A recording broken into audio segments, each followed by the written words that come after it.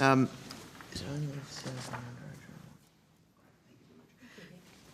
think that's actually better anyway. Good morning. I declare open this public hearing of the Senate Environment and Communications Legislation Committee's inquiry into the Telecommunications Legislation Amendment, Universal Outdoor Mobile Obligation Bill 2025. I begin by acknowledging the traditional custodians of the land on which we meet and pay my respects to their elders past and present. I extend that respect to any Aboriginal and Torres Strait Islander people here today. These are public proceedings being video streamed live via the Parliament's website, and a Hansard transcript is being made. If there are no objections, the committee authorises media recording and photography of the committee's proceedings in accordance with Senate Resolution 3. I remind any media present today that this permission can be revoked at any time, and the media must follow the direction of Secretariat staff. I remind all witnesses that in giving evidence to the committee, they are protected by parliamentary privilege. It is unlawful for anyone to threaten or disadvantage a witness on account of evidence given to a committee, and such action may be treated by the Senate as a contempt. It is also a contempt to give false or misleading evidence. The committee generally prefers evidence to be given in public, but under Senate's resolutions, witnesses have the right to request to be heard in private session. If a witness objects to answering a question, they should state the ground upon which the objection is made, and the committee will determine whether it will insist on an answer having regard to the ground which is claimed. If the committee determines to insist on an answer, a witness may request that the answer be given in camera. Commonwealth officers appearing today are also reminded of the Senate order specifying the process by which a claim of public interest immunity should be raised. A copy of the order is available from the Secretariat.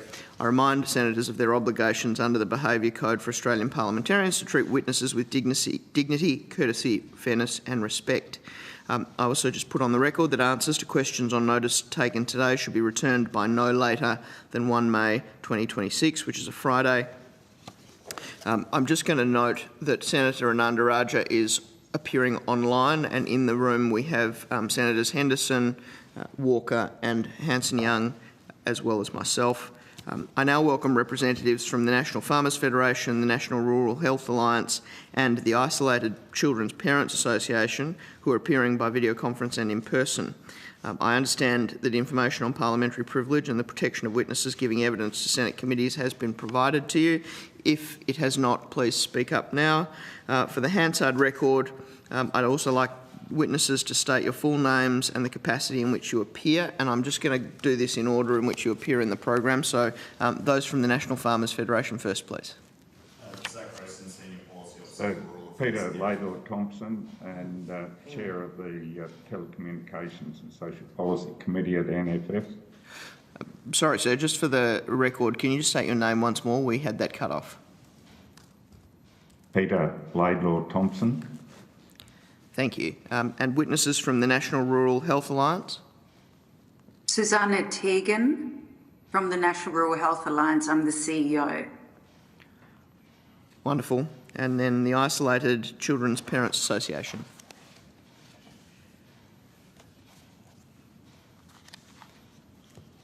Is there anyone here from...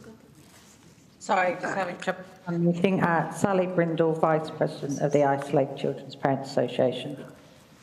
Thank you. Could I please just add, as an observer, we also have Gigi O'Sullivan, who's our Policy Manager from the National Rural Health Alliance.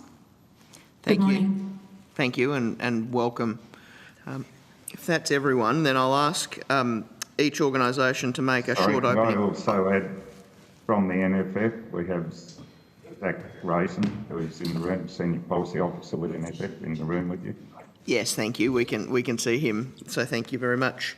I'll invite each organisation to make a short opening statement.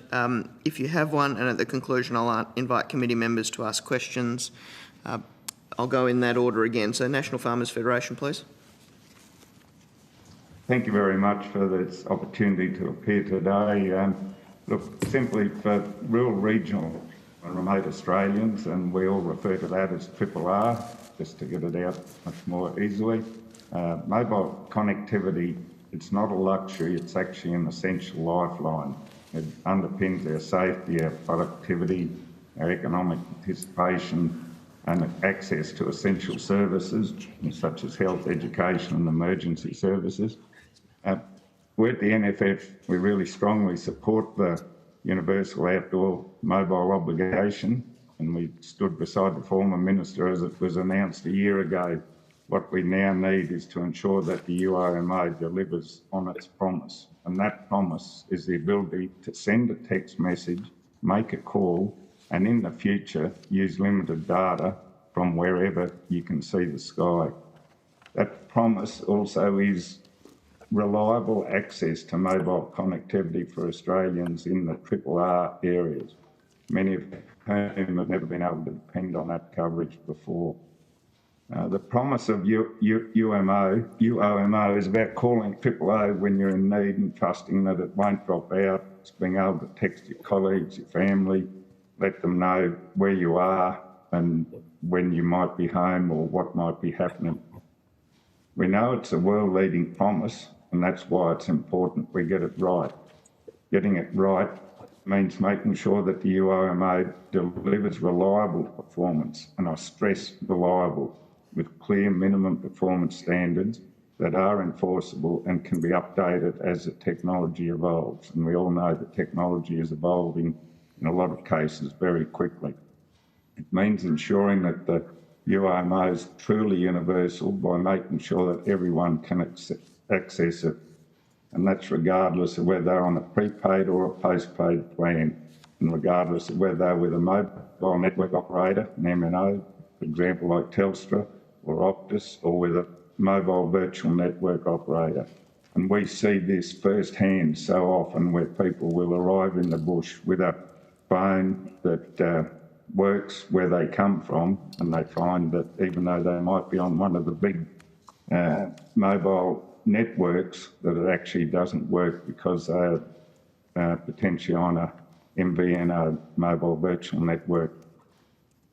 We know that satellite to mobile, SDM or direct-to-device, D2D technology that underpins UOMO won't be a silver bullet for regional connectivity. It's a new tech that's untested and rapidly evolving. It has limitations. It won't guarantee connection, say when you're driving a truck or inside a building. And it's certainly not going to allow you to live stream question time. People will need the right device. They'll also need the right advice. This technology is complex and confusing. Making sure people know their options, know what the UOMO guarantees, and know how that fits into their other connectivity needs is essential. And that's why it's so important that the Regional Tech Hub is refunded, so it can provide that free, independent advice that is trusted and so capable to help people navigate, and especially when the UOMO arrives. Last year alone, 28,000 regional Australians received direct connectivity support from the Regional Tech Hub. That's more than 75 people each day. But funding runs out on June the 30th, and we need this hub to continue, so it's here to help people. But also, while we're on that, we need to understand it's not just financial, it's the human side of this, that we have people in the Tech Hub who are incredibly skilled, incredibly capable, and here we are in the middle of April, now nearly late April, and those people don't know whether they're going to have a job. And we really cannot afford to lose that support, and therefore the people in the bush that are really going to rely on that. And one other thing, going back to the direct-to-handset system, so we've already got, in our personal case, Telstra with the right mobile phone, which I've purchased the right phone to be able to do the satellite to mobile. The technology is actually not keeping up, or the software is not keeping up with the technology. I've had numerous instances where we have land-based mobile coverage, and then you go into blackout areas and the satellite comes up.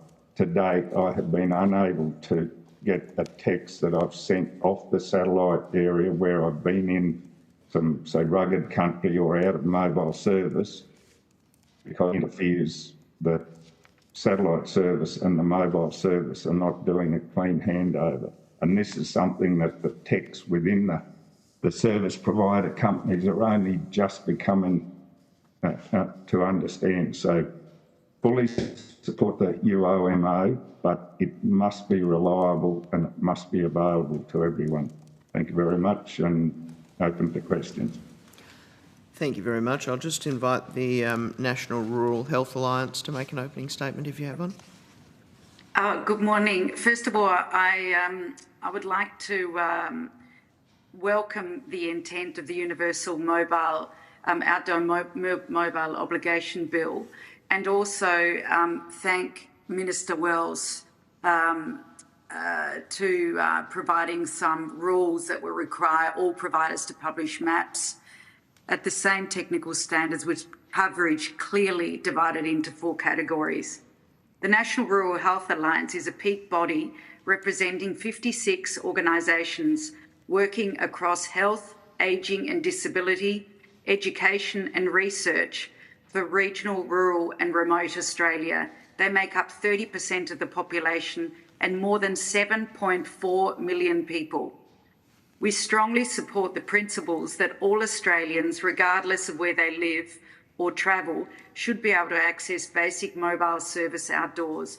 I encourage you today to think about how this would impact you when you live in the city, you personally, and what that would mean for you, your family and your job when you consider the feedback we three are going to give you today.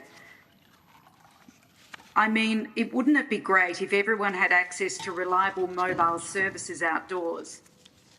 If we never had to worry about accessing 000 when you need emergency services in the outback, and when we deliver, despite the fact that we're only 30% of the population, deliver 70% of the export income for the rest of Australia to enjoy, or despite being only 30% of the population, bring in 50% of the tourism income.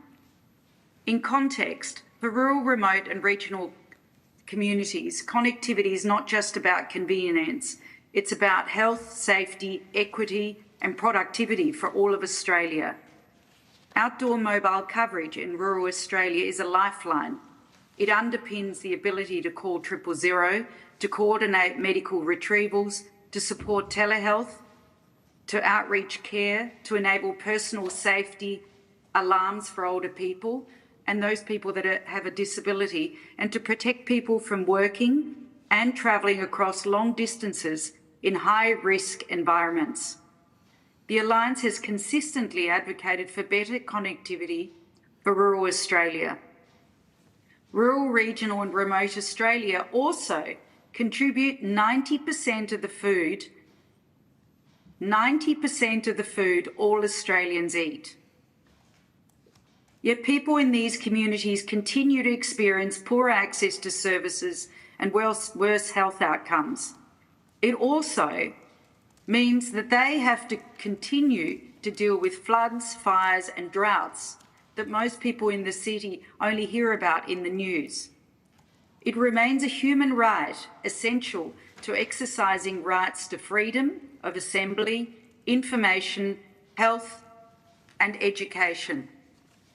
Telecommunication access is a core determinant of health, and gaps in mobile coverage translate directly into inequity, delayed care, avoidable harm, and in some cases loss of life. That is why those people, those 30% of the population, are dying between 12 and 16 years earlier than somebody that lives in Bondi Junction or that somebody that lives in Toorak.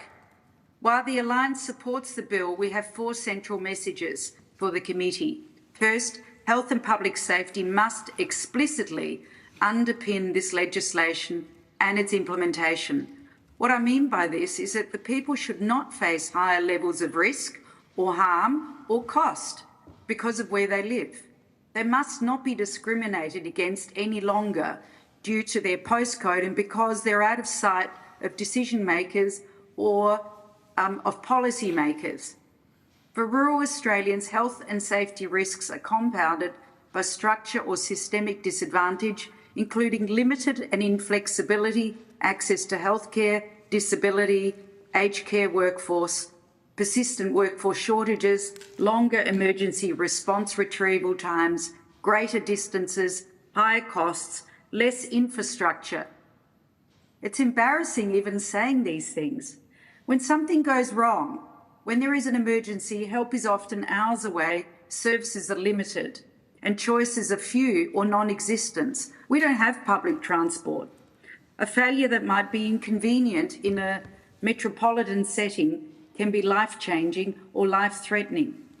As noted in our submission, recent 000 outages caused thousands of people and emergency calls to fail and people to die. There were dire consequences as a consequence of these outages, which underscores the public safety of human right imperative. Second, the concept of reasonably available outdoors must include a rural lens. What is reasonable in a city is unlikely to be reasonable for people who travel hundreds of kilometres for work or care, many kilometres away from towns and highways. In rural and remote Australia, people routinely travel hundreds of kilometres for medical appointments or specialist care, and it is particularly important when you have a cost of living crisis and a crisis in terms of fuel costs. Primary producers, e.g. farmers, and those in the energy and mineral sectors may work kilometres from nearest homestead, let alone from health services or emergency facilities. A narrow or urban-centric interpretation of reasonably available risks, embedding assumptions that simply do not reflect rural realities. Distance, geography, climate, road conditions, limited or no public transport, and intermittent connectivity. These all shape what is genuinely available for rural people at any one time. So the expectation that a service is reasonably available may be unrealistic, unsafe, and simply unworkable for rural areas. Distances to services, communication coverage, environmental risk and emergency response capacity, these are all everyday rural challenges. Third, affordability and digital inclusion are essential. Improved coverage will not deliver equity in rural people and access, particularly older Australians, those of First Nations communities, they cannot afford access. Real equity and parity means not only the presence of infrastructure and technology, but the practical ability of individuals and communities to access and benefit from them. For many people, particularly Australians that are older, low incomes or have disabilities, the cost of devices, data plans, ongoing subscription and upgrades present a significant barrier. And we continue to talk about digital literacy and health literacy. In those communities, you don't even get the basics to be able to get to the second stage. For rural perspectives, digital access is not a convenience, it is essential. And the hub that's been helping those 28,000 people needs to have considerable ongoing funding to ensure that we continue to just basically provide the basic care. Telehealth, remote monitoring and digital services deliveries are often presented as the solution to distance and workforce shortages. They aren't. I find it ironic that these models depend on consistent, reliable and affordable access. And if people are priced out of these due to affordability constraints, we can't offer them, and nor can we offer them because of the unreliability. Finally, strong standards, benchmarks and accountability mechanisms matter. We need to be transparent about what really occurs on the ground, and we also need to ensure that somebody monitors them. Service failures, prolonged outages, confusing messages and information, long waiting times to receive information or slow fault repair times have severe consequences for alternatives that are limited. If this occurred in the city, you would have an outrage. You would have people sitting on the steps of Parliament, and yet because the voters aren't there, because the service providers aren't there, and because the decision makers aren't there, it is not addressed. For rural patients and communities, unreliable services can mean loss of contact with emergency services, their families, disrupted access to telehealth, reduced capacity for local clinicians and first responders to coordinate care. For people managing chronic illnesses, disability or ageing, even short outages can compromise monitoring, medication management, personal safety. In these areas where service delivery and retrieval services rely on coordinated communication, resilience is critical. I recently had a problem with my car that broke down on a road. I couldn't even ring NRMA because there was no coverage. And then finally, after walking more than 2 kilometres, I was able to reach them, but their coordination couldn't even work out where I was. Standards and benchmarks must therefore reflect real-world rural conditions. Equally important are clear accountability mechanisms. Rural communities often have limited capacity to advocate when standards are not met. Meaningful consequences for persistent failure are essential to ensure that rural users are not left bearing the risk and the cost of inadequate services.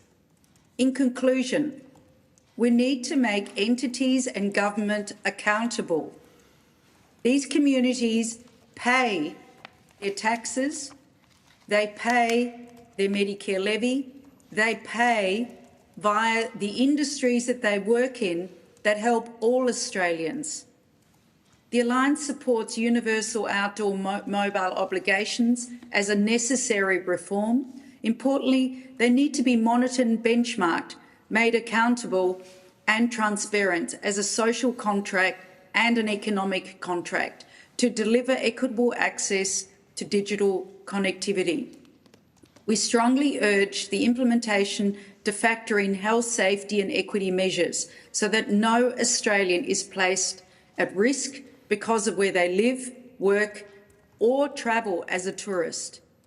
I thank you and welcome committee questions, but I thank you in particular for listening to my colleagues that are also in this particular part of the review. Thank you very much. The Isolated Children's Parents Association of Australia. Thank you very much for this opportunity. While the intent of the UOMO draft legislation is commendable, the current draft falls short of delivering equitable outcomes for rural and remote families due to vague standards, uncertain timelines and weak accountability mechanisms. Our key points of concerns are the use of ambiguous terms such as reasonably available outdoors, basic outdoor coverage, reasonable and equitable standards, reasonable steps, without defining key technical benchmarks. There is a heavy reliance on emerging satellite and direct-to-device technology, not yet widely available or compatible with most handsets, and ensuring users on the edge of coverage are guaranteed access to voice and SMS services. And I'd like to concur with Peter's comment of our personal experience of not being able to connect to the network despite having the correct satellite icons on the phone and not being in mobile coverage.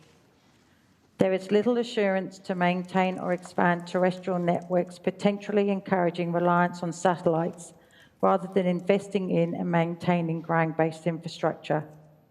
The Isolated Children's Parents Association of Australia has continually expressed the need for the delivery of voice and voice over internet services to be in two different forms, independent of each other. Depending only on satellite service, no matter the type, is not good enough. It is paramount that the UOMO includes explicit provisions protecting and expanding existing terrestrial investment and mandating continued maintenance, for example, the Mobile Black Spot Programme and the Mobile Network Hardening Programme. Vague terms could allow underperformance in marginal areas, with no independent auditing or community reporting mechanism existing. Weak penalties and sanctions risk non or minimal compliance in low-profit territories. And ambiguity in reasonable steps allows telcos to meet minimal obligations without meaningful service improvement. Affordability challenges have not been addressed, and the cost of delivering the UOMO must not simply be passed on to rural, regional and remote consumers. There is no commitment to or guarantee for cross-network emergency roaming or priority access across other operators' infrastructures during disasters, a critical safety gap. The over-reliance on immature technology, unclear benchmarks and lack of rural-specific provisions could deepen the digital divide instead of closing it. Thank you. Thank you very much for those opening statements. I'll now go to Senator Henderson. Chair, thank you very much and good morning to you all. Thank you so much for your time today. Look, I want to actually start with the Isolated Children's Parents Association of Australia. Mrs Brindle, I hear your concerns loud and clear. Could you expand on your concerns about the axing, for instance, of the mobile black spots program by the government and why continued investment in the terrestrial network is so important? Thank you very much for the question. For many rural and remote families, we rely on unreliable power requirements, and any satellite provision device that within the homes requires constant power, and micro dropouts affects this issue.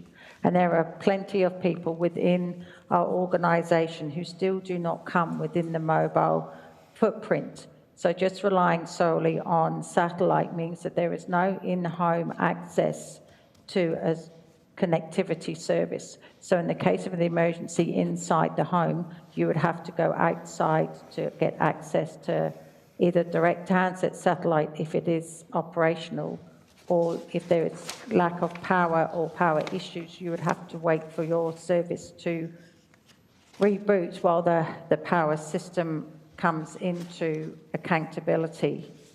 The children from our organisation rely heavily on their connectivity for their education, and with the lack of having a backup service, those children at risk of educational disadvantage for their outcomes. Additionally, so many of these families relied on the copper landline system, be it through a traditional landline, the CAN radio or the HCR system, and that was their backup during times of disasters when power went out and they had no other means of connectivity. With these systems now being eroded and removed and people being transferred to satellite systems for their standard telephone communication, there's a total reliance on satellite technology, and this relieves families in a very vulnerable situation. So we've heard this morning already that mobile connectivity in the regions is not a luxury. It's a critical and essential service. Can I ask you to explain why it is so critical? One of the critical things about the service is if you don't have connectivity, how can you tell somebody anything? How can you get the message out there that you're going through a disaster? How can you get a message out there that you need some attention, you need to contact the emergency service? It is an absolute critical lifeline, because without it, nobody knows that we are there. Nobody knows that we are going through issues. Nobody knows that we need assistance. You can't make you can't contact when your communication systems go down. How do you get the message out that you have no communication system? How do you get the message out that you cannot contact emergency services? What do you say to the government and your chance? Obviously, this gives you a very strong voice, this Senate inquiry hearing, to the decision to axe programs like the mobile black spot program, which has been so critical in regional Australia? I think it's a great disservice to rural and remote families. In these areas, the amount of people in these rural locations are at a disadvantage because on the business case level, a lot of these telcos are not going to want to invest in the areas because it is not covering enough of the population. The business return for these individual for these companies without assistance from the government just does not make it a viable case, and consequently rural and remote families are going to be left even further behind. Thank you. I'm just cognizant of time. I will go to the Farmers Federation, and I just want to ask about the concerns you've raised about equitable access. So the bill places an obligation on carriers to provide access on an equitable basis. You've raised concerns about that definition. Could you please expand on those concerns? I might let Peter answer first and then I'll fill in after him. Mr Thompson? Thank you for that.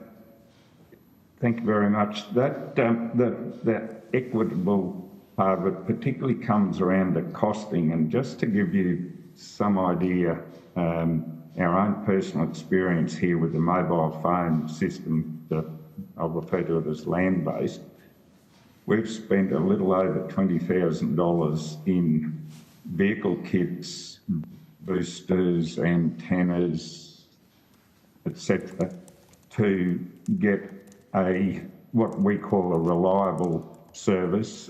We live 80 kilometres from the closest town in southeast Queensland. Really, we're in the suburbs compared to a lot of people in the other areas of Triple R. But to be able to, we've had to pay for that through our business. But as an individual, if there's, say, someone that's just working a day-to-day job, to find $2,000 to be able to make their service reliable in their vehicle as they travel to work, compared to someone who's living in a more densely settled area that can hop on a subsidised or 50-cent public transport and have a mobile phone, work with absolutely no extra expense. That's one of the really big inequities that we see. It's a straight out cost, huge cost to try and get a service to work reliably. My concern also is that this particular legislation is being used to plug a gap, given the significant removal of funding for regional connectivity programs. But this is not a fix-all, is it, in your view?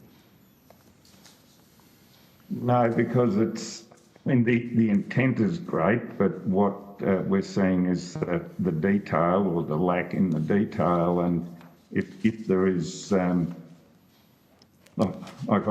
give an example that ties in also with your question about the mobile black spot funding. So a really good example is we've just seen Telstra lose 1 million square kilometres of their official footprint, and that's because the signal is, based on international standards, is not reliable. So what we've effectively, or will now show, there is a massive, absolutely massive amount of black spots in what was seen as covered. So I think that's something that possibly hasn't been raised anywhere so far.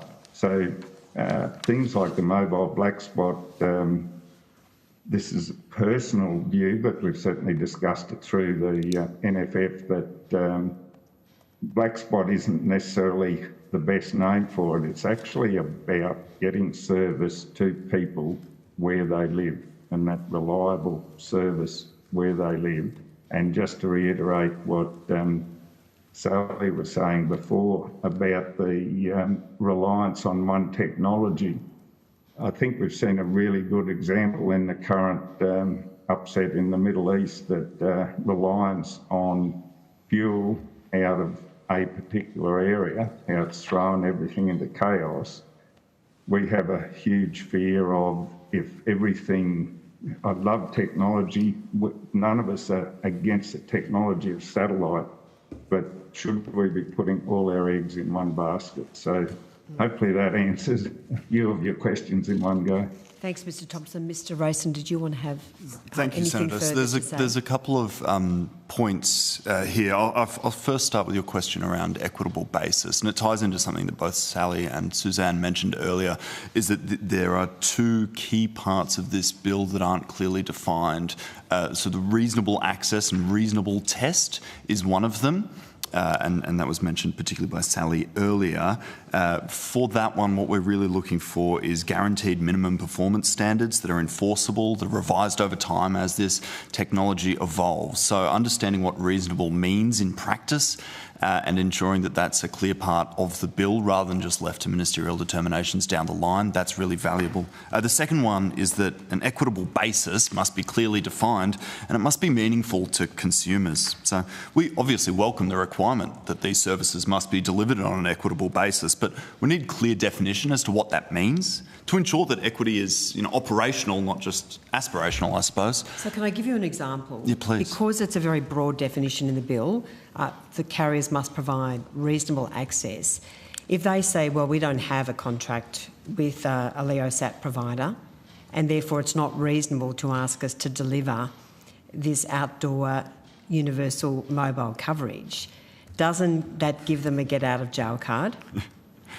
It might, but again, performance standards to clearly define what reasonable access means. I completely see the point, and I think there's an equally concerning one around the definition of equitable access. So currently... So what sort of minimum performance standards do you want to see?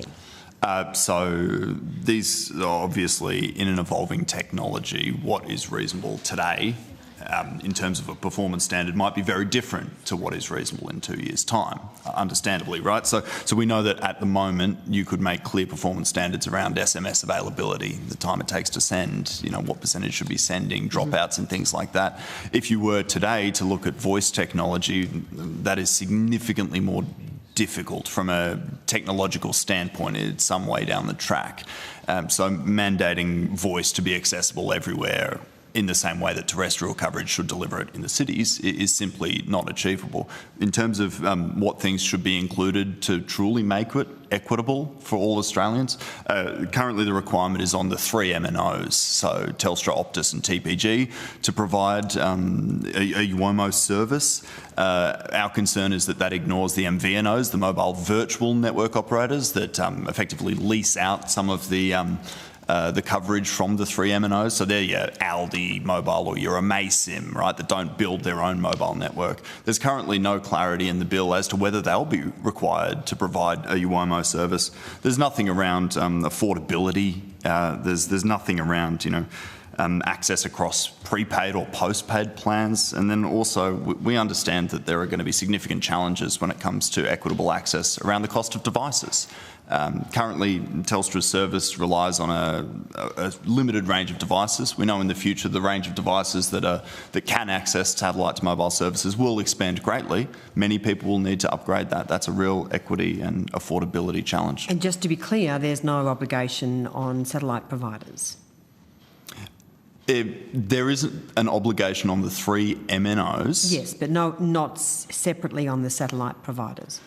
No, they are service providers at present to the three MNOs. Just very briefly to the National Rural Health Alliance. Ms Teagan, thank you very much for your opening statement, which was very comprehensive. I just would like to ask you to add any further particular concerns you have about the bill, particularly in relation to equitable access and the obligation for the carriers to provide this access on a reasonable basis. Well, I think the first thing is that while it shouldn't be considered access for urban people, if urban people had to put up with this and you couldn't even ring 000, I think it would be an absolute... people would be very upset. And yet we're allowing all these people out in the country that are producing all of our economic wealth to be without 000 or a reliable internet or telephone communication line. And so we need to be much better at actually defining What does that mean? What does equitable access mean? It means we should be able to access just as much as somebody in the city can. Why? Because we need it for a Western country's safety of all citizens. In addition to that, we need it for our economic wealth. And I think those two are fairly important messages to send, because we cannot continue to think that starving our consumers, our people, our cousins, uncles, aunts and family members of basic services that are a human right. And we need to ensure that the government actually monitors and fines any entity that doesn't deliver. And of course people are not going to deliver if the guidelines aren't strong enough. So we need to be much stronger about what that means. And we're happy to work with you, as is the Farmers Federation, ACCAN and the Isolated Children's Association. We want to work with government to ensure that our telecommunication and service providers are able to meet those standards. So can I just ask you, as we've heard already, the government is putting all its eggs in the one basket by relying on satellite-to-device technology. What about mandatory mobile roaming? This is not included in the bill. Well, it needs to be included. So if I can just finish, what about mandatory mobile roaming? This is not included in the bill. And isn't it deeply offensive that if one carrier has connectivity in a regional town and someone's on another carrier's account, they can't access that vital service? Well, yes, you've been seeing the adverts, I'm sure, on TV. There's nobody out here. It is deeply offensive, in particular when you've got 50% of our tourism income coming from those regions. So when people go to the regions for tourism, they can't even access many of the services. They can't ring emergency often, or they can't have access to what everyone else can. And so we need the service delivery for anybody that goes to those regions, no matter what their income, what their role. And it's about time that we start treating that 30% of the population that live out there and all the tourists that go there as an equitable population.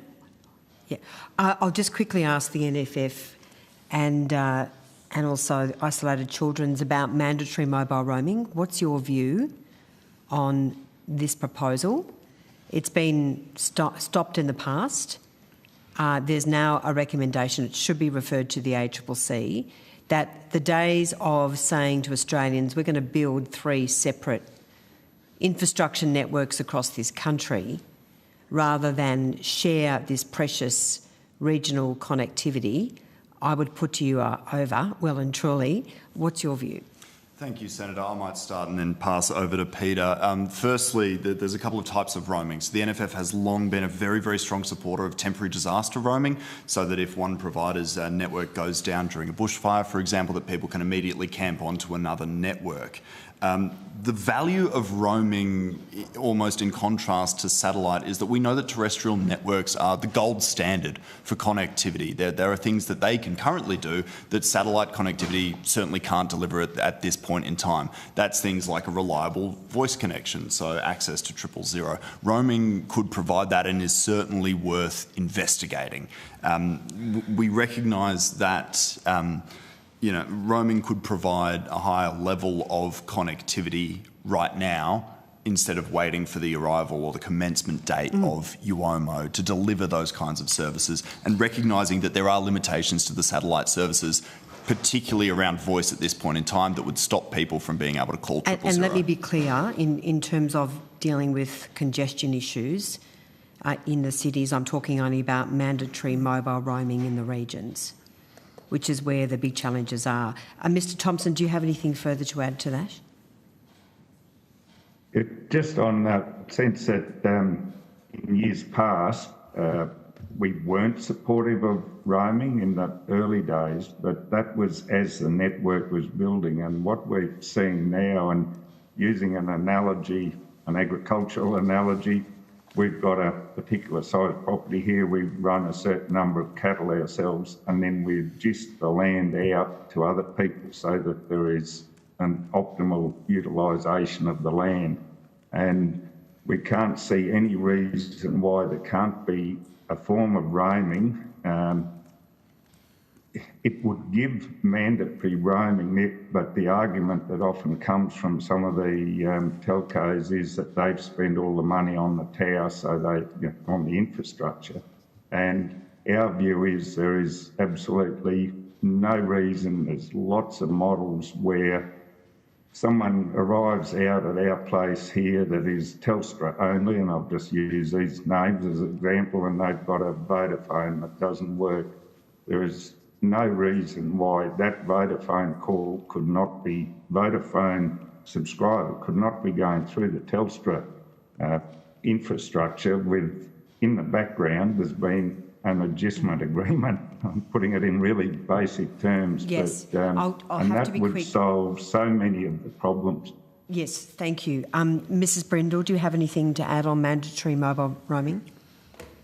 I'll certainly agree with everything that Peter and Zach have already said and concur with them, especially from it is critical that it is there for emergency roaming across all network is really, really important. Time and again, we see people from urban areas travel out on a provider's plan, unable to access any form of coverage, and they don't actually know that they're not going to be able to use those phones in the area, which is very concerning. And having attended the Comms Day Regional Forum for the last 2 years, all the telcos are in agreement, all the providers, all the people in the room are in agreement. We need to work together to provide this network coverage. So, I'm not sure what's preventing them from all working together. They all say they want to do the same thing, but we're not seeing an awful lot of action. Thank you. Thanks, Chair. I'll leave it at that. Thank you, Senator Henderson. Senator Hanson-Young. Thank you. Look, Senator Henderson has asked a lot of the questions in relation to each of the recommendations that you've all put in your submissions. But I did want to just tease out this issue of equitable access and what that means for affordability. I'm keen to understand. I've heard the Farmers Federation talk directly about that, but I'm keen to understand from some of the other groups how much is affordability for accessing basic telecommunication services impacting your communities and your members?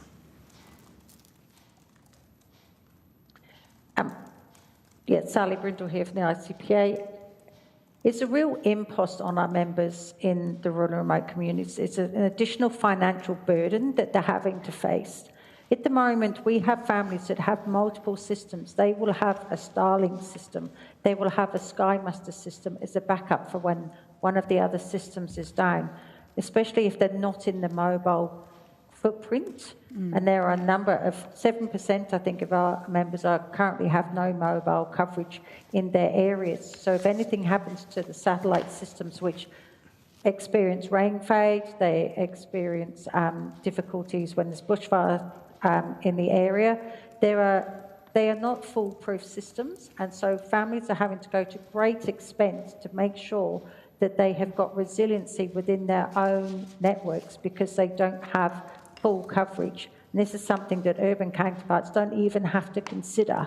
In the middle of the night when your generator is turned off and there is an emergency and you have to go and turn the power back on, it takes time for satellite products to reboot. And that could be the difference of life or death for our members out there. From the National Rural Health Alliance perspective, we've heard that switching from LEO, the low Earth orbit satellite services like Starlinks, can involve monthly costs up to 3 times higher. Now, I know that there have been some strategies on reducing that, But, you know, it means that people are trying to come up with all sorts of other ways of dealing with the issue. And often it's a trial and error thing. They go, oh, well, this doesn't work. And they've spoken with the entity that's provided them the infrastructure. Well, let's try another way. And often it's like a cost after a cost. It's also time consuming. So that's cost as well while they're trying to work this out. The cost of building, you know, for First Nations household, we know that there was some support through some grants for some Indigenous communities. However, that's only in the main part of that town. It isn't outside. And older Australians in particular, many seniors in regional areas struggle with the cost of upgrading older devices. They have to buy new telephones, and then those telephones might still not meet the need because they can't afford the new phones. I mean, a lot of the phones are now the cost of a computer, right? And if they're trying to get the same sort of, you know, services and apps and everything that they had before. So I think people need to think about what it actually means for a person in a place when they often don't have, and that's why those tech hubs are so important, because they provide that service, they allow people to make decisions with support, because the average person doesn't even have to think about that. There isn't a Telstra shop around the corner or a, you know, another service provider that can help them. Could I just, two things that have been mentioned that I just want to tease out there. One, you just said that sometimes it is 3 times the cost to be able to access the Starlink service. Could you explain for us, what are we talking about? What's 3 times the cost? What is it costing families, particularly in remote areas, to even access Starlink as it is? Well, actually, I'm just going to pass it over to Peter, because he's also been in communities, and he has also been part of our ACCAN committee, and he'll give some of those examples of things that we've been hearing. So a couple of the things, like we've got Starlink here. I'm coming to you via Starlink now because our mobile signal is so unreliable, even though there is a tower that I can physically see 16 kilometres away. So that's one thing for you. But at least we have that fallback onto mobile most of the time. But on the cost of it, so we've had to put a Starlink in at our house here, in our manager's house, and then we spent $5,000 redistributing the Starlink signal at the manager's house to get to other people who work with us to where they are. So that is just to get simple connectivity, because where the manager's house and the other buildings are, there is no mobile service there. It's down in a hollow.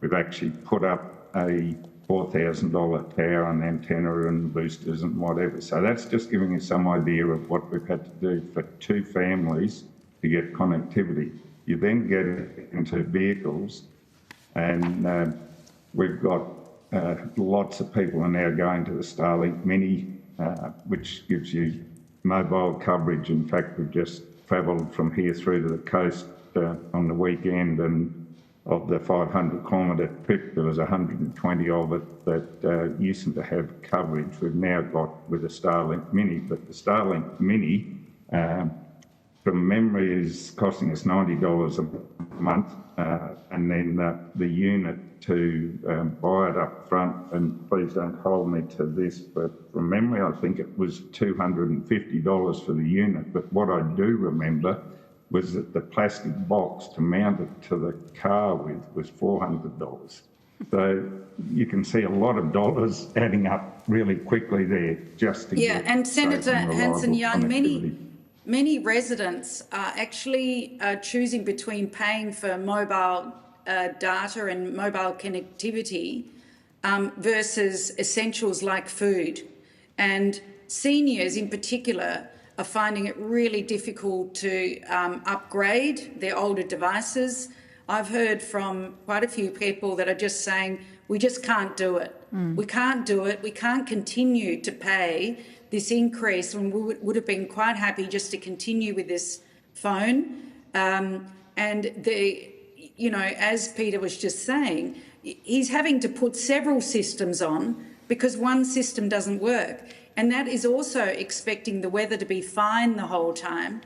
During times of flood, fires, rain, that connectivity on that satellite dish also goes down. And nobody else has to deal with that outside of, if you're in an urban centre. So, again, considering we bring in so much of Australia's wealth, 2/3 of Australia's export income, and that doesn't even consider the safety. It's a human rights issue, and it's also an issue about equity and parity in Australia. So can I ask? There seems to be this legislation, as it is pretty top level and high level, and what I'm hearing from all of you is that you're worried that without some more definitive definitions, requirements, guidelines, that things will fall through the cracks. And we know what these big telcos do at the best of times, trying to wriggle their way out of obligations. Would you like to see more of the detail and obligations in the law itself, rather than just as kind of delegated guidelines and rules set by the minister or the regulator? Senator, I might start on this one, if I may, and then pass to my colleagues on the screen. It's very, very important that we set clear performance guarantees as well as clearly define what equitable access is, for a couple of reasons. We need them settled significantly prior to commencement so that the regulators have the ability to enforce them, but also crucially so that consumers know what they can expect. And what their rights are. Right, and know what they're guaranteed under this legislation. The second part of that is that we recognise that this technology is evolving rapidly, almost on a daily to weekly basis. So we can set the standards now, but they must be subject to ongoing monitoring and evaluation. So, and revision as this technology develops. So if in the future data capabilities through satellite to mobile increase, and for example voice capabilities increase significantly, that they can then be also included under the clear performance guarantees. I guess I think there's one thing to. I mean, obviously, the law needs to be updated. We're not. There's a huge gap that's not covered by universal access obligations. So that obviously has to happen. But it strikes me that unless we have some clear requirements in the law around affordability, and as you say, performance obligations, then it doesn't really matter whether the service is available or not.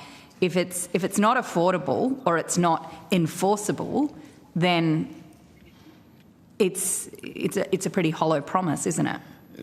That's right, and I think just on the affordability piece, Peter spoke about the cost to his business. There is no clear guidance from industry as to how much this will cost an individual consumer. Currently, Telstra's offering is free as an addition to all of their postpaid customers, but we don't know if this is going to be a $5 add-on to your bill every month, or if it's going to be $50. Yeah. And for our farmers, if you've got 50 workers that each have a phone that require this, if that's $50 a month, that's a serious imposition at a time where we're already struggling under increasing input costs and a fuel and fertiliser crisis.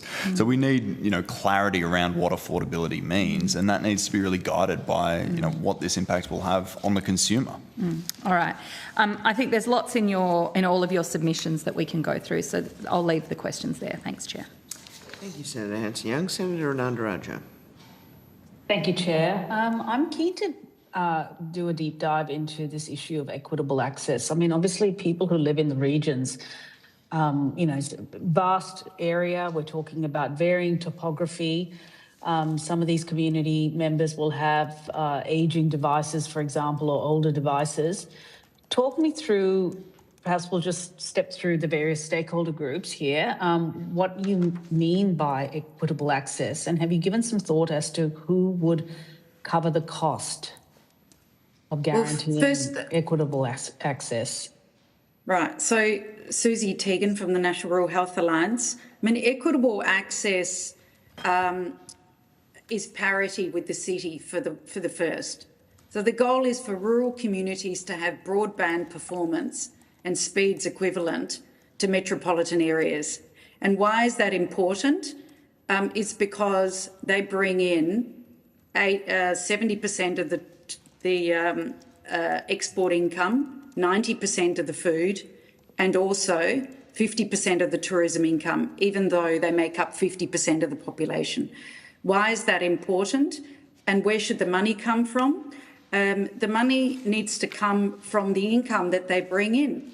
At the moment, the funding that is brought in is not equitably distributed to rural people. We know that because infrastructure, we know that because of the health expenditure, and we also know that because of rural communities not receiving equitable funding. And you just have to look at the government figures. It doesn't matter which government is in. You have to look at the government figures.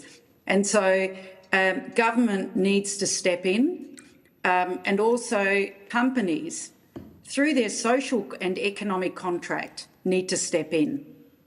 It just needs to be done.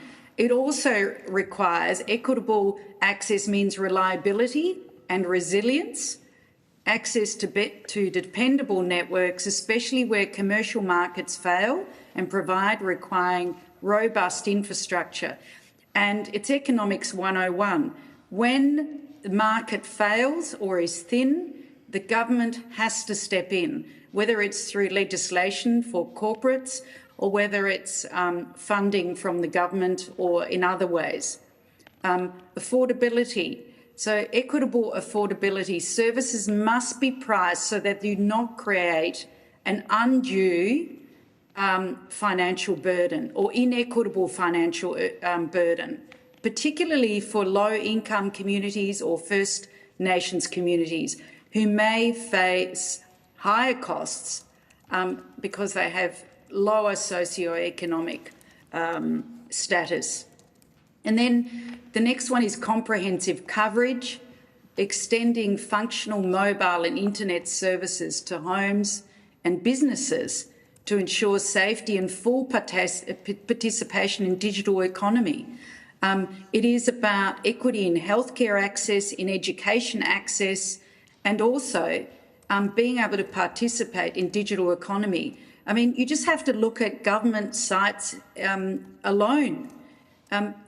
Information and learning opportunities are put up online. Like, if you can't access them, what's the use of having them?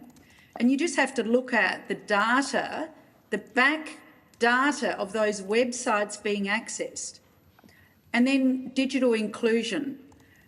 Equitable access is really about social contract that we all as Australians have for all of Australians to be able to access equitable access. And so it's a fundamental human right, and bridging the gap and closing the gap to ensure that rural communities are not left behind in the digital age, but also in healthcare, in work, productivity, and in education. Okay. Thank you. Thank you. Go ahead, Sally. In relation to our members' experience, equitable access is having a service that works and works all of the time. It has to be reliable, and the quality of the system that you're using, especially a voice call, needs to be equivalent to what people within the city areas are experiencing. We've seen it through the shutdown of the 3G network going to the 4G network. Affordability comes down to the systems that people are using. Families are constantly having to outlay a lot of money from their own pockets to access a system, as Peter has alluded to, and then the technology changes. And then the rural communities are having to incur all those costs again because everything that they have got to enable them to get connected is no longer compatible with a new system. And rural and remote families are facing these challenges and these financial burdens time and time again. So when equity of access for us, it just needs to be something that works, and it works all of the time. And that's whether you're indoors or outdoors. What does it mean when it says that it's reasonably available outdoors? Is that when you're standing on the veranda? Is it on the side of the hill when you've got canopy coverage from trees? There are no guidelines as to what is acceptable minimum standard. And as soon as you leave it up to telcos and use the word reasonable, then that is, to me, totally subjective, and rural and remote families just risk being left behind time and time again. Thank you. Go ahead, Peter. Yeah, just follow up on all of those. It's about reliability, it's about affordability, and I think people need to stop and think, how many things do you, after you go to a service provider, then have to pay a whole heap more to be able to access that service provider's service?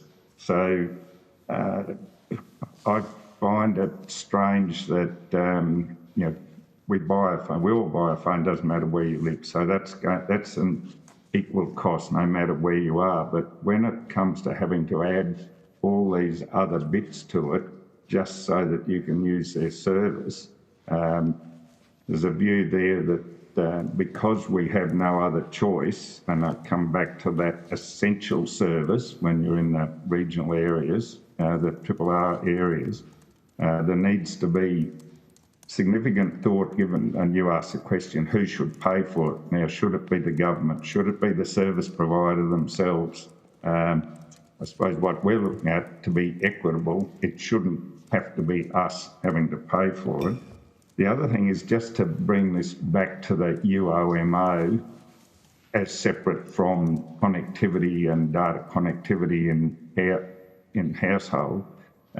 The world has moved very rapidly to a mobile business centre, and much of our work on farms now is, if you've got service, can be done very efficiently on a phone rather than having to come back to the homestead or the office, wherever it may be, to do it. And, you know, for my case here, once again, I say we're in the suburbs. I'm 20 kilometres to my northwestern boundary, and use the price of diesel at the moment, do a 40-kilometre round trip just to come back to the office when I could be doing it in the paddocks. So there's one example. The other thing I think we need to also really hone in on, and I'll harp on the regional tech hub, that is part of providing equitable service, because that's a free service provided by the government for the people who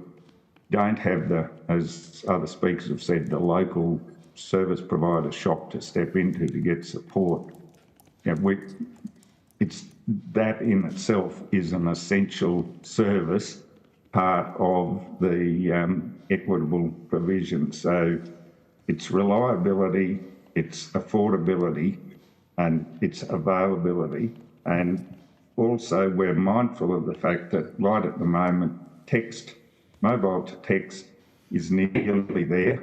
Personally, I think it's just some tweaking of software and that will become usable.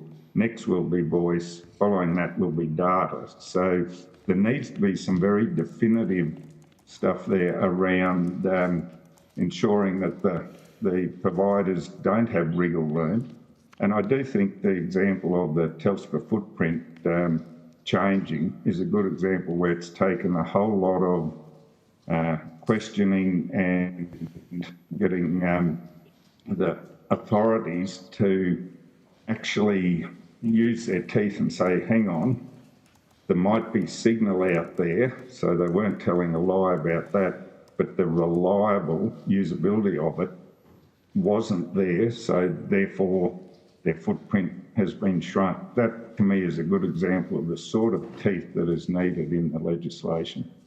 Yeah, okay, Senator, good point. Yes, sorry, go ahead. Sorry, if I could just add a couple of things very quickly. You talked firstly about, who pays. There are ways of making this equitable that don't require a huge amount of investment and that are simply requirements that could be added to the legislation. That includes things like ensuring that all the mobile virtual network operators also have to participate in UOMO. That's 1/5 of Australians, roughly off the top of my head, that get their mobile connectivity through MVNOs. There's no reason that they should be excluded from this, and in the same fashion, access across both prepaid and postpaid plans. There's no reason that your plan should exclude you from the UOMO, and I think that's so important when we talk about the policy intent of the UOMO. Going back to what it was at the very start, was that every Australian should have the ability to call 000 in a time of need, and it shouldn't matter if you're on a prepaid or a postpaid plan. It shouldn't matter if you're on one of the big three telcos or if you're with an MVNO. You should always be able to do that. Just secondly, a very, very quick point. In terms of the additional costs that people in the bush have to pay, and Peter spoke about some of those, it's not just about your mobile phone plan, it's all about all of the accoutrements and the other things that you have to do in addition to what is typically a more expensive kit just to be able to get your home set up for internet as well as phone. Those costs will remain because UOMO is not a silver bullet. UOMO will not allow you to make a phone call from a car, a moving vehicle. It won't allow you to make a phone call from inside your home. So if you want, as Peter said, you will still have to buy a kit for your car to be able to make a phone call in your car. That's an additional cost that people in the city will never face. And to be able to get internet access for your home, you'll still have to pay those additional costs that Sally spoke about. So in order to make this equitable, you have to recognise that a lot of these costs that are current for people in the bush to get connected, they will remain. UOMO can't simply add an additional exorbitant cost to those outstanding costs, Senator. No, I think that's a fair point. Okay, just really briefly, we have 1 or 2 minutes left. Industry are not happy about the proposed start date and have advocated to push this out to 2030 or thereabouts. I might start with the Farmers Federation first. What are your thoughts on that, and what will that mean? Zach, I might let you take that one. Okay, thank you, Peter, and thank you, Senator. There's a couple of points here. We all recognise that the technology is rapidly evolving, and we can't legislate something that's not ready or available, but legislating UOMO sends a message to global providers that we want to be at the front of the queue for this. We are a country that stands to benefit the most from this. We have such a regional population that will never be foreseeably able to be covered by terrestrial mobile networks. So we all want it as soon as possible, and we've seen the impact it has had in other countries. We've seen the impact it had, in the 2025 California wildfires. It's not unreasonable to say that it saved lives in that situation. We know that it will be SMS first, and voice calls and data are much trickier technological propositions. We recognise that, but we do need this as soon as possible, and whether that is staging it in terms of the different capabilities at different points, SMS first and voice calls and data potentially down the line, whatever is required and technologically feasible, what is important is that we set this as a guarantee as soon as possible for the policy intent from the start, which was to ensure that people have access in an emergency and go from there. There are other things that we can do if UOMO is delayed. We need temporary disaster roaming as soon as possible, and we welcomed the department saying that they are considering mandating that by October, the start of the high-risk season, if the telcos don't do that voluntarily. We need that this bushfire season, and then we consider a broader roaming capabilities thereafter. Those are things that we can do now, and we don't need to wait for the technology that underpins UOMO to arrive. Thank you. Thank you, Chair. I don't have any further questions. Thank you. Thank you very much. I was just going to say we had the same point, so thank you very much. Thank you very much. And I'd like to, at this point, say thank you to our first panel of witnesses today for your attendance and all the work that goes into preparing a submission and preparing for appearing here today. We're going to take a short break and we'll return at 10:45 with our next panel. Thank you very much. Thank you very much. Thank you.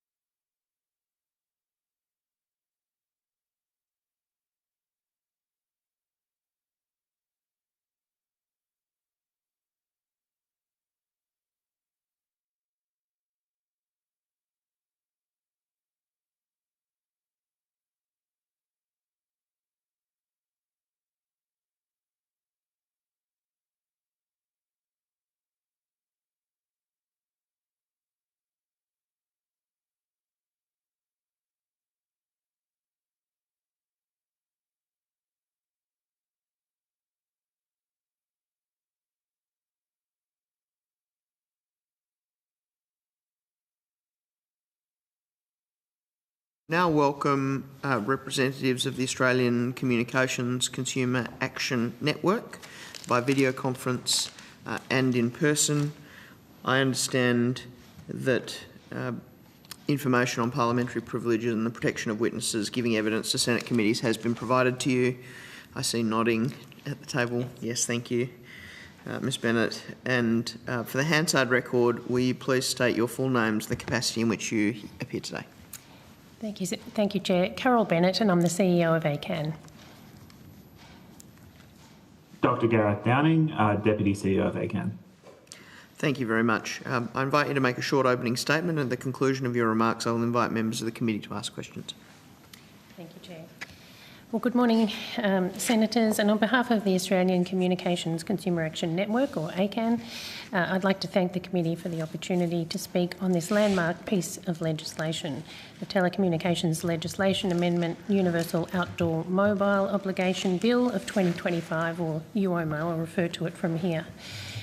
ACCAN is the peak national consumer advocacy organisation for communications. We advocate for affordable, accessible and reliable communications for all Australians, whether they live in metro areas, country towns, regional and rural Australia, or in some of the most remote communities in the country. ACCAN welcomes this bill as a necessary and overdue reform, and in particular the bill's empowerment of the Minister to make direct, enforceable reliability standards.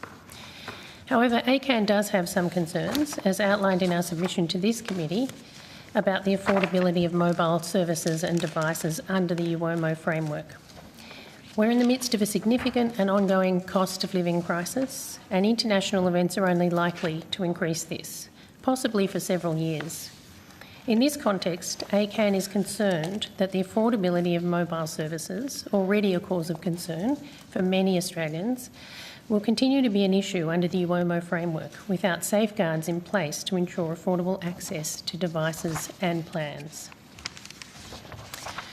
Our submission calls for a range of affordability measures, including requirements for providers under the legislation to offer baseline mobile plans and prepaid services, incentives to increase the availability of low-cost LEO-SAT-compatible devices, including a device distribution program for low-income customers, and explicitly applying the UOMO to both mobile network operators as well as mobile virtual network operators to promote competition and affordability. ACCAN also calls for a dedicated statutory objectives section to guide future ministerial decision-making under the legislation to prioritise consumer needs, reliability, affordability and public safety. ACCAN strongly supports the ministerial powers in the bill to set reliability standards and urges the Minister to swiftly implement these standards if and when the bill is passed.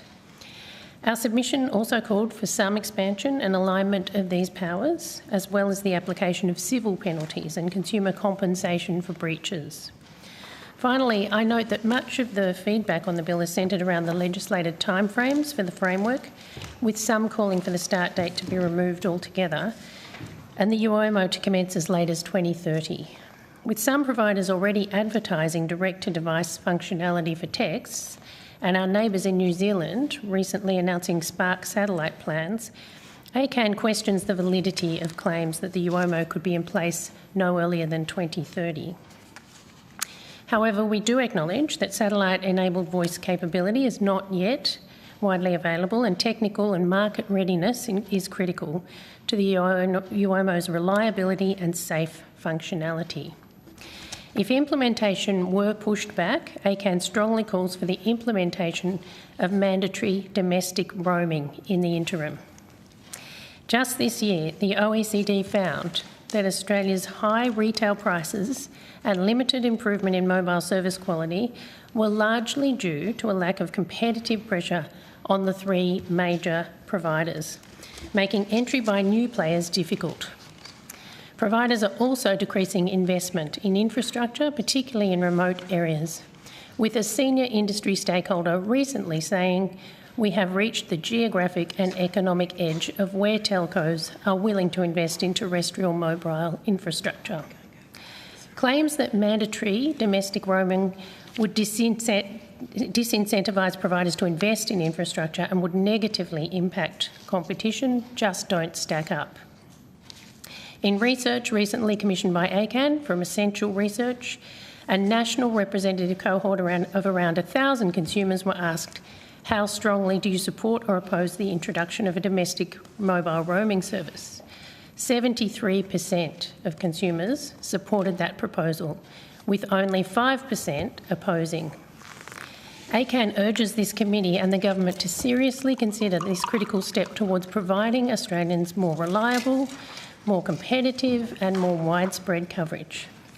I thank the committee for your time today, and I'm happy to take any further questions, as is my colleague Gareth Downing.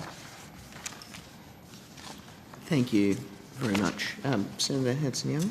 Thank you. Ms Bennett, thanks for being here today. Obviously, we've heard from a number of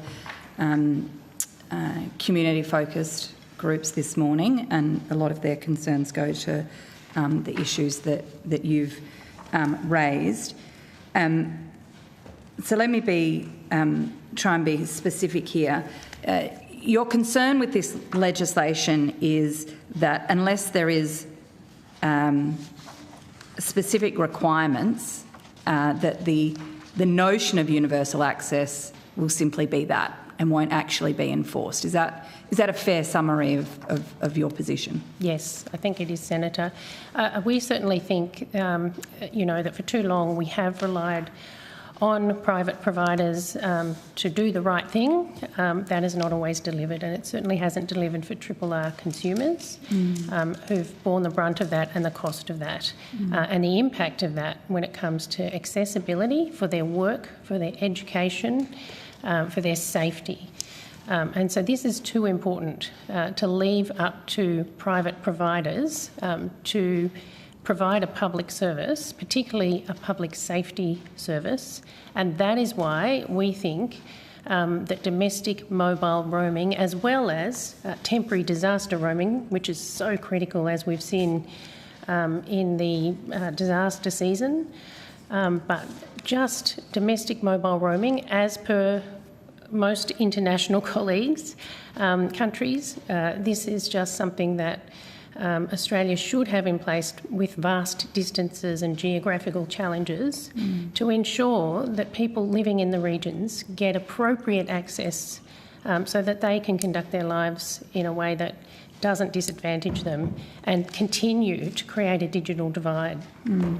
And you're saying that should be part of this. It shouldn't just be that providers should have an obligation to make sure the service is available. It's like, well, if we're really going to fill the gaps, there has to be the ability to easily transfer.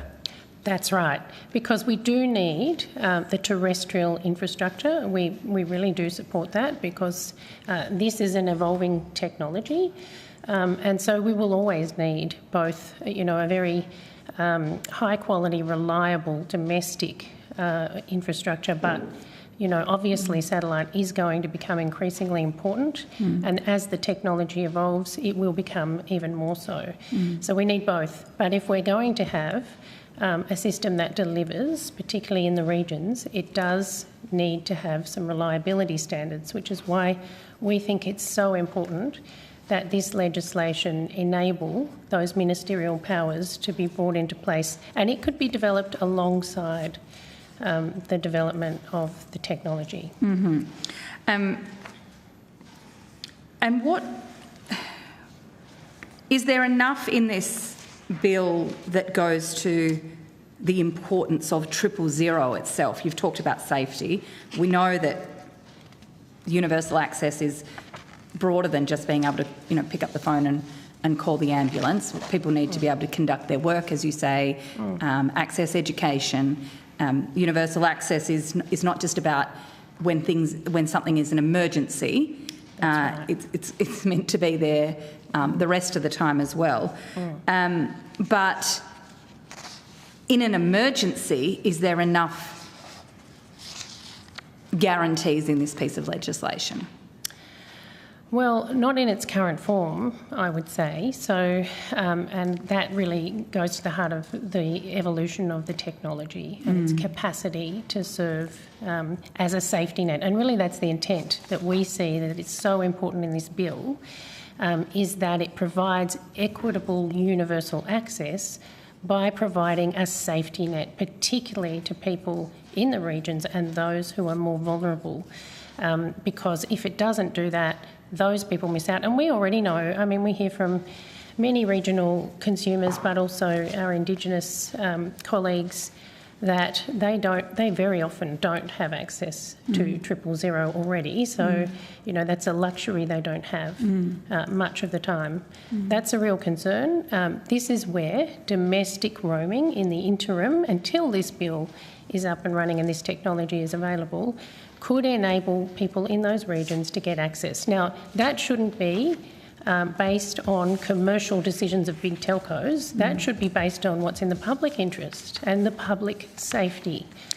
Why do you believe there is such resistance to domestic roaming? Like what is it that is stopping this from happening? As you say, other parts of the world, comparable countries, have this as a usual function. Anyone who travels overseas can see that. You see your phone go from provider to provider to provider, depending on where you are. Yes. What is the blockage here in Australia to domestic roaming? We haven't mandated it. We have not said to the big telcos, and we've allowed one in particular to dominate, and they have a market advantage from not having roaming. So I'm pretty certain Telstra would oppose this outright. Some of the others may not have the same resistance because they would benefit if this were available to them, particularly the smaller providers. But we have enabled that situation to evolve. So there is no, I mean, they've had the opportunity to look at this over a number of years and have not been able to come up with, with anything that would enable the sharing of infrastructure because it's not in the commercial interests, particularly of our biggest telco. This should be about what's in the public interest. And, to that point, of course, we're also the sister committee to this one currently investigating the failures of the 000 system itself. I mean, one of the key problems with the failure for members of the public to connect to 000 is if their provider has gone down or something has happened, they haven't been able to connect. Could I ask you about the attitude of the providers and the regulator in relation to this public interest kind of need? Well, it's interesting, Senator, because we at ACCAN have done some research through our consumer sentiment tracker, which we do regularly and on a whole range of issues affecting consumers. And as the peak national body representing communications consumers, it is our role to provide the voice for consumers of communications, particularly those that don't have access to a voice. That's our job. It has been really interesting that in putting out information about consumer experience, that there has been an enormous backlash from the telco industry and the regulator to information that is pretty stock standard consumer sentiment, survey questions around whether people have experienced problems with accessing 000, whether they have confidence in it, and a whole range of, we do ask them a whole range of other questions, but the 000 questions have been a particular issue to the point where, for the first time to our knowledge, and we have not been able to see any record of the regulator ever issuing a Section 522 notice on a consumer organisation to provide information around a consumer sentiment survey. Now that carries with it very significant penalties such as imprisonment and significant fines in the tens of thousands of dollars. They've issued that to us, even though we've provided them with everything ACCAN could provide, spreadsheets, the methodology, the report findings. They want even more detailed information about the methodology, which we don't have because we didn't provide the data, we didn't do the survey. We commissioned an expert body to do that. So, sorry, just so that we're all clear here, ACCAN does a regular consumer sentiment survey. Yes. You've done your latest one has been out for a number of weeks, Yes. and you're saying the regulator and the telecommunications companies have taken issue with the findings in that public sentiment survey. Yes. I know that you've given us, through the References Committee, a number of documents and letters that you've received from both the regulator, ACMA, and Telstra in relation to that. What's their gripe? What's the problem they have with you going and surveying members of the community about their experience and their views? Well, there seems to be a presumption that by putting out public information that, consumers have told us, and it's a yes/no answer, did the 000 system work for you or a family member in the last 12 months during a mobile outage? And 1 in 10 people said, no, it didn't. That they seem to think that there's some kind of interpretation required in that answer and that we've been misleading because we put it out. I just think they don't like the answer. And the reality is, if they don't like the answer, where's their data to refute that? And we haven't seen any. I mean, are they looking at, has the regulator ever looked at whether or not people not getting through to 000 are having difficulty getting through, and why not? And where's the data about these people that are not getting through? Because quite clearly, and I'm one of the 1 in 10, one of my family members 3 weeks ago was unable to get through to 000 when calling it and had to wait 2 minutes to camp on. So I don't think it's unusual, given that we've heard from the telcos more recently that it can take up to 2 minutes to camp on. Well, if it's taking up to 2 minutes to camp on, it's because people are not getting through. So that seems to be the issue. So you've put out this survey.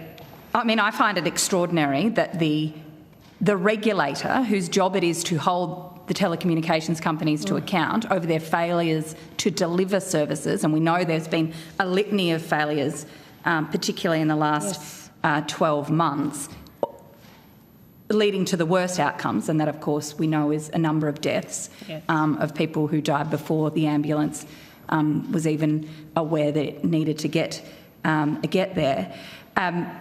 So the regulator has taken issue with you putting out this information. It is their job to actually hold these companies to account, right?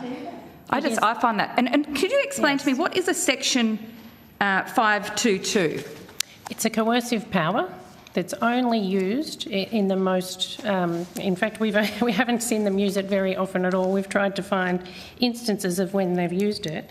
But it's a coercive power under the Act that enables them to force us to provide a whole range of data. In this instance, we had to go to Essential Research, who is the third-party provider, and pay them to produce all of this technical data that we do not have access to. We gave them all the spreadsheets. The spreadsheets outlined the location, the gender, the age of the people responding, but they wanted more. So, and if we don't provide that within 5 working days, that there's a risk of imprisonment or serious fines. Like, this is very serious legal action by the regulator. So, I mean, we've had and we will have the regulator ahead of us again today, but we've had the regulator in front of this committee and the References Committee a number of times and heard from them about how they sat on their hands in relation to the Optus failures and other serious failures of the telecommunications companies. So you're saying that they've issued you this very serious coercive order, this power to cough up this information, which in fact you don't even have, yet they haven't used these powers against Telstra or Optus or TPG. Certainly not on any of these issues that we're aware of. They have used it in the past on telcos where telcos have been behaving egregiously, have not provided information and data, but certainly not to our knowledge ever for a consumer group. Because they don't like the answer of what the public is saying, which is 1 in 10 people say they've had a problem and many more say they've got serious concerns and doubts about the 000 system. 47% say they have no confidence that they'll get through if they try to call 000. Now, you know, I'm sure they don't like that stat either. Well, it's okay. No, I mean, that's an extraordinary statistic. But that's the problem if the public think that. Yes. So what are they doing to go and fix that? Yes, exactly. And reinstate confidence, fix the system, show it's been fixed, rather than effectively shutting you down for being the messenger. They're shooting the messenger by attacking ACCAN, aren't they? They are. And, you know, I mean, it was interesting because we had the Australian Telecommunications Alliance first. Luke Coleman wrote, he put out first a media release, which was quite extraordinary, calling it so-called research. And then he wrote to me saying, you should remove this, it's misleading. Hit a sensitive chord there. Well, we've definitely hit a chord. And then we had Telstra twice. I had their group general counsel write to me demanding that I immediately remove any references to the 1 in 10 figure. And that we retract it, we put out a press release, we say, you know, we were wrong. We dispute that. Our information is still on our website because essential media stand by this research, so do we. And, you know, you can't change what the community believe is their experience. If they believe that, what it should be is a canary in the coal mine. What we should be seeing from the telcos and the regulator is every effort to try and look at what this is about, because it isn't about whether or not we've tried to change. I don't know what the implication is, whether they think we've tried to change what is a yes-no answer into something that is misleading, or whether we've withheld information. We don't believe we have. And they certainly now have all of the information from essential research. So it's bizarre. It's overreach. Well, and they haven't coughed up the information themselves. I mean, no. I know there's a number of senators on this table, but, you know, myself included, have asked for this information over and over again to the regulator, to the companies, and they don't have it. No. So they're shooting you because you do have it, and they don't like what they're hearing. They don't like the answer. We just have a copy of those letters on notice as well. We do, Sarah. We do, Sarah. Yeah, we do have them in the other committee, but maybe we should table them just into this one. This bill inquiry. Thank you. The reason I'm raising these questions now is because I think it is extraordinary that this that the regulator is behaving in this way and basically covering the backsides of the very companies they're meant to regulate. But we've got a bill in front of us that is about saying that these obligations are going to need to be delivered in the public interest. What faith should we have that the regulator is going to enforce any of them if they don't even like hearing basic information from a consumer sentiment survey? Well, this is very serious. I mean, as you've heard from our colleagues earlier, this is about people's access and capacity to conduct their lives in a way that enables them to work, to get education for their children, to get access to health services, to contact 000. Can we put our faith in private providers? And we have done that for a very long time in this country. We've allowed them to self-regulate, and here's where we are. And even something as simple as saying, well, consumers have said this, that this is their experience, seems to be a no-go zone, which suggests to me there's a problem. I mean, to me, that kind of overreach suggests we have a serious problem. Now, they would argue most likely, and they have in the notice to us, that the reason they are doing this, they have 3 reasons that they've outlined, but one of those reasons, 2 of those reasons relate to the minister's need for information. I mean, if the minister wants information, she or her office can ask us for that because we're funded through the Commonwealth. So this through an agreement. This is the other element here. I mean, you head a body that is designed specifically, funded specifically to ensure that there is public voice and a representative for the community at the table. That's right. It's the whole purpose of ACCAN, right? That's right. Was so that in a system where you've got private operators, there would be somebody at the table who could advocate for the public interest. That's right. And that is all that is what you were doing, and you're taking that job very seriously. We are. But the regulator doesn't like hearing it. They do not like this research related to 000, or they at least. They're questioning whether it's misleading. We do not believe it's misleading. We've worked very closely with Essential Research at every step of the way to ensure that it represents, the quality, the reliability of data. It is not, we didn't go and stand on a street corner and ask people what they think.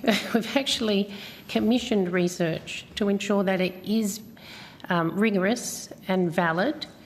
And so this is why, Senator, we won't remove that research, because we think it should be in the it's got to be in the public interest. Now, if consumer groups like us, who are not well resourced, are sitting in front of you in public inquiries, parliamentary inquiries, and we can't put on record, what we believe to be important information that you should know in the context of your decision making, and we're receiving, coercive powers notices. Like, I mean, just having that sort of huge, legal sledgehammer directed at us for putting out research that's legitimate, then I don't know how anyone can have confidence that this system is representing consumer interests, because it undermines that confidence, and we should be able to do that without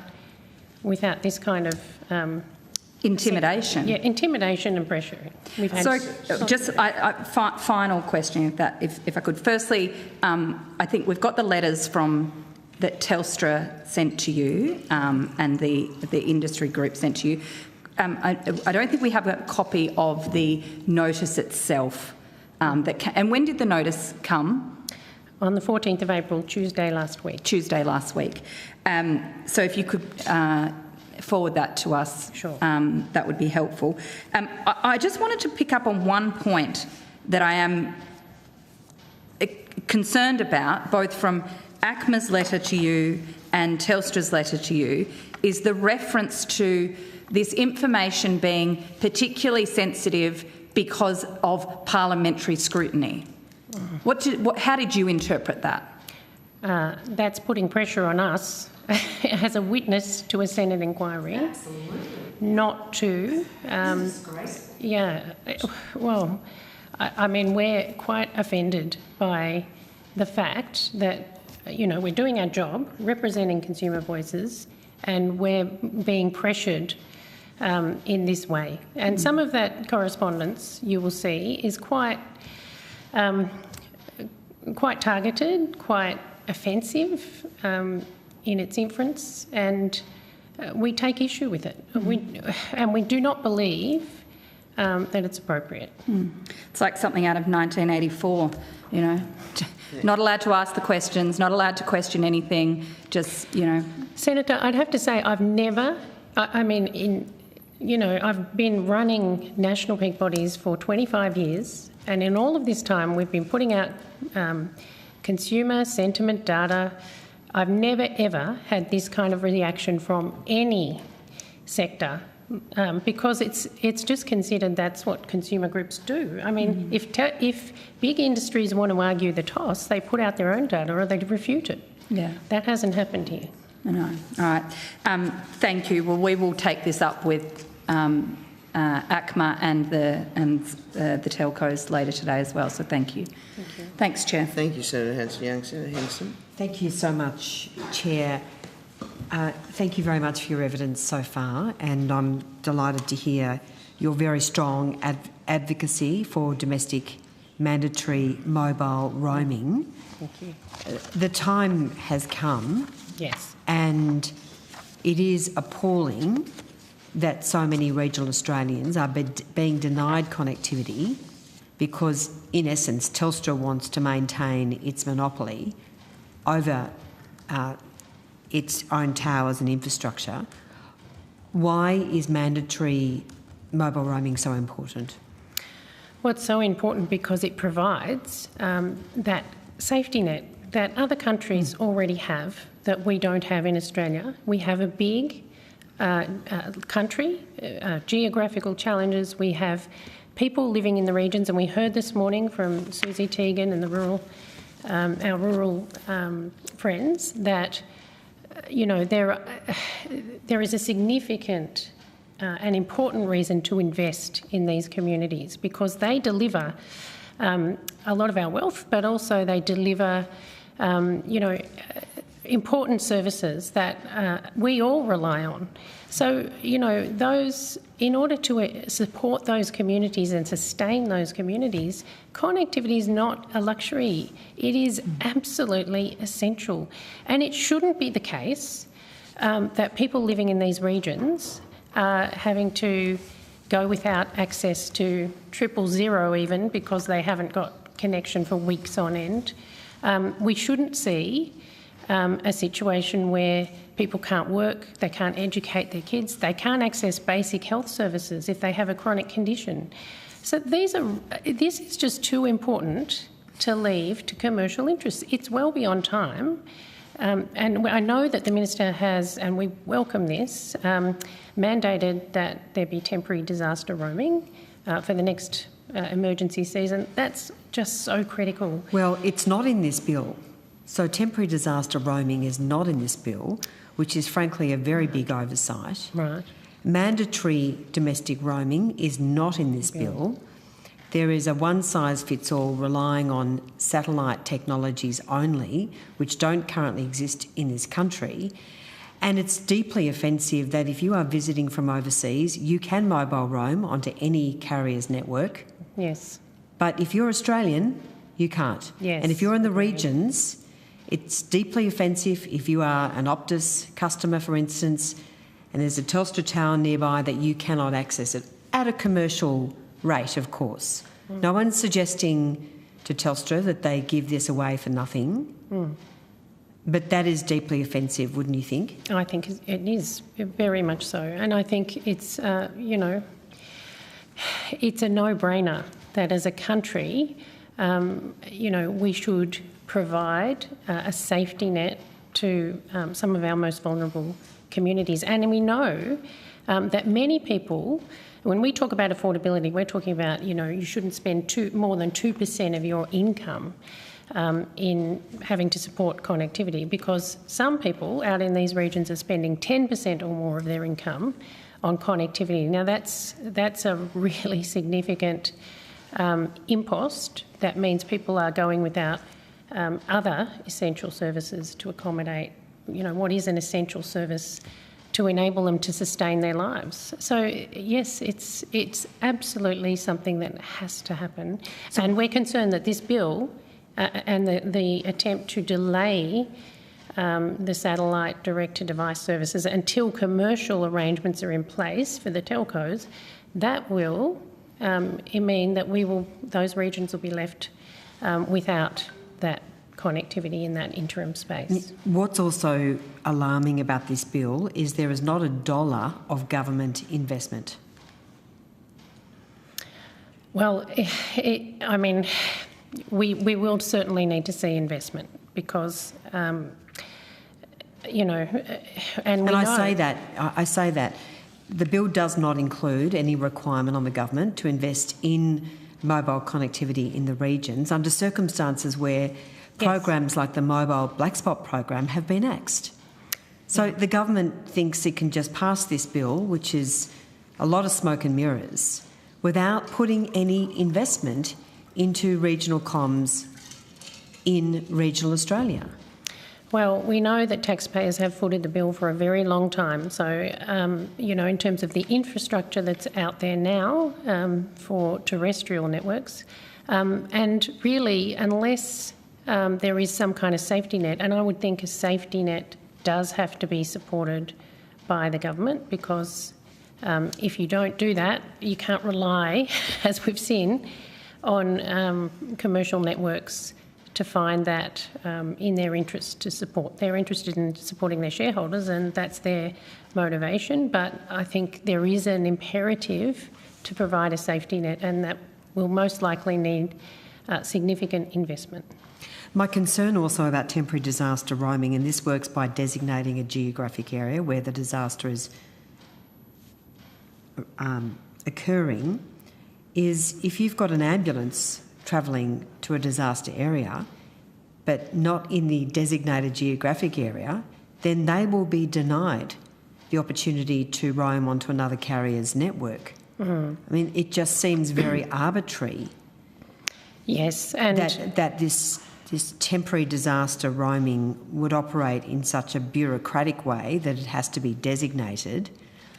And often in times of disaster, you need help immediately, perhaps within seconds, perhaps within minutes, not waiting for some bureaucrat in Canberra to designate an area as being a temporary disaster roaming area. Yeah, and we've certainly heard from some of the emergency services that they would like to see this. I'm just aware my colleague Gareth has a comment to make on that too, but they also support this very strongly. Mr. Downing, do you have anything further to add?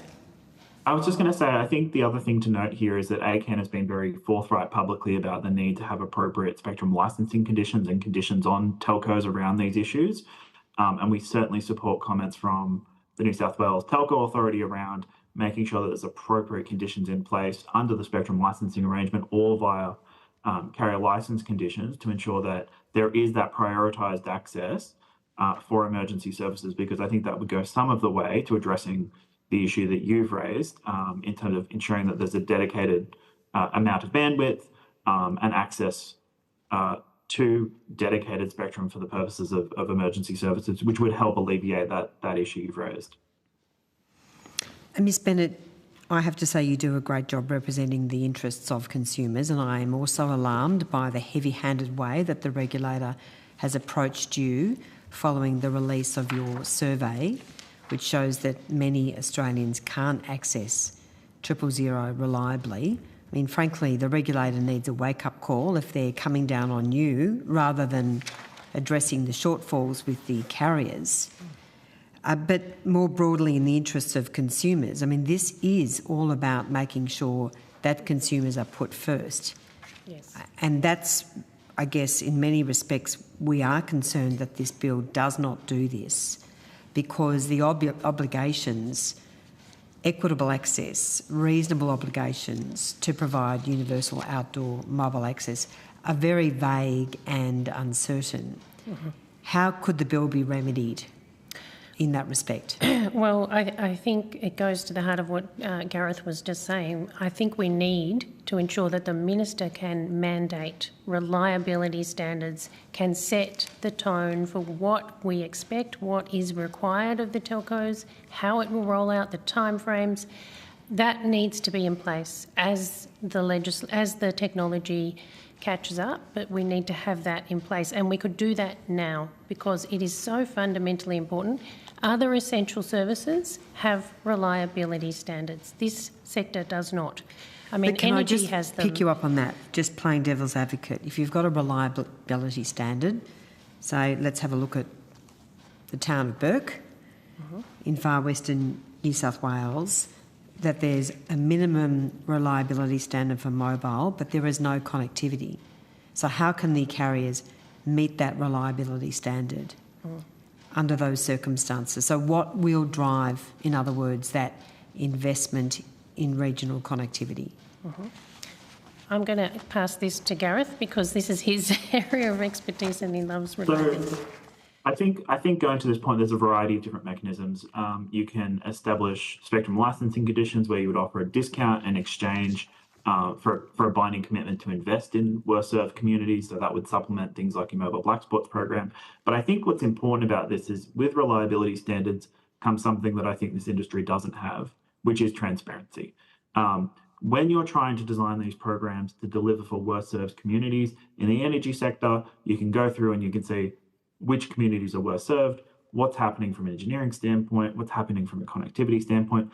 And to be frank, I don't think we have that. I think that this committee heard last year from Telstra that there were 5,000 outages impacting networks, impacting access to 000 because they were the only network available. That was the evidence that they put to the committee at the end of last year. So I think having that information helps you right-size and target those investment programs. It's going to require government investment. It's going to require private investment, but there are a variety of different levers that can be used to make those funds flow to the communities that are most critical, most impacted.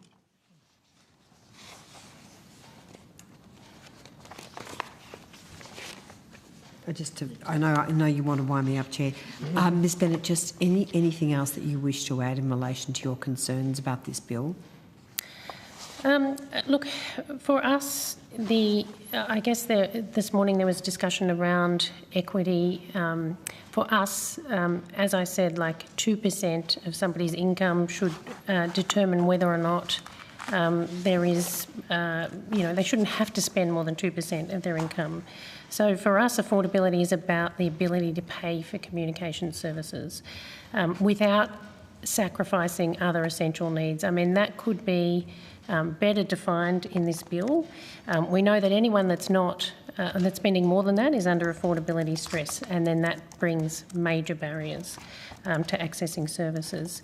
And we know that for some communities in rural RRR areas, the median household income is between 33 and 51,000. So, it's a really important equity measure that we have that definition in place. We know that some of the households on the lowest incomes are below $41,000 a year in those regions. We know that in remote areas, some people are being paid $459 a week. And in Indigenous First Nations communities, 69% of people reported they are sacrificing essential, food, other costs to ensure that they can connect. So it is really important that we get this right. It must be a safety net. We must ensure the Minister has powers to put in place reliability standards now. This can't wait. This is just so important. This is an essential service and it should be treated that way as other sectors are. And we would also like to see domestic mobile roaming become, the fallback should this be delayed, because people can no longer continue to stay in situations where their safety is at risk, their lives set aside by not being able to connect to the work, education, health and safety services that they really need to function. Thank you so much, Ms Bennett. Appreciate your time. Thanks, Chair. Thank you, Senator Henderson. Senator Walker. Thank you, Chair. I just have one question. We know that there are a range of views around the mobile satellite spectrum allocation. In the opinion of your organisation, what would be your preferred approach to this issue? the allocation as in the auction process or as in the, what are we talking about specifically? As in the auction process. So on spectrum, I mean, ACCAN's position has always been there needs to be competition in the market. We believe that ACMA's taken that decision offline and said we are not going to auction. So that being the case, what we would like to see is conditional licences applied, and that's why we're supporting reliability standards, Senator, because UOMO offers a way to do that. The other option is to use the spectrum allocation to do that, to use the carrier licence to put in place reliability standards that are so desperately needed in this sector. If we're not going to auction and we're not opening up to competition that ACMA says isn't there, well, then we do need to have some standards applied, just as the energy sector does. I mean, 20 years ago, we used to have a lot of power outages too, and the energy sector has been uplifted enormously in terms of its role as an essential service provider, and the requirements and obligations on that sector mean that Australians know that they can rely on there being standards in place that are enforceable. We don't have that here, so we'd like to see a conditional licence applied because that is really important to ensuring that Australians get the services that they're paying for, expect, and we should ensure as a country as a safety net. Thank you. Thanks, Chair.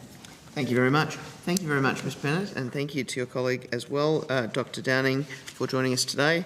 I would like to, you go with the committee's thanks, but if you could respond to any questions on notice or documents requested no later than 1 May, please. Thank you very much. The next witnesses we have are by video conference representatives from the Australian Telecommunications Alliance and Vocus. I understand that information on parliamentary privilege and the protection of witnesses giving evidence to the Senate committee has been provided to you. If it hasn't, please speak now. If you wouldn't mind stating your name, full names and the capacity in which you appear for the Hansard record. We'll go first to Australian Telecommunications Alliance.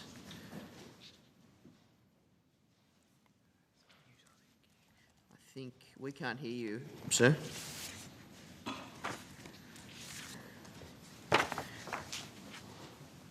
No.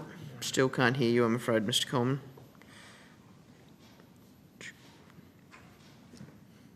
No, can't hear you. Coleman, CEO of the Australian Telecommunications Yes, we can now. Alliance. Thank you. Thank you. And Vocus? Simon Lewin, General Counsel and Company Secretary for Vocus. Ebony Aiken, General Manager of Government and Regulatory Affairs for Vocus. Thank you very much. I'll invite each organisation to make a short opening statement, and at the conclusion of those remarks I'll invite members of the committee to ask questions. So we'll just go in that order again. Australian Telecommunications Alliance. Thank you, Chair. I'll keep my opening statement brief.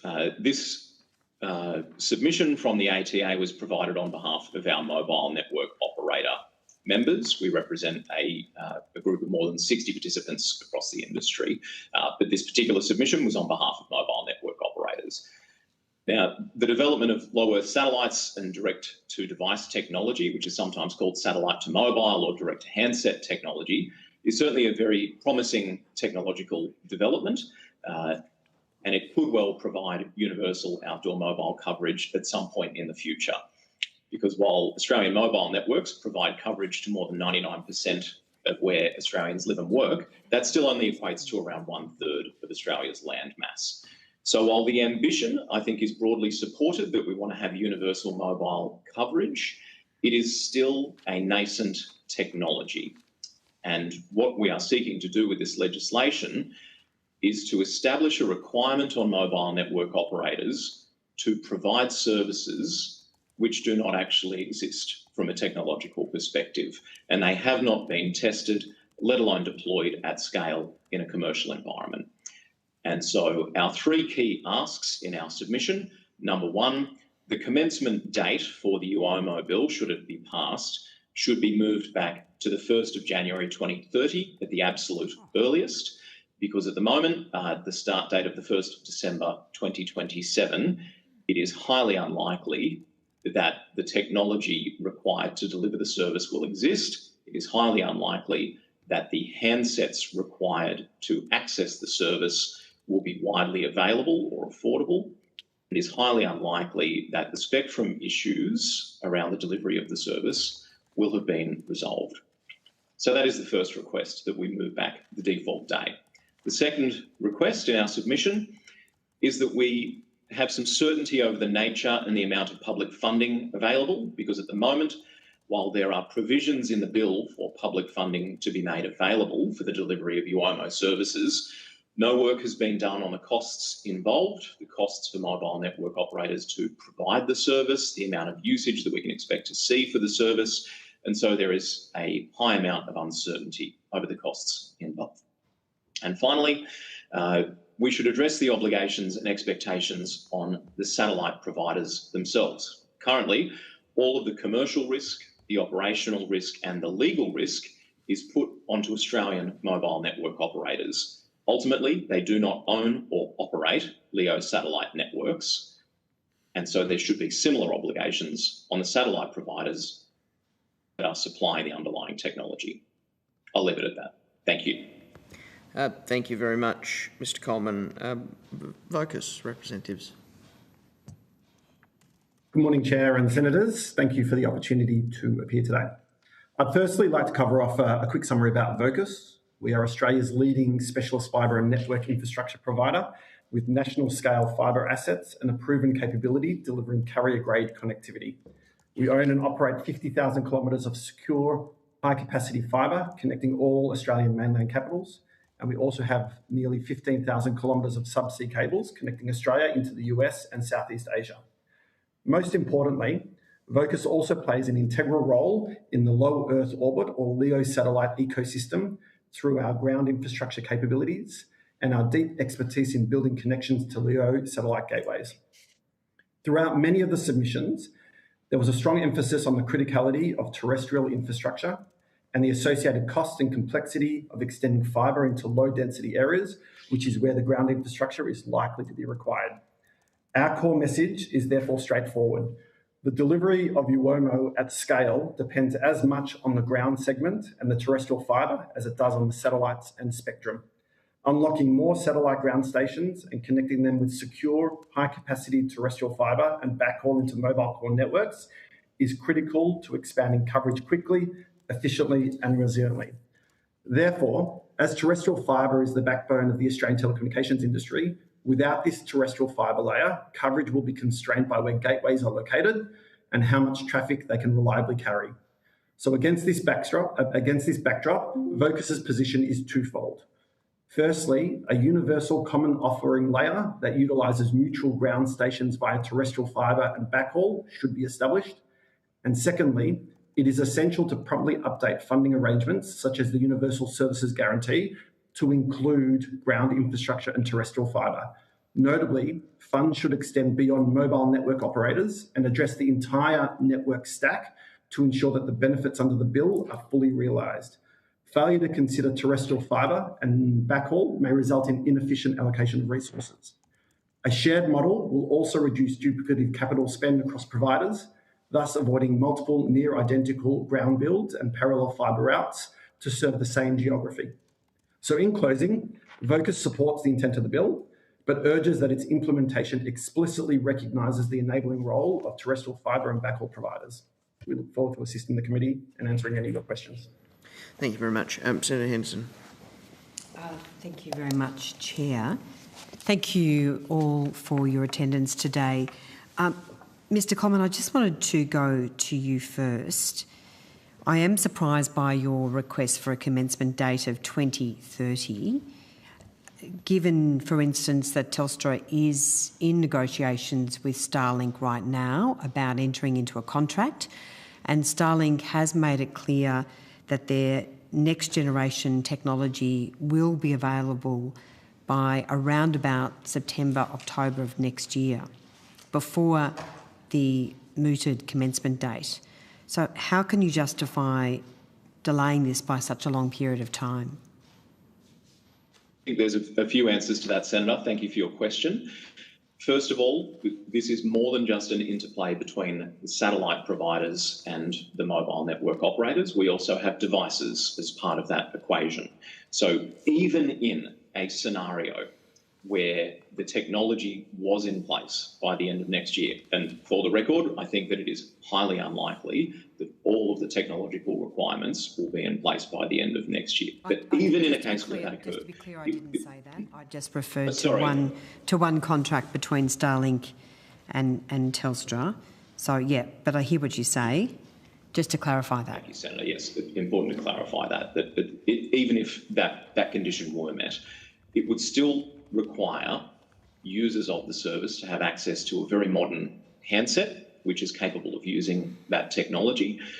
And I think it would be a mistake to provide a perception for consumers that on the 1st of December 2027, there's going to be a UOMO service which is fully voice capable, fully data or text capable, and that they'll be able to use it from day one. That would not be the case. They will require a very modern handset, which would be able to access some elements of what is proposed in the UOMO bill. It certainly doesn't appear to be the case that voice services would be widely available. That is dependent, again, on handsets, on spectrum availability, on network interoperability, even on the application of standards in both networks and technology, which have not yet been commercially deployed, let alone tested. And for the services important as this one, where there's going to be users in regional Australia, they're not only using it for calling friends and family, although they'll definitely be doing that, but if they're going to be calling emergency services, we want that service to be thoroughly tested to ensure that it is reliable, and in that very tight window, not built in a lot of time for the testing of that service, for education about consumers, about the device that they would need to invest in to be able to use the service. And these are not cheap devices that they would need to purchase to be able to use that service. There are a lot of variables in there. And so I think it is very reasonable that you would seek to delay the implementation of this until you have met all of those prerequisites, till the service has been thoroughly tested across all operators before you would put the piece of legislation into effect. What is the cost involved in making universal access, outdoor universal access available between the MNOs and the LEO SAT providers? What sorts of costs are we talking about? It would depend on the nature of the contract between an MNO and a LEO provider. One option would be a wholesale arrangement where the MNO would enter a contract with a LEO operator and they would buy those services on a wholesale basis. Another method of doing it, you could have an MNO and a LEO operator effectively go into an agreement where there is joint funding of ground infrastructure, such as ground base stations for a LEO service. Again, there would be some kind of a wholesale agreement in place for the use of the data that connects through the satellites in the sky. There is a range of options there. And of course, you would also need to negotiate over the value of the spectrum that would be used to deliver the service. It could be done via terrestrial spectrum for certain low bandwidth applications like text messaging, and that's what we've seen in live service today. It might use satellite spectrum for some elements in a technology called MSS, which is a satellite spectrum technology. There is such a wide range of variables in there. It would really come down to the specific contracts between the mobile operator and the satellite provider. And then, of course, there would have to be a question of how those costs would be reflected in a retail environment. So what representations have you made to the Minister's office or the department about the lack of funding, the commencement date, the fact that the technology does not currently exist to deliver universal mobile outdoor connectivity, and what has been the response of the Minister or the department? On behalf of the ATA, our submission to this Senate inquiry is where we have raised those issues around funding. I know that through the mobile operators themselves and other industry organisations such as AMTA, they've also made representations on this front. So I can't directly answer your question in that we have not made direct representations to the MO and the department beyond what is in our submission to this Senate inquiry. The point that we raise, though, is that within the explanatory memorandum for the bill, it enables funds through the Public Interest Telecommunications Services Special Account, what we call the PITSA, that there could be funding made available to pay for the UIMO service. The problem that we have is we don't know how much it's going to cost. Well, there's no funding commitment. There's no funding commitment, is there? There is no funding commitment, that is correct, no. Senator. Can I ask for you to place on notice to this committee any and all correspondence between yourselves and the MNOs in relation to the UIMO bill? So that's any internal correspondence, any briefing notes, or any other written correspondence between you as the industry representative and Optus, TPG and Telstra, please. Happy to do so. That will largely be around the development of our submission, so I'll take that on notice. Yeah, and any other matters in relation to the UIMO bill out of your office would be very much appreciated. Can I just go to Vocus and just ask? I was interested in your representations about the importance of a shared model. Could you just explain the importance of the fibre network, the terrestrial network in the country, and the role that ground stations play? If you could just explain that in a bit more detail. Absolutely. Thank you, Senator Henderson. Good to see you again. So I think it's the reason why we wanted to make representation in our submission around the importance of ground infrastructure and most importantly fibre, as you rightly point out, is regardless of whether we have a mobile network, regardless of whether we have satellites in the sky, at some point all of those bits of infrastructure need to connect to high capacity fibre infrastructure in the ground. As we mentioned in our opening statement, we have rolled out fibre connectivity to all the major satellite providers here in Australia, but that doesn't mean that there's not going to be more requirements to do that, particularly when we're looking at needing to service areas that are currently underserved. So I guess in relation to your question, for us it's about emphasising the importance of fibre connectivity as part of the delivery of your WOMO. We spoke about the technology stack. Ground infrastructure is going to be incredibly important. At the end of the day, satellites still need terrestrial infrastructure and ground infrastructure in the space of antennas and fibre connectivity in order to operate. So just to be really clear here, so it's not feasible for someone to have a direct connection between their device and the satellite? They will, but at the end of the day, that satellite still needs to talk to a ground station here in Australia. And why is that? Could you just step us through the technology constraints?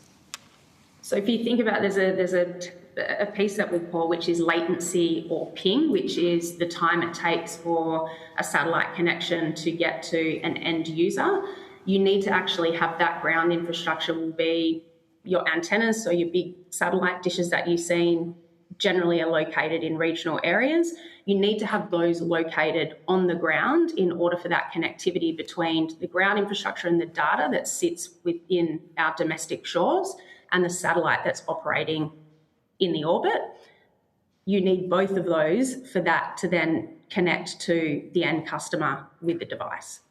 Okay, so it's not feasible to be holding a device in the middle of the outback and just to connect directly to the satellite. It does still need to go via a ground station, the signal.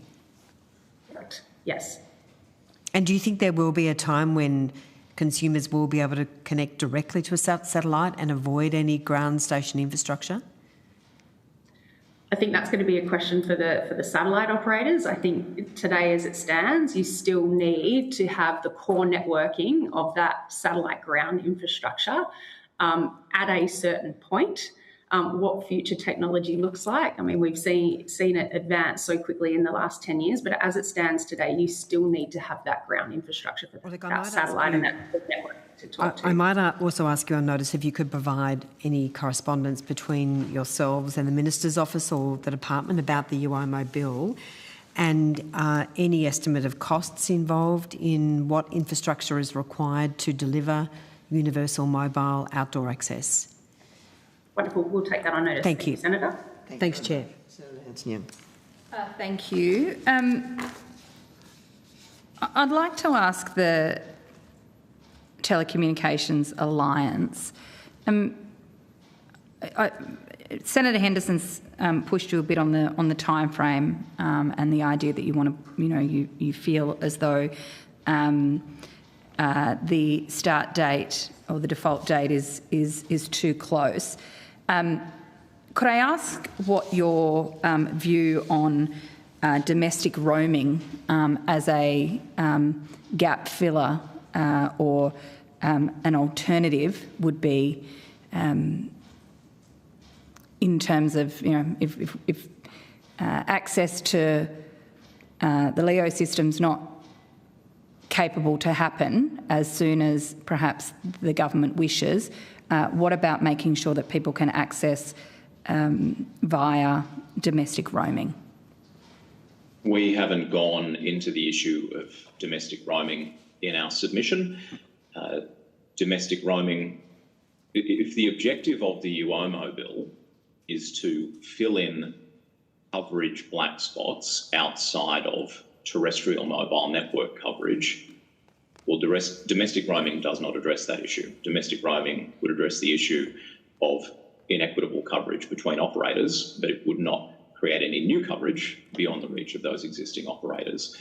So I think for the purposes of the discussion today around the UOMO bill and what it seeks to achieve, domestic roaming is a very different and separate issue, and that's the reason why we have chosen not to go into that in our submission. But do you, we are talking about making sure that people have access and equitable access. Do you have does your association have a view as to whether domestic roaming should be something that is looked at? No, this organisation doesn't have a view on domestic roaming.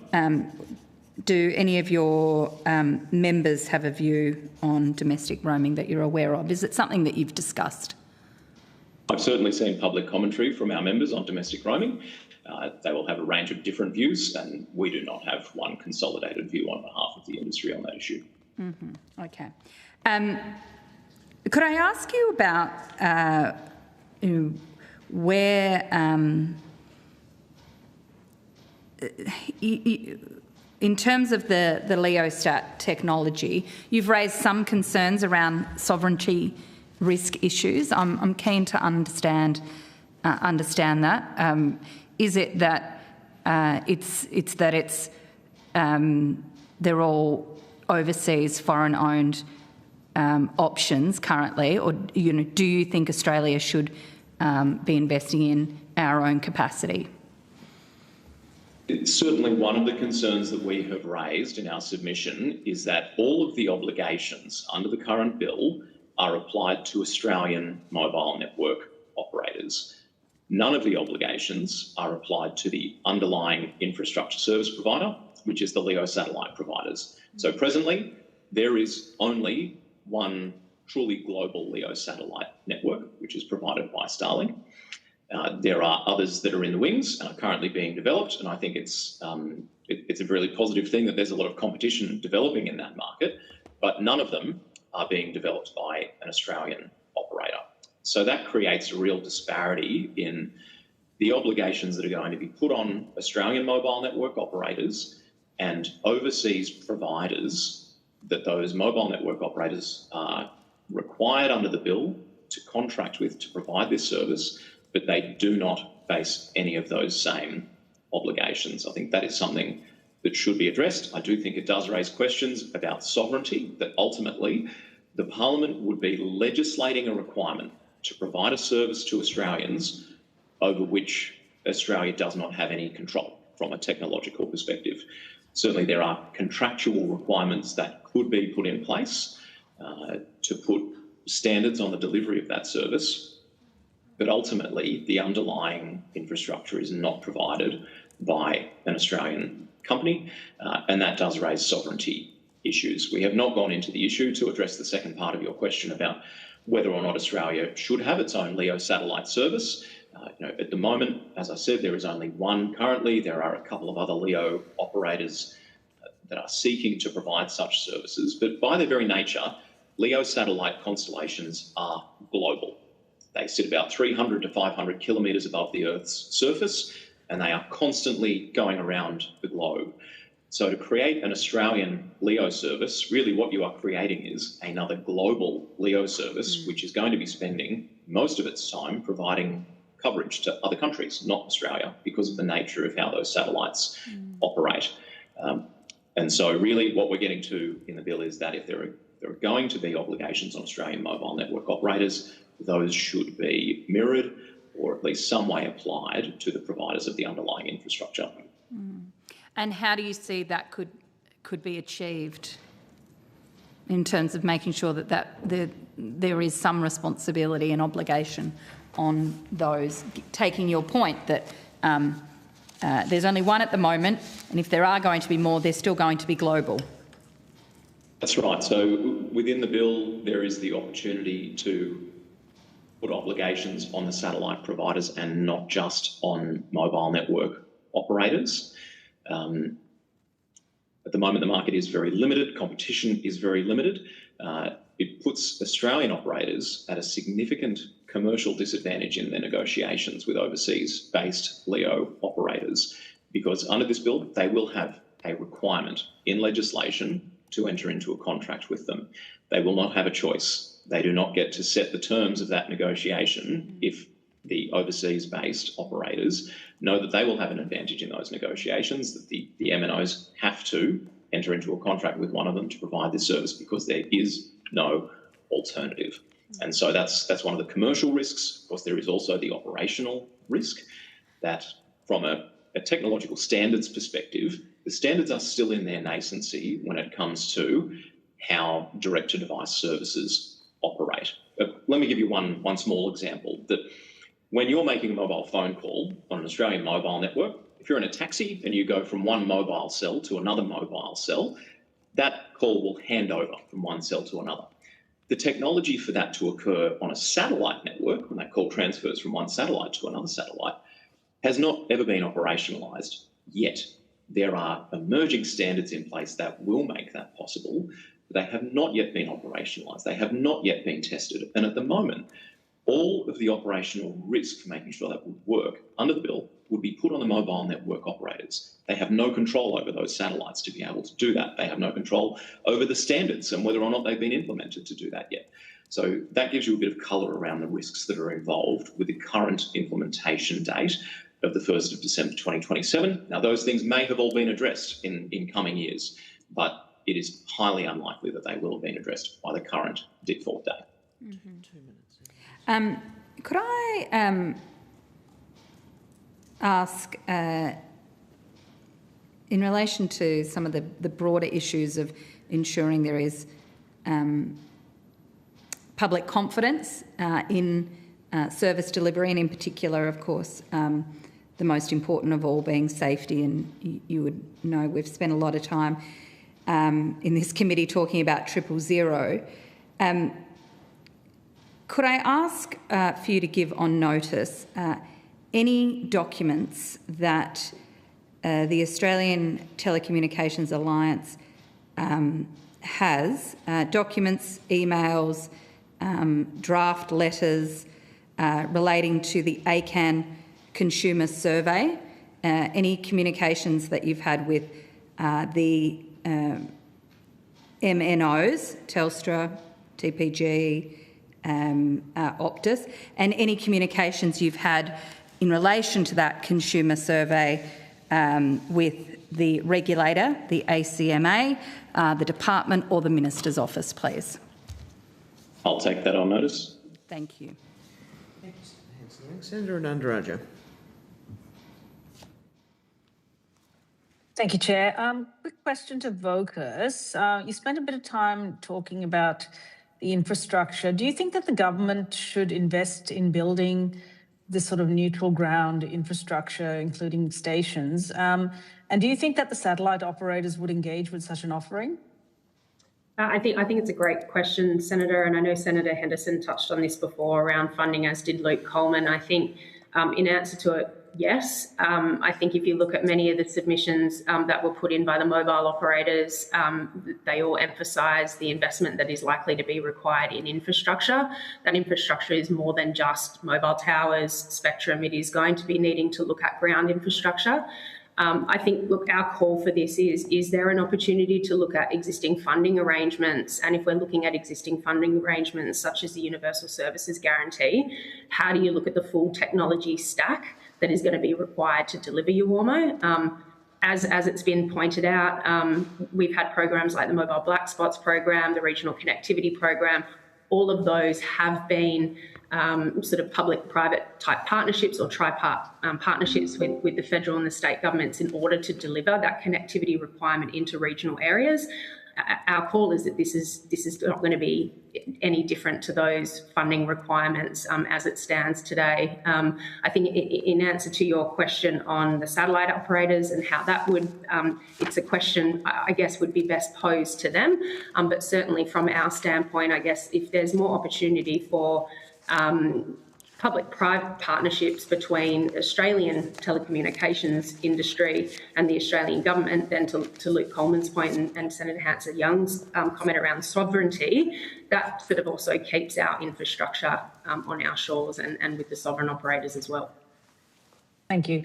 And just to Luke, I know the industry wants to sort of push this out, and I understand the concerns you've raised. The issue here is that, I don't think we should let perfect be the enemy of the good. We have communities right around this country, including in Victoria, who are suffering through natural disasters. And I speak pointedly of the Longwood Fire, which was the largest loss of private land in Victoria's history. It only happened about 3 months ago. And I've spent several weeks now speaking directly to farmers. I mean, the network went down. It went down within day 1 or day 2. I mean, this was existential for these communities, and it has only compounded their trauma. It's affected first responders. So, I mean, I take your point, but is there a middle ground here where something can be deployed to at least provide some type of service, something for these communities, especially during natural disasters? Senator, you used the phrase not to let the perfect be the enemy of the good, but when it comes to the regulation of the emergency call service, perfect is what is typically aspired to, not just good.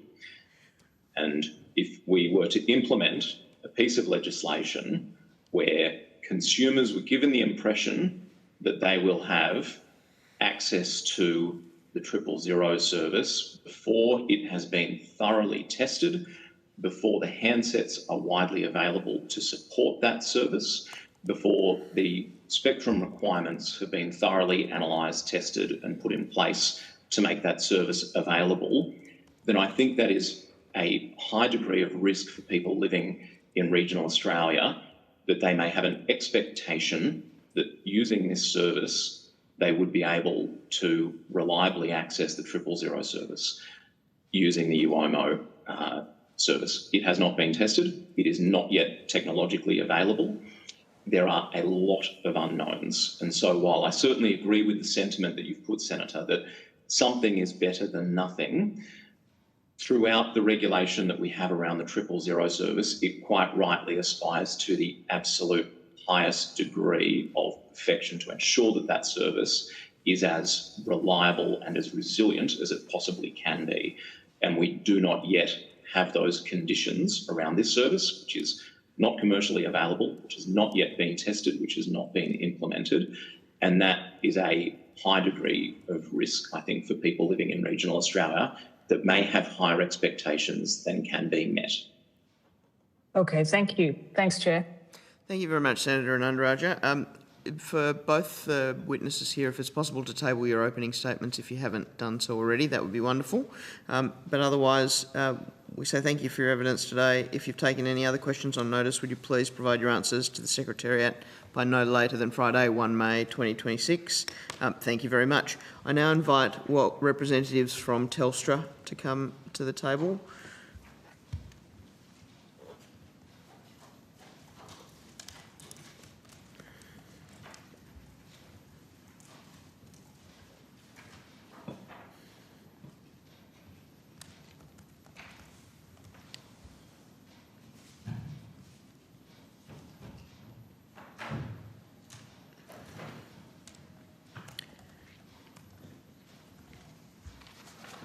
I understand that information on parliamentary privilege and the protection of witnesses giving evidence to Senate committees has been provided to you.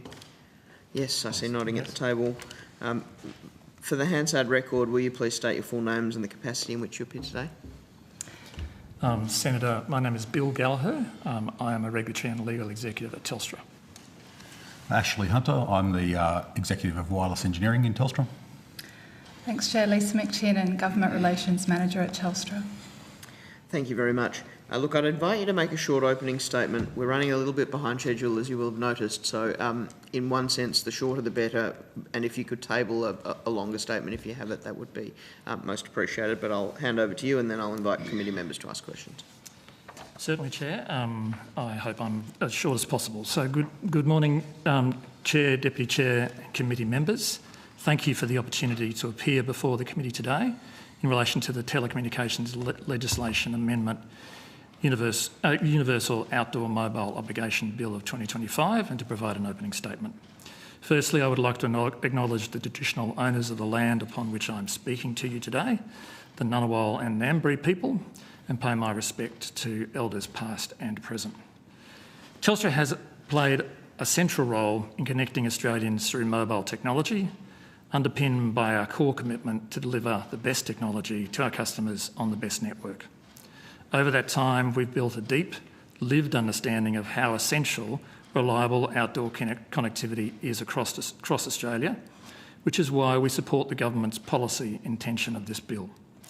Australia's vast landmass means it is not feasible to deliver outdoor mobile coverage solely through the existing terrestrial network of mobile towers on the ground, which is why the consideration of alternative technologies, such as LEO satellite, is important.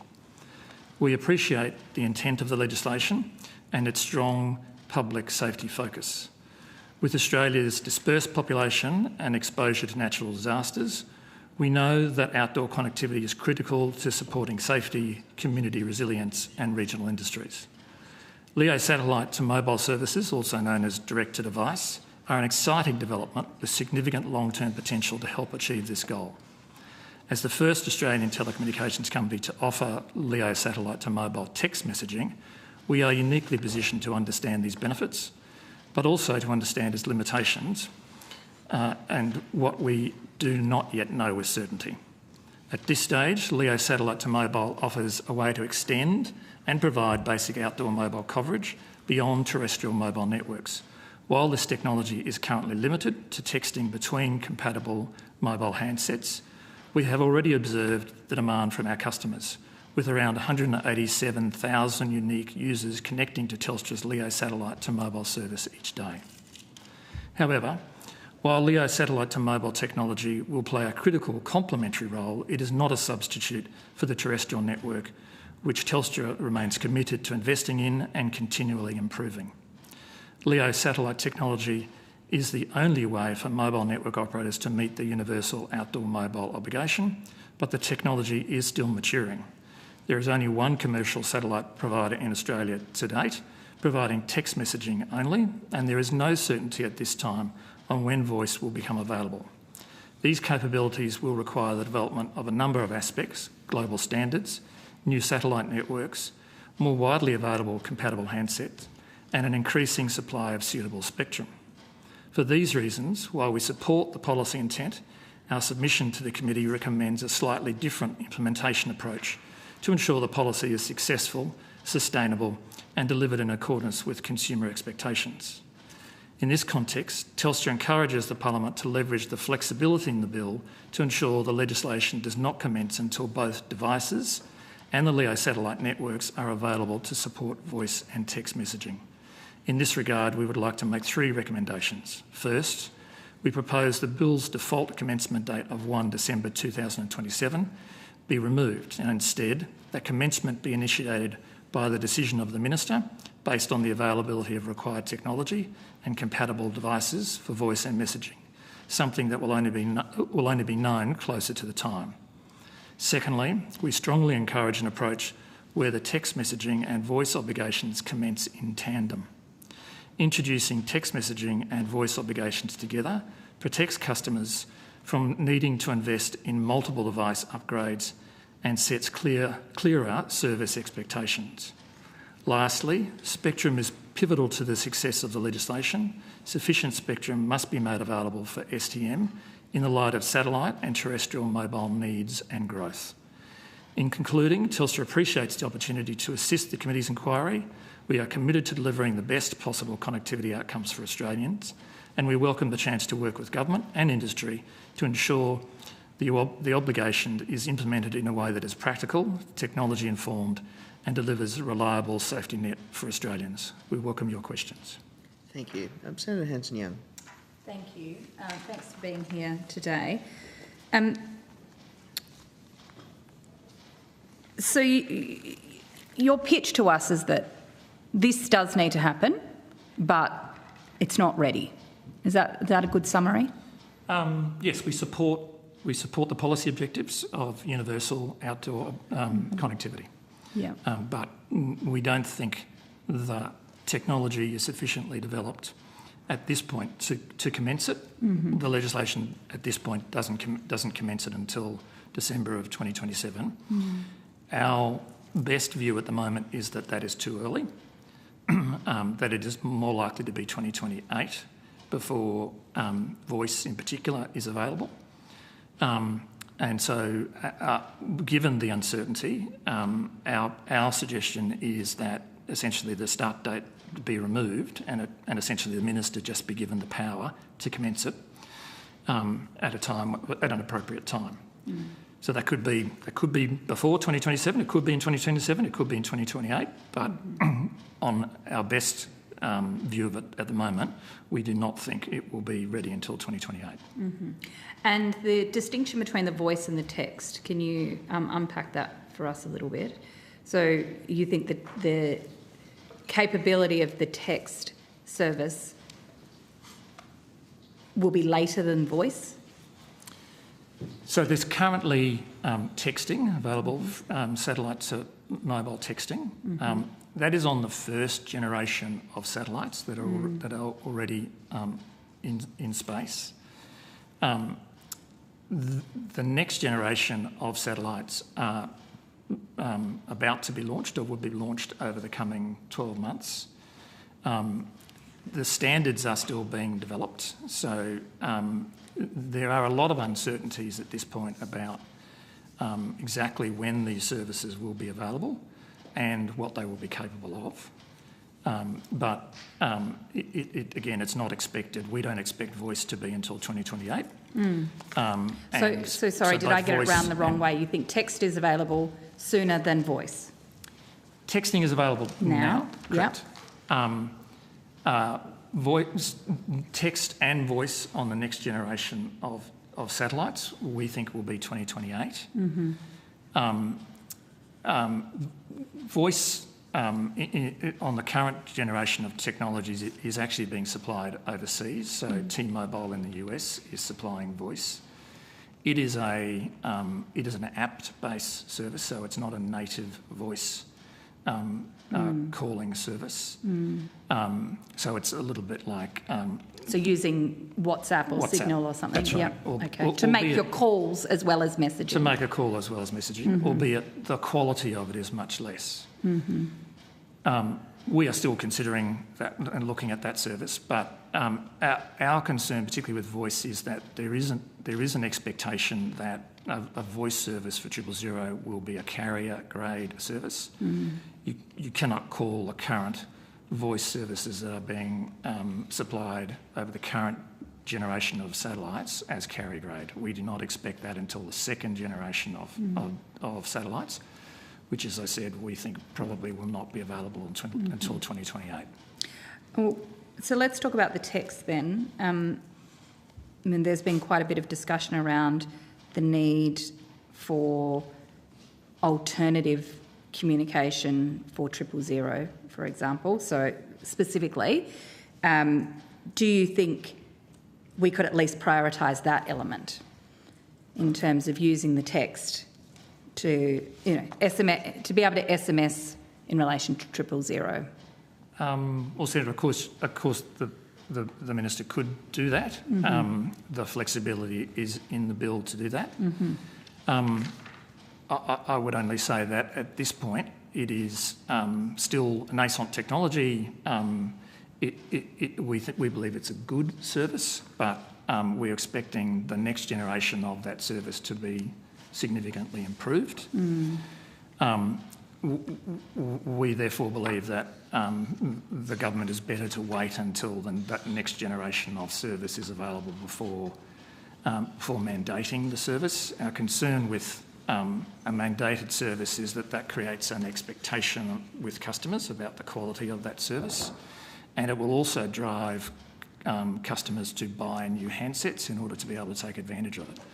And we think the government is better to hold back, wait until that next generation of service and those compatible handsets are available. You know that we've been quite focused on making sure that the most important and basic service delivery, being that of the emergency services and 000, is working properly. I'm keen to understand what Telstra has been doing in relation to the ACCAN consumer sentiment survey. I know as the chair of the references committee, I've written to you asking you to explain some of your communications. Just want to understand whether Telstra has been in contact with the regulator in relation to ACCAN's consumer sentiment survey. No, we have not, Senator. You haven't had any communications with the ACMA in Not relation about to that? No, sir. I'm interested as to what Telstra meant in your letter to ACCAN when you wrote concerns about the ACCAN survey and referred to, and I'll quote from your own letter, heightened parliamentary and regulatory attention. What did you mean by that? Senator, it was merely drawing attention to the background context of the heightened concern about 000 in the community, as you know, being investigated through the References Committee. You know that it's an offence to intimidate witnesses of a Senate inquiry? We do, Senator, yes. And that was certainly not our intention. At the time that we had that correspondence with ACCAN, it was a public media release. We had no reason to believe or expect that media release would form part of the evidence before the References Committee. We had legitimate and still hold legitimate concerns about that media release, but we in no way intended to intimidate ACCAN in relation to the evidence it has given or will give in relation to that. Okay, well, I'm glad to hear that was not the intention. Could I ask you, the findings of that consumer sentiment survey, you may not like what you're hearing. I mean, no one should be happy with the idea that, nearly over 40% of Australians don't have confidence in the 000 system working properly. And you can't shoot the messenger. This is, if that's what the community is feeling, that's what the community is feeling, and we've got a problem. So what is Telstra doing as part of your role in this entire ecosystem, to invest in assuring the community that when they call 000, someone will answer? So, Senator, I might see whether my colleague Mr Hunter wants to comment. But we are continually investing in our 000 platforms, and we are continually investing into our network. And we are continuing every day to answer calls to 000, and we do so within the regulated timeframes. We answer approximately 32,000 calls to 000 every day. And do you have access to data as to how many fail? how many people fail to get through or get their call answered? So, Senator, you have asked that question in your letter, and we are preparing and responding to that. Okay, good to know. Yes. My final question, and it's in relation to this overall piece of legislation and how consumers are feeling generally, and that is, of course, the affordability question here. There is no... There's nothing in this bill that goes to the issue of affordability and making sure that even if these services were available, notionally available, that people can actually afford them. So what do you think needs to be done to ensure that Australians can actually afford to pick up the phone and call or to text, whether it's through a LEO satellite or, the 5G network? So, Senator, affordable outcomes, we believe, are best delivered through competition.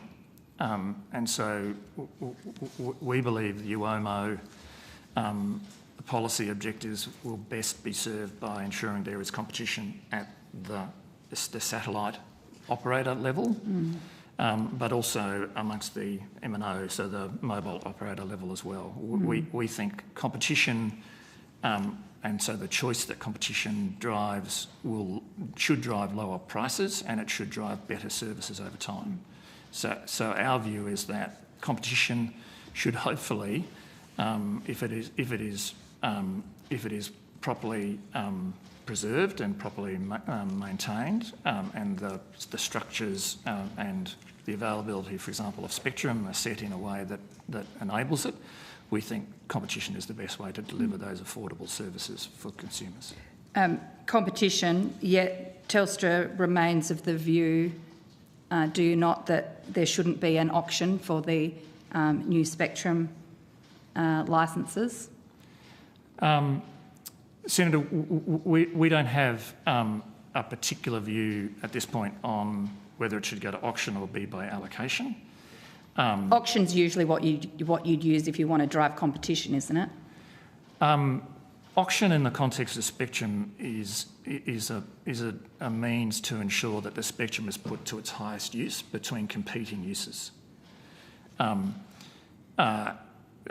Satellite spectrum today is, and historically in Australia, has not been allocated by auction. It's been allocated administratively. But as I said, we don't necessarily at this point have a strong view on whether it should be allocated by auction or through an administrative process. Our key concern is that the spectrum is available and made available in a way that promotes that competition between satellite operators. Okay. Thanks, Chair. Thank you. Senator Henderson. Thank you very much, and thank you for your attendance today. Can I ask about mandatory mobile roaming? Telstra, I understand, is deeply opposed to mandatory roaming. So we have a situation in this country where people in regional Australia, and I'm thinking Optus and TPG, customers can go somewhere where there is only a Telstra tower and they can be denied any connectivity. I would put to you that is no longer acceptable in our country.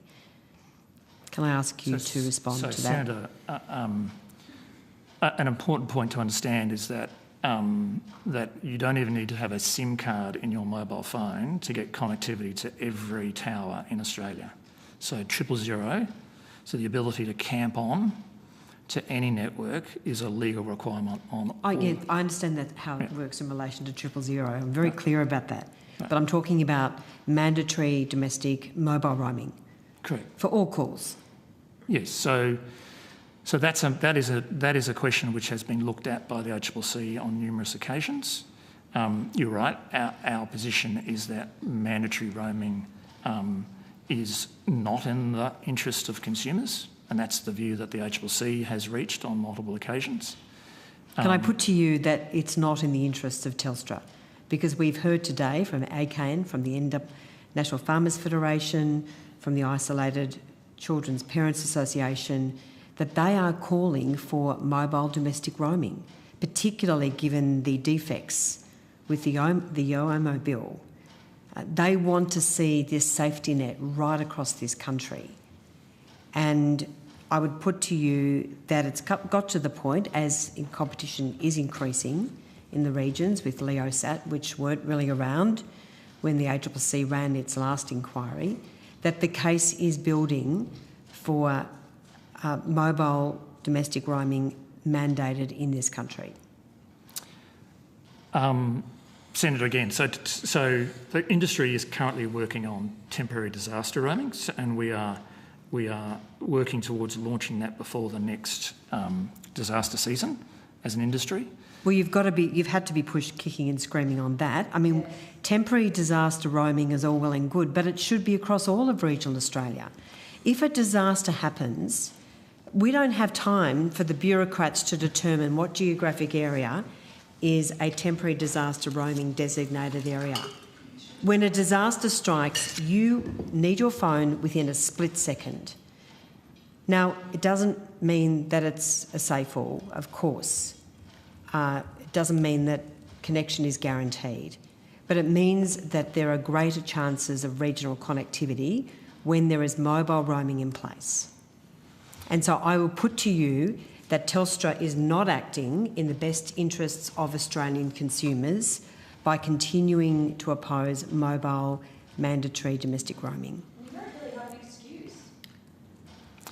Senator, so the difficulty with mandatory roaming as opposed to temporary disaster roaming or commercial roaming, and we have always been open to commercial roaming arrangements, and indeed we have had commercial roaming arrangements in the past. The difficulty with mandated roaming is that it is a trade-off between short-term benefits and long-term benefits, and that's what the ACCC has focused on each time. But Mr Gallagher, you can charge a commercial rate for making your network available to other carriers. You do that with overseas providers. So overseas visitors coming to this country get access to mobile domestic roaming. But Telstra has deliberately chosen to refuse to give that to Australians. And I would say to you that the time is up. We're sick of it. Regional Australians deserve equity. And if there is mobile connectivity in a part of this country which is served only by Telstra, then all Australians should be able to access that infrastructure. So, Senator, all Australians have been very well served by the competitive nature of the mobile network, the mobile industry. That competition is driven by a desire between competitors to differentiate from their competitors. So competitors invest in a competitive market to create a point of differentiation. If that point of differentiation is taken away through a mandated requirement to share that, then it undermines the incentives to make those investments. That is what the ACCC has focused on each time. That's what the ACCC found many years ago. The landscape has now changed. There is now greater competition in the market. And I would say to you, it is time that Telstra woke up. And Telstra started to act in the best interests of all Australians across the regions. You provide mobile roaming to overseas visitors. You're quite happy to enter into foreign contracts to provide that service, but you don't do it for Australians. And a lot of the infrastructure that you have is courtesy of the Australian taxpayer. It's legacy infrastructure. Telstra was once owned by the taxpayer. And so I would say to you that I've been banging on this for many years, but I'm sick of it. As a regional Victorian, I'm sick of the fact that we have a system in this country where it's like saying we have to build 3 railway lines between Melbourne and Mildura or between Sydney and Canberra. We don't have the luxury of a massive population to have this sort of overbuild.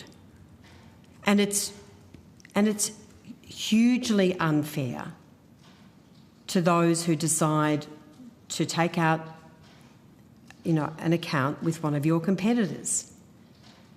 And you can cost recover. And I'm telling you, I'm sending out signals loud and clear. As a member of this parliament, I'm sick of it. I've had enough. I hear you, Senator, but ultimately it's not a question of whether we can cost recover our current investment. It's a matter of whether or not the incentives are there for us to continue to invest as an industry.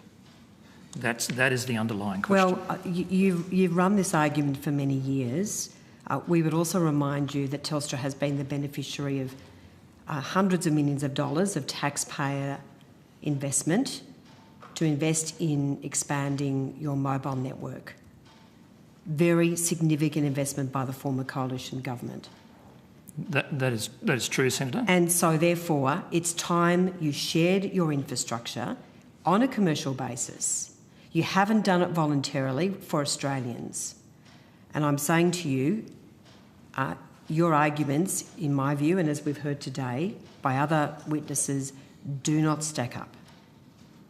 Well, Senator, I don't know that I can take it any further. Well, we might be taking it further as a parliament. So get ready. If I could just add one comment, if that's okay, Senator.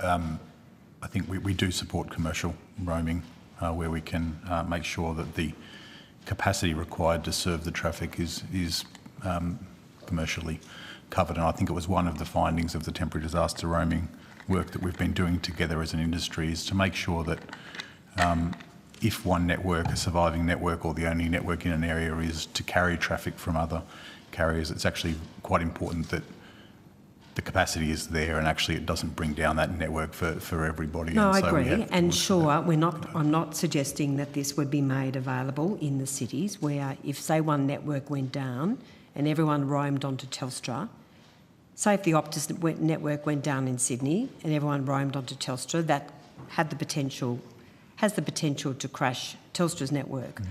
I'm talking about mandatory mobile roaming in the regions so that we don't have the inequity that we have at the moment, the offensive proposition where Australians with another carrier are denied access to your infrastructure when you are the only one providing connectivity.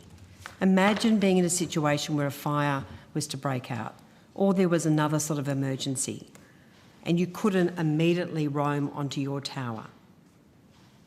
It's just not tenable.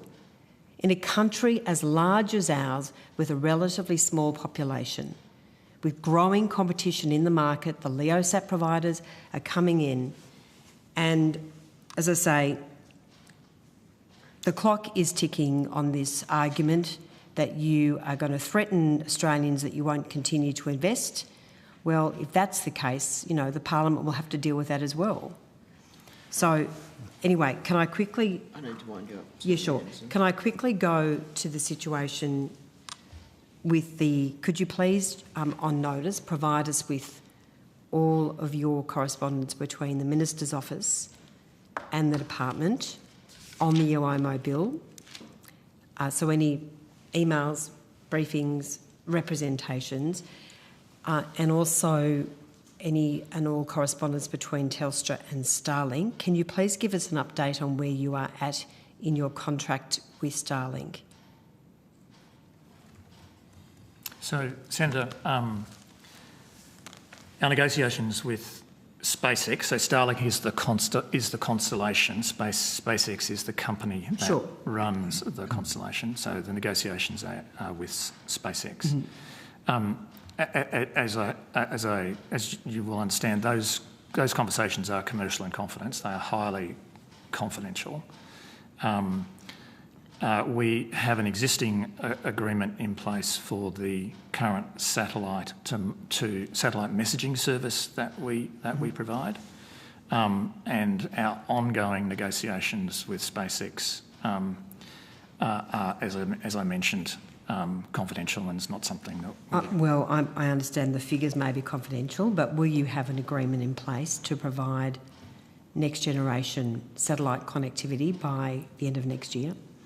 We certainly hope so, Senator. Okay, so you will be able to provide text messaging and voice calls using SpaceX's satellite service if you have, of course, if consumers have the right devices.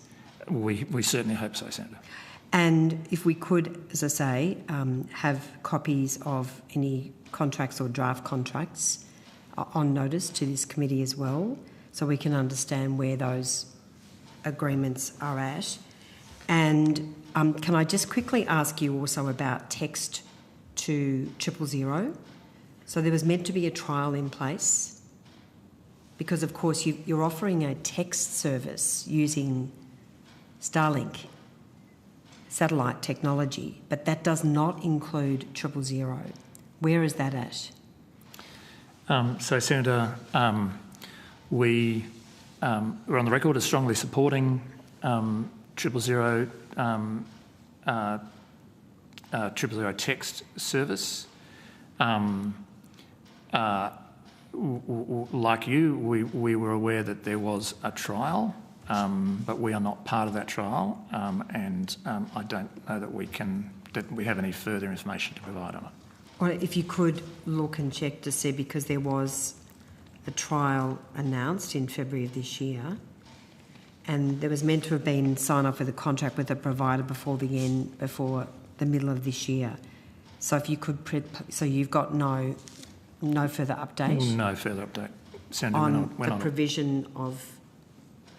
We're not a part. 000 calls via text. No. Thank you, Senator Henderson. I'll have to move it on. Thank Senator Nandaraja. Thank you, Chair. I have a question regarding network resilience in the context of disaster response. As you know, the Longwood region of Victoria and the Murrindindi Shire burnt earlier this year. It was about 4 months ago, and I've had numerous conversations with constituents in that area, including a lot of farmers, and I've been there and I've met with the local council. And the testimony I heard is that the towers went down. There was a region-wide network outage.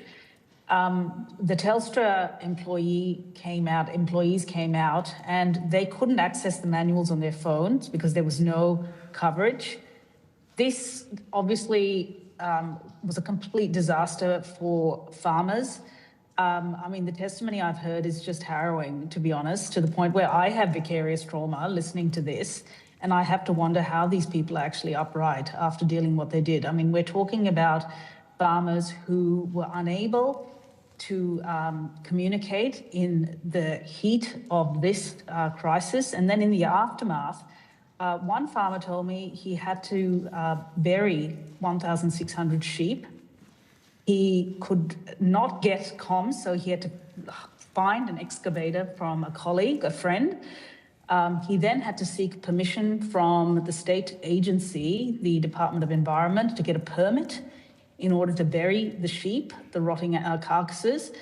And of course, without communications, reliable communications, this was a nightmare. So for communities like this, you know, I think it's very hard for people in the cities to appreciate what these people are going through in the heat of a battle like that. And bearing in mind that this fire was the largest loss of private property in Victoria's history, over 140,000 hectares burnt. So my questions to you are, will UOMA provide a level of redundancy when these kinds of events occur? And what is Telstra doing to harden its network in the interim until UOMA actually goes live? Yeah, sure. I'll answer that. Thank you, Senator, for the question. I think Telstra, we invest considerable sums, and I think the figure is something like $4.7 billion over the last 7 years in regional Australia connectivity, because we understand how important it is for regional Australians, especially in times of disaster, to have that connectivity available to them. Of course, there are situations where our redundancy that we build into the network, and that's redundancy in our design of the network, redundancy in the services we provide, redundancy in power systems, including backup battery power and other things like that, are exhausted in extreme events and where we aren't able to get restoration crews prioritised or safely into an area as quickly as we would like, and those impacts do happen. I would say, yes, UOMO does potentially provide the ability for additional redundancy in situations like that. We have seen that already in natural disasters that have happened since we've launched our satellite messaging service last June. where when in times of where our redundancy on our mobile network has exhausted and we haven't been able to get a repair crew in time, we have seen an increase in customers using the satellite messaging service in those areas. So we're seeing that redundancy and failover happening. So we're quite optimistic about the way technology is evolving and the investment that's going in, and we will intend to be leading in bringing that connectivity to Australians and that extra redundancy, particularly in regional areas that we care so much about. I didn't also mention that the Major Incident Control Centre in Alexandra had to evacuate because of the network outage. They had to move to Seymour, which was an hour away, and it meant that they were again removed from the community that they were trying to protect, which complicated matters in that area. But can you assure us that you won't use UOMA as an excuse to not invest in the terrestrial network and to harden resilience? So, Senator, especially if it is pushed out beyond the proposed start date. So, Senator, the way we see satellite to mobile services is we see them as complementary, not a substitute for the terrestrial mobile network. So the terrestrial mobile network will still carry the base load of traffic in this country, and it is critically important that we and the rest of industry continue to invest in the terrestrial network, and that is most definitely our intention. Okay, that's reassuring. My final question, probably to your government relations person, is could you perhaps on notice find out for me whether Telstra has engaged with this specific community, with the council, with the first responder teams in the Longwood region, and with the farmers in this community? The reason I ask is that this particular community has had cumulative impacts. So in 2002, they flooded again because they're near Lake Eildon, water was released. They've then had this Longwood fire. I had one farmer lose 6 properties. I mean, he actually had 6 properties because he wanted to hedge his bets. He lost all of them. I had one first responder lose his own house while protecting someone else's house. And I think, and now, of course, they're dealing with the fuel and fertiliser crisis. It's almost too much to bear. It is almost too much to bear. And yet this community is part of a $19 billion industry, at least in Victoria, and part of a $100 billion agricultural industry that creates jobs and revenue for this country. So I'd just like to know on notice whether Telstra has engaged directly with this community. Thanks for your question, Senator. We do have our Regional Australia team who were active and on the ground and engaging with our, with the community and local councils. And it's remiss of me to say our thoughts are absolutely with everyone impacted by that particular event in January this year. It was very challenging, and it was such a large-scale event, and we certainly were across the fires themselves. But certainly, during times of disasters, that's where we see the best in our people, where our Regional Australia team are out there on the ground, talking to customers, issuing disaster assistance packages, also participating in community meetings and so on. But certainly we can take that question on notice and provide the committee with that detail. Thank you. My final plea would be to re-engage with this community. There's a lot that's coming out now 4 months after the event, and I think they would appreciate it, as would I. Thank you. Thank you very much. Thank you for your evidence here today. If you've taken questions on notice, which I think you have taken at least some, if you could endeavour to have the responses back by no later than 1 May 2026. I would now welcome the representatives from TPG Telecom, if you could come to the table, please.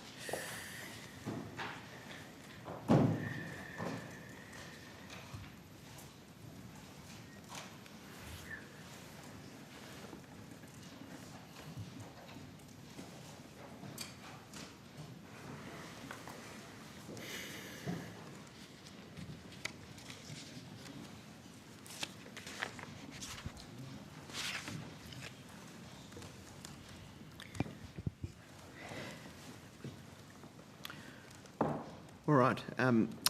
Thank you very much for being here. I understand that information on parliamentary privilege and the protection of witnesses giving evidence to Senate committees has been provided to you. Yes, I see nodding at the table. Yes, you've confirmed orally. Wonderful. For the Hansard record, will you please state your full names and the capacity in which you appear today? Giovanni Chiarelli, Chief Technology Officer, TPG Telecom. Jeffrey Owen, Head of Network Strategy, TPG Telecom. Ross Mitchell, Head of Government Relations, TPG Telecom. Thank you very much. Look, I'll invite you to make a short opening statement, but we have fallen even further behind since the last time I said this, so as short as possible, and if it's possible then to table that statement. And at the conclusion of your remarks, I will invite members of the committee to ask questions. Yeah. Thank you, Chair. Yes, we have a quick opening statement.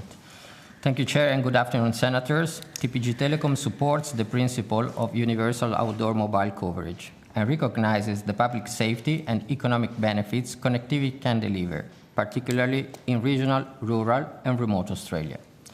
As a default primary universal outdoor mobile provider under the bill, we want to be clear on the practical constraints affecting the delivery timeframe. The delivery of the service relies on successful alignment of satellite constellation launch, ground station infrastructure, spectrum availability, and mobile phone functionality. The current readiness of each of these factors renders the proposed default start date of 1st December 2027 unachievable.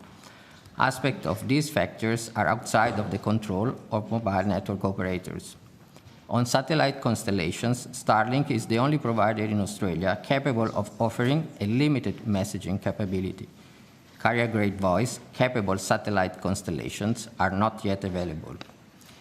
AST Space Mobile, Link, and more recently Amazon have announced plans to launch direct-to-device services, but will not be commercially available until after 2028. In addition, direct-to-device services rely on spectrum that is compatible with both the satellite constellations and mobile phones. The spectrum to be used for this service has not yet been settled. The most appropriate spectrum for this is the mobile satellite spectrum in the 2 GHz band that is yet to be allocated by the ACMA. As it stands today, TPG Telecom does not have a license for spectrum compatible with the Starlink satellites. Some service delivery models also require new satellite ground stations or gateways in Australia, which brings planning, build, and integration lead times. The same is true for handsets. A universal obligation only works if there is a critical mass of compatible devices in market. Starting before then risks confusion and poor user experience, including in public safety situations. Taken together, the timing of a UOMO-compliant service will be driven by a chain of dependencies that primary providers cannot simply choose or accelerate. Our preferred approach is for the Minister to set the start date by notifiable instrument once clear and transparent readiness criteria are met. If a default date remains, it should be no earlier than 1st of January 2030. In summary, we support the objective, but it must be implemented in a way that is technically realistic, economically sustainable, and safe for consumers. This will require government funding support to deliver the significant investment required for UOMO delivery. Finally, the UOMO introduces a third universal service framework for telecommunications. Its introduction should be preceded by reform of the legacy universal service obligation. This is essential so that UOMO can take its place with the modern and fit-for-purpose universal service framework. Thank you, Chair. We welcome your questions. Thank you very much. And again, I appreciate your brevity in that statement. And if you could table a copy at the appropriate juncture, that would be wonderful. Senator Henderson. Thank you very much. Look, I firstly just wanted to ask about TPG's position on domestic mandatory mobile roaming. Could you confirm if you support mobile roaming?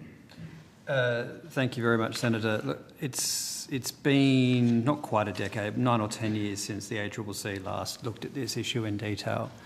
Our view is that a lot has changed since the regulator last had a look at the landscape and the role that mandatory roaming could play within the telco framework.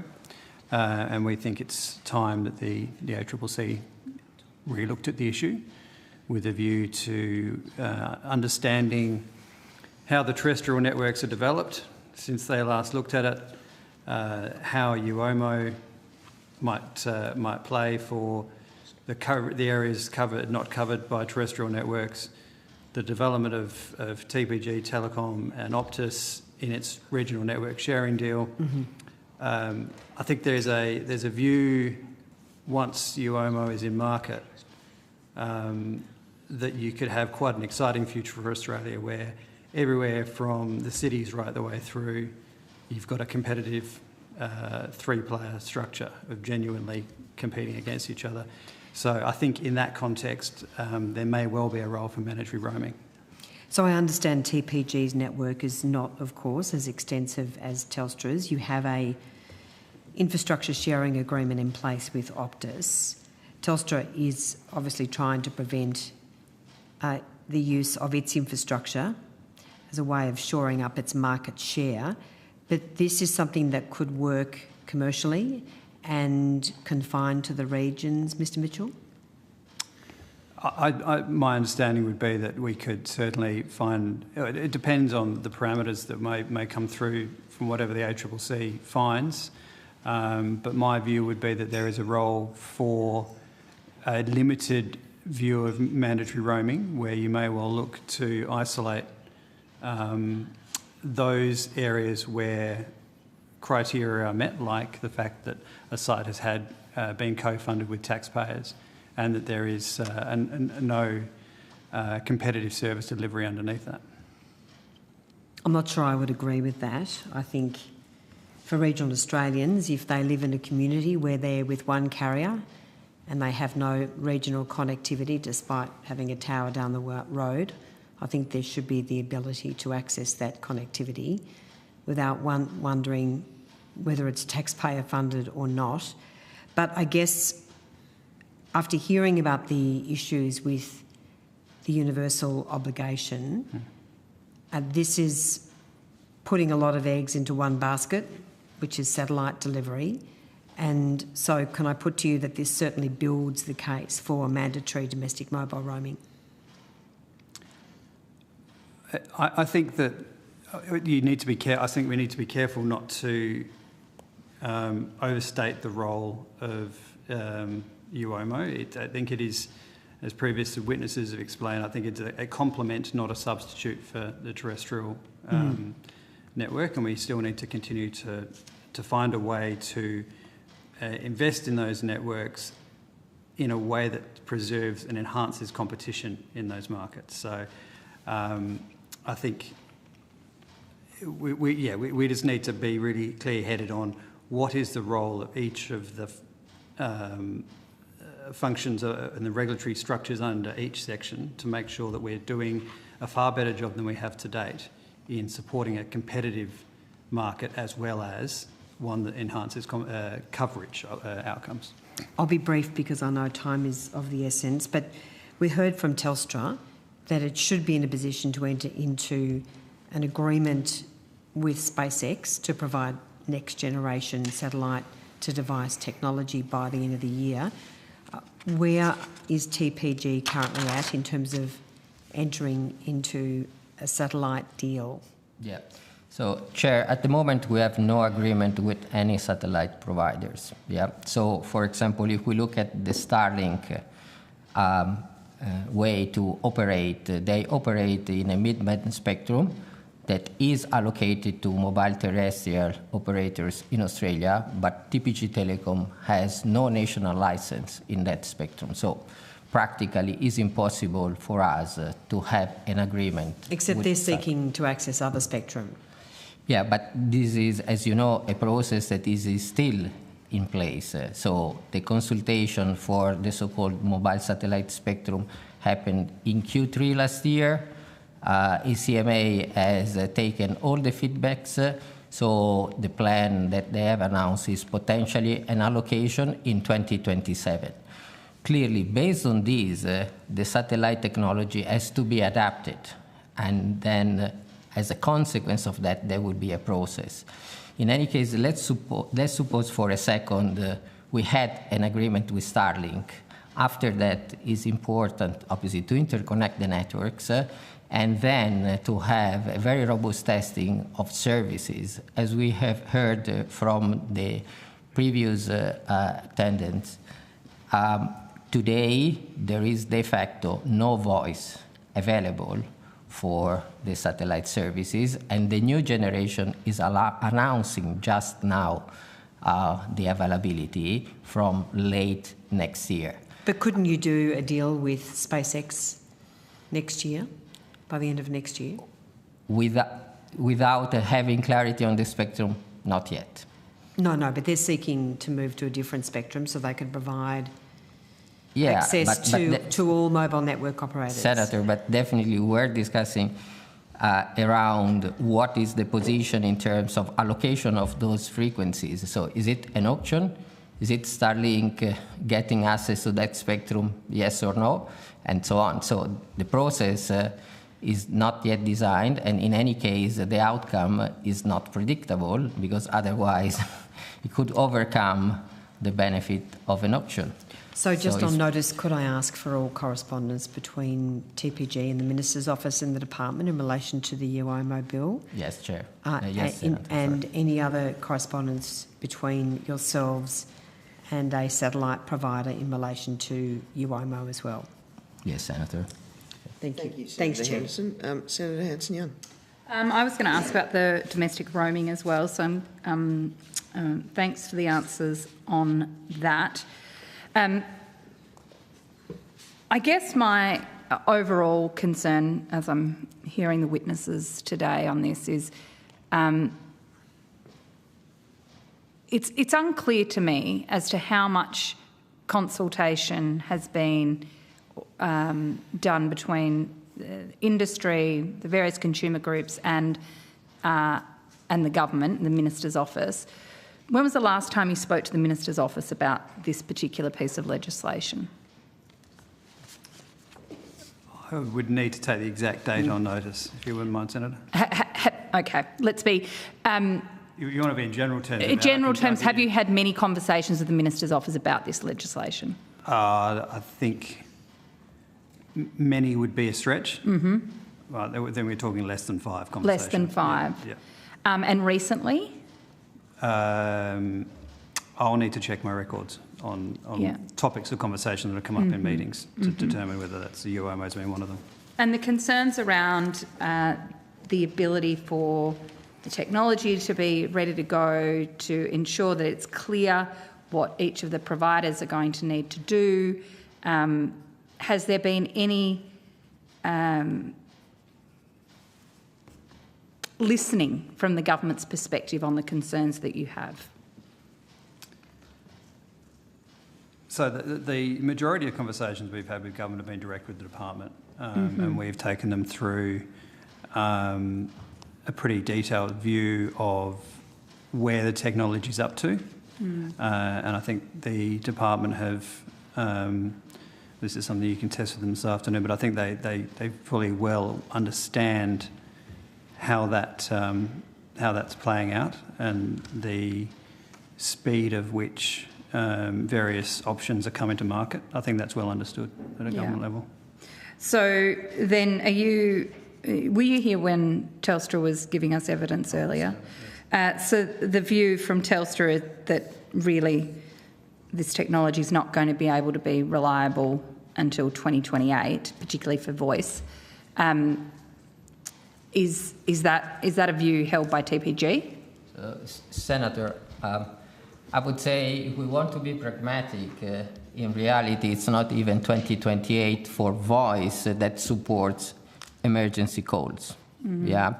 So the international standards for that, which is a carrier grade functionality, carrier grade capability, have been just frozen the last quarter of 2025. The first chipset that is providing those features has yet to come, is announced for this year at the best. Then you need to have device manufacturers that they have to adopt that chipset and embed in their commercial products, and so on. So it's a chain of events. And that's before that's well before the consumer then realises they have to update their device again. Yeah, unfortunately, that could be the case. Yeah. So that's the reason why we say even 2028 potentially is a very early date. The constellations, some of them at least the SpaceX, could be ready by then, based on the recent plans, but the entire device ecosystems will still be behind. So it will be difficult to prove that services like the emergency services will be reliable by then. And you can imagine we could raise really wrong expectations with the consumer if we are going there. And are there, is there some value to having some type of deadline, even if that then had to be revised, because otherwise these things just kind of get pushed out and pushed out and pushed out. I mean, this is about universal access, and it seems to me the only way to ensure universal access is to have it in law, to make it clear that it has to happen, and and the market works out how to get there. Yeah, definitely, Senator. I understand that driving toward a milestone is always something that is creating momentum.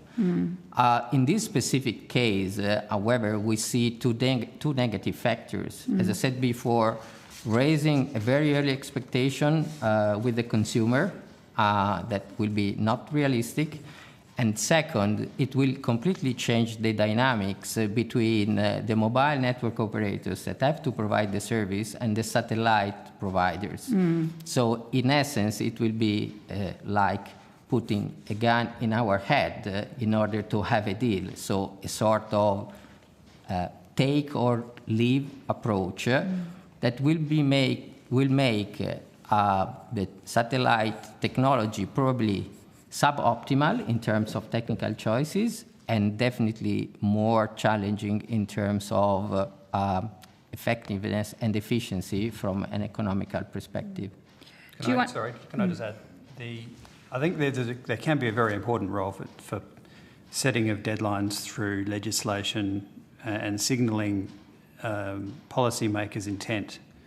But in this case, the three providers that are named in the bill have no control over the majority of the things that need to line up to deliver the service. So your fundamental premise I've no problems with, except for in this case where the signal and the policy obligation is residing with people who have no direct control over the inputs to the product. So how do we square that hole then? What do we need to do to make sure it can all line up? Yeah, sorry. Senator, our approach is that the minister is setting a clear and measurable set of readiness criteria, and obviously we will work against them to support. Final question, this is about the issue of affordability and making sure that even if the technology is there and available, is it really available if people can't afford it? Where should the issue of affordability be dealt with in this legislation? Because it's not at the moment. Senator, clearly, as we said, today TPG Telecom has no agreement with any satellite providers. We are still evaluating what could be the cost of implementation, and so there is no view for us of what could be the cost for the consumer. So you're not clear, just to clarify, at this point you still don't know what it would cost TPG as a company to access that Correct, technology. Correct, Senator. Yeah. So you've got no idea how much that would then flow on to the consumer.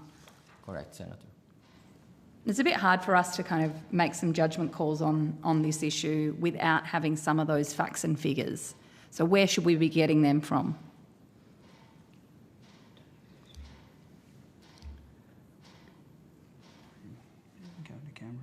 So, Senator, if you want, we can disclose some confidential detail in an in-camera session.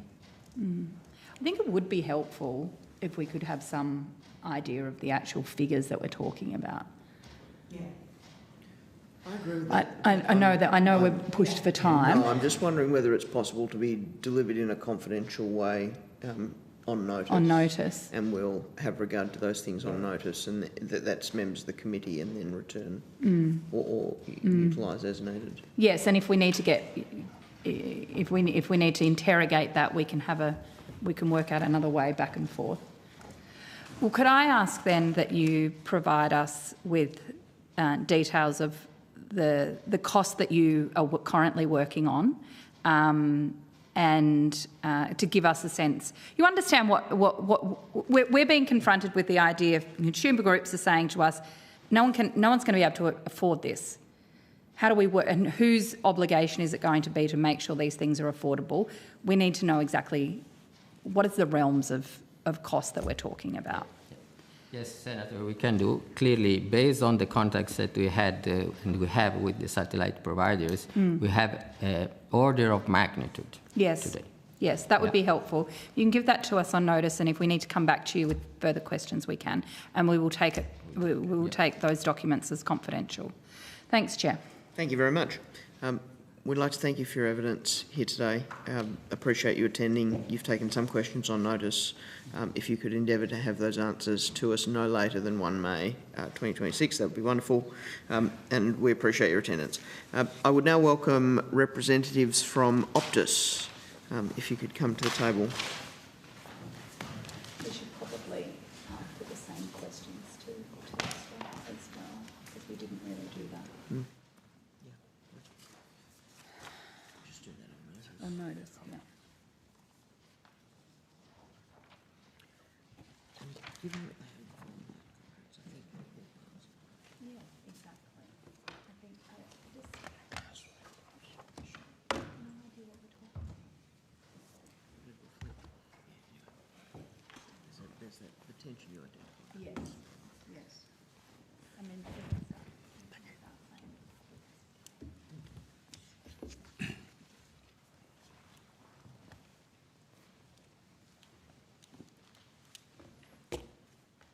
Welcome. I understand that information on parliamentary privilege and the protection of witnesses giving evidence to Senate committees has been provided to you.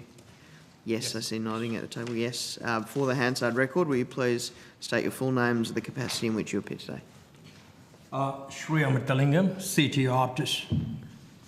Hi everyone, I'm Kent, Executive General Manager for Network Strategy and Architecture in Optus. Good afternoon, Nathan Gowdy, Director of Non-Terrestrial Network Strategy at Optus. Thank you very much. You've heard, I'm sure, me say this a couple of times. I'll invite you to make an opening statement, a brief ideally, and then at the conclusion of your remarks, I'll invite members of the committee to ask you questions. If you want to table that opening statement or a longer version, then that's an option as well. And I note we're running a bit behind time, so my plan is to conclude this session no later than 1:30. So we'll just go over the allotted time a little bit. Thank you. Thank you. I'll be brief with the opening statement. Chair, members of the committee, thank you for the opportunity to appear today. Optus supports the intent behind the Universal Outdoor Mobile Obligation. We share the objective of improving mobile connectivity in regional and remote Australia, and critically, strengthening public safety outcomes so Australians can access emergency services when they need them. The Australian continent spans about 7.5 million square kilometres. Our terrestrial mobile network already reached more than 98% of the population. The remaining coverage gaps exist because of geographic and economic reality, not the lack of investment or commitment. In those areas, direct-to-device satellite technology offers genuine promise. Over time, it can complement terrestrial networks and help extend connectivity to places where towers will never be technically or economically viable. However, the central message to the committee today is this. The ambition of the UOMO framework is ahead of the technical, commercial, and regulatory reality required to deliver it safely and in a sustainable fashion. Direct-to-device satellite services remain at an early stage of development. Carrier-grade voice, reliable nationwide coverage, and fully integrated emergency calling has not yet been demonstrated, let alone at scale. The global industry expectations are that these capabilities will not realistically commence until late 2028 at best, with further time required for services to mature to the carrier-grade standards Australians rightly expect, and to be fully integrated with the terrestrial mobile network. Setting a statutory obligation to commence in December 2027 is unrealistic. There are also several foundational dependencies that sit largely outside the control of mobile network operators. These include the voice calling from satellite itself, unresolved MSS spectrum, frameworks, satellite constellation deployment timelines, gateway infrastructure investment, handset compatibility, and emergency services integration and testing. Without resolution of these issues, UOMO obligations cannot be delivered in practice, regardless of intent. We are also concerned about the sustainability of service provision under the obligation. The proposed framework imposes mandatory requirements on mobile operators, while upstream satellite wholesale pricing remains unregulated. This creates the real risk of cost price squeeze that cannot be absorbed indefinitely and would ultimately impact consumers or constrain future network investment unless a funding or a co-investment model is put in place. To be clear, Optus is not asking the government to abandon the UOMO. We are asking for it to be recalibrated. A delayed and conditional commencement, clear spectrum settings, realistic device assumptions, and government participation in funding where costs are inherently non-commercial will deliver a UOMO regime that is credible, safe, and durable. Done right, this can be a world-leading framework. To succeed, it must align policy ambition with technical reality. Thank you. Thank you very much. I'll invite Senator Hanson-Young. Thank you. Well, you sound as though you've got similar concerns to what the other telcos do in relation to the legislation. Just to be clear, you're not opposed to the idea of universal obligations of this nature. It's whether it can be done within the time frame. Is that correct? Absolutely. I think it's a great service and it's going to serve all Australians very well as a good safety net, but it's not mature. Is there steps that you think could be done and committed to along the way rather than waiting for another 3 or 4 years before the whole kit and caboodle can be delivered? It's worth the discussion, but as the others have pointed out, none of this technology belongs to Australia, right? So the messaging, the voice, it's all belong to the satellite providers. The handset conditioning belong to the satellite providers. Only thing we are talking about building in Australia, some earth stations and connectivity, which is trivial engineering, but that's not the key piece of the technology. So any legislation that actually imposes obligations on the operators is not that very effective because we don't control any of that. So how do you, I understand your intent, Senator. I think the question what we need to think about is that how do you set some realistic deadlines to ensure that we collaboratively bring in some kind of technology? I'm not too sure. I don't have the answer to give you right here, but it's worth considering. But having a rigid timeline without any control of the technology is not realistic. That's our point. Are you worried about the monopoly as it is at the moment? I mean, there's only one global provider, and putting all the eggs in that basket seems, in particular, I might say, you know, given some of the issues involved with that company in other places around the world, you know, is there concerns in relation to that? Look, I think concerns in a broader sense. Firstly, this market is evolving. There is only one satellite company which actually provides messaging. The other one is actually developing, and this market is changing. Recently, you would have seen Apple basically announced with the global star satellites, they're merging with Amazon Skype. So you're probably going to have 3 providers. While all this is taking place, the standard bodies like 3GPP are setting a standard for non-terrestrial networks. That actually offers us to have some kind of sovereignty and establish longer-term plot on this. There is also uncertainty on this MSS spectrum, which is the satellite spectrum, the 2 gigahertz spectrum. We need certainty. We can't willy-nilly take our terrestrial spectrum and repurpose until we know what the sustainable plot is. So you're right. One is there's only one provider, but that market is, the second provider is coming. The market is changing. Even the American operators haven't all gone to the first provider. They're still exploring AST Space Mobile. So the simple answer is yes, having just a provider is financially and commercially not so feasible to provide it right now. Having more players and more option will help us to make the right choice and to provide this in a sustainable fashion. In some cases, some of these are capital investments, so the switching costs are very high. So we need to pick the right technology and stick with it to provide a durable, sustainable service. What about so the text component of this that is more further developed and available? Is there a way that we could at least tap into that, specifically for access to emergency services? Yes, it can be, but then the government has to provide the texting EOOO service. As you know, in the US, that's available. In Australia, it's not. So that's possible, but the voice is very tricky. I think at best it's going to be end of 2028, but I think it's going to be further than that. It's evidenced by it has been always being pushed back for a long time, and voice is very hard to engineer to work. So that you understand, these satellites are orbiting 500 to 700 kilometers from the Earth at 27,000 kilometers per hour. So voice is very finicky. It's very fickle. So to make it, and especially, and let alone the handover between satellites. So it is going to be tricky. It's going to come. Even end of 2020, it's going to be harder. So doing something with the text is very sensible, but then the backend should be ready to handle EOOO text.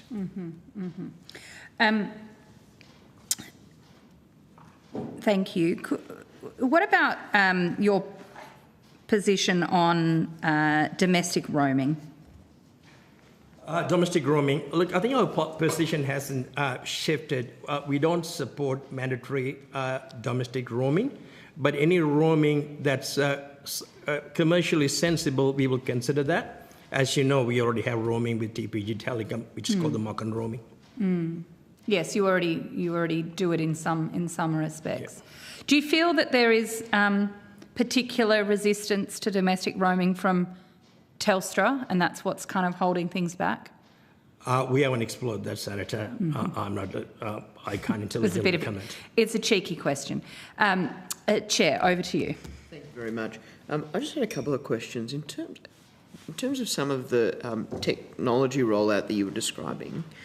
What are the steps that would be required once the technology for voice becomes available from a technical perspective?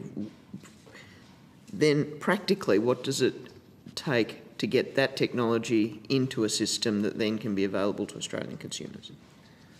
I'll answer it. There are two options here. And one is the base stations are in the satellite themselves. That's the case with SpaceX. And that's going to be probably the case if the Kuiper, the Amazon, Apple solution come out. The other one is what you see in AST Space Mobile. You put the mobile base stations on the ground and you have a bent pipe. You push it down through a satellite. So there are two different ways of delivery. The first part is actually delivered by the satellite provider. So they're putting base stations in the satellite, it goes through.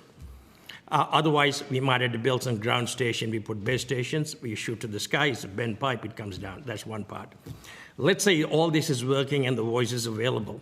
But you need to condition all the phones. We're talking about talking to 600 kilometers. It's a small phone with not much power. So the phones has to be conditioned, and we have been talking to Apple and Samsung globally, and I think that will take some time to actually make it work for voice. It works for text now. Then the question of all the old phones, can you condition them?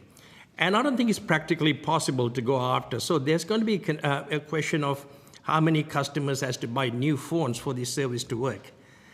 So that has to actually happen with the technology to condition for that to work. Otherwise, it'll be like, giving people Netflix 4K streaming and with the $1995 modem, right? So it's not going to work. So I think there's a lot of work involved working with the phone manufacturers, OEMs, to condition the phones as well. And that's why I made the point that all this technology is not under control of Australia. It's quite sits outside.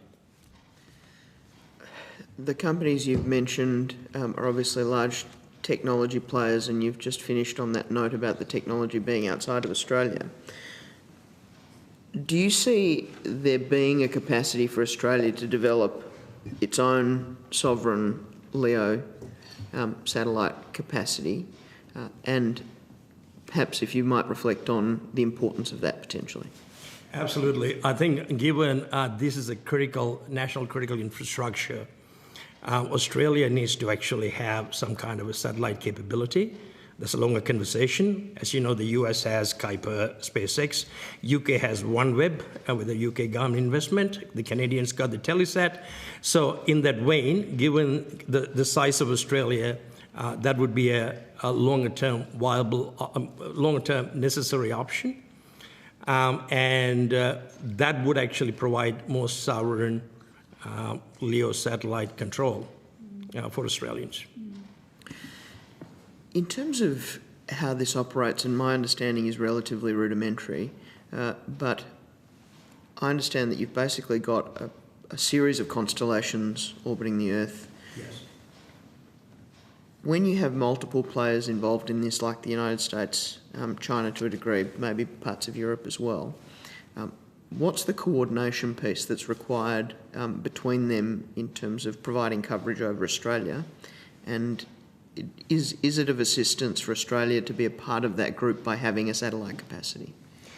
Yeah, that's the way you will do it. Whereas the geo satellites, they sit about 35,000 kilometers from the Earth. So you can put them out there and you can just serve Australia. But when you look at a LEO constellation, it's going to go around the Earth. So that means it'll be carrying latent capacity as it goes past Australia. So you need to have some kind of a partnership with somebody. And you can actually carry traffic in other jurisdictions and get a clip of the ticket. So there are different models available how to get a LEO constellation. You can have IRU, the indivisible rights of use, some kind of an option. And that way you can start to establish sovereignty control to the technology on satellite rather than being fully dependent on foreign supply. Thank you very much. We thank you for your evidence today and for appearing before us. We appreciate the effort that went into the submission as well. Yeah, of course. Just say, we will put some questions on notice in relation to some of the financials of all of this, such as you probably heard me ask TPG earlier. So happy to take that information confidentially, but to try and help us work our way through this. Thank you. No, thank you very much. If you've taken questions on notice, or you will receive some, if you could endeavour to respond to us by 1 May at the latest, that would be very much appreciated. Thank you very much for your appearance here today. The committee will adjourn until 2:15, at which point we'll invite witnesses from SpaceX. Thank you.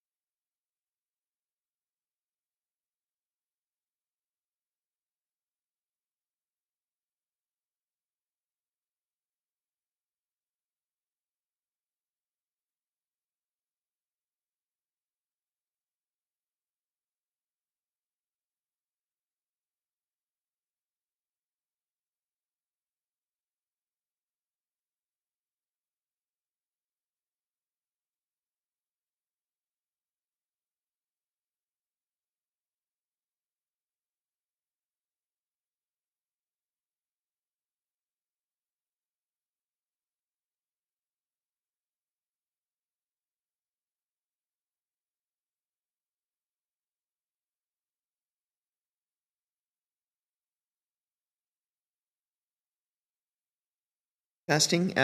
I now welcome representatives of SpaceX. I understand that information on parliamentary privilege and the protection of witnesses giving evidence to Senate committees has been provided to you. That's right, I see you nodding at the table. For the Hansard record, will you please state your full names and the capacity in which you appear today?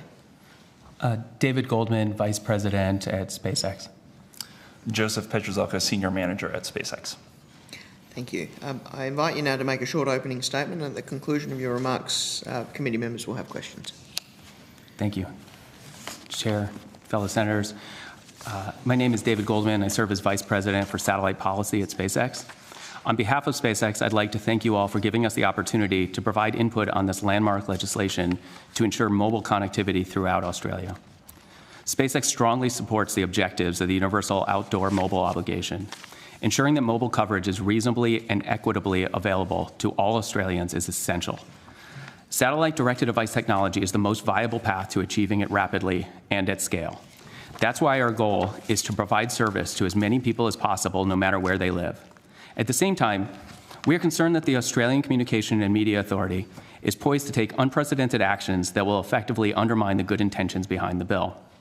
We submitted detailed comments about the legislation, but I wanted to take this opportunity to illustrate why this legislation and direct-to-device technology is so critical for people across Australia.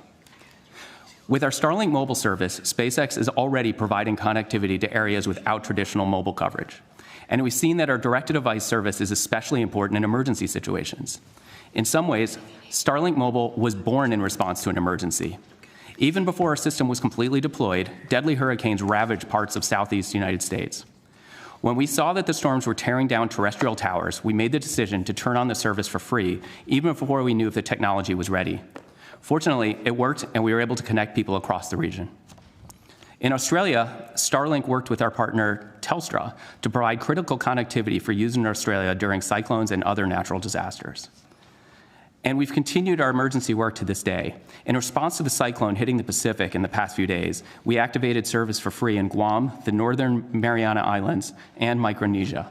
Starlink Mobile can ensure everyone is able to call for help and connect with loved ones during the storms. We're extremely proud of the services we're providing during these life-threatening situations. But as important as this service is, we think we can do more. That's because for our current service, SpaceX is completely dependent on spectrum licensed to our terrestrial partners. To realize the full potential of direct-to-device technology, the government must support continued investment and spectrum access for satellite operators. For our part, SpaceX will soon be launching our second-generation Starlink mobile system. This new system will provide users with more than 10 times the throughput of the current system. This level of capacity will enable broadband voice, text, and Internet of Things capabilities. To power this next-generation network, Starlink Mobile will leverage dedicated spectrum for mobile satellite services. SpaceX acquired this globally harmonized spectrum in the 2 gigahertz frequency band. We now have priority rights to use these frequencies around the world, and will use them to provide even better service beginning at the end of 2027. Yet, while Parliament is taking the initiative to close the digital divide once and for all, ACMA seems poised to move in the opposite direction.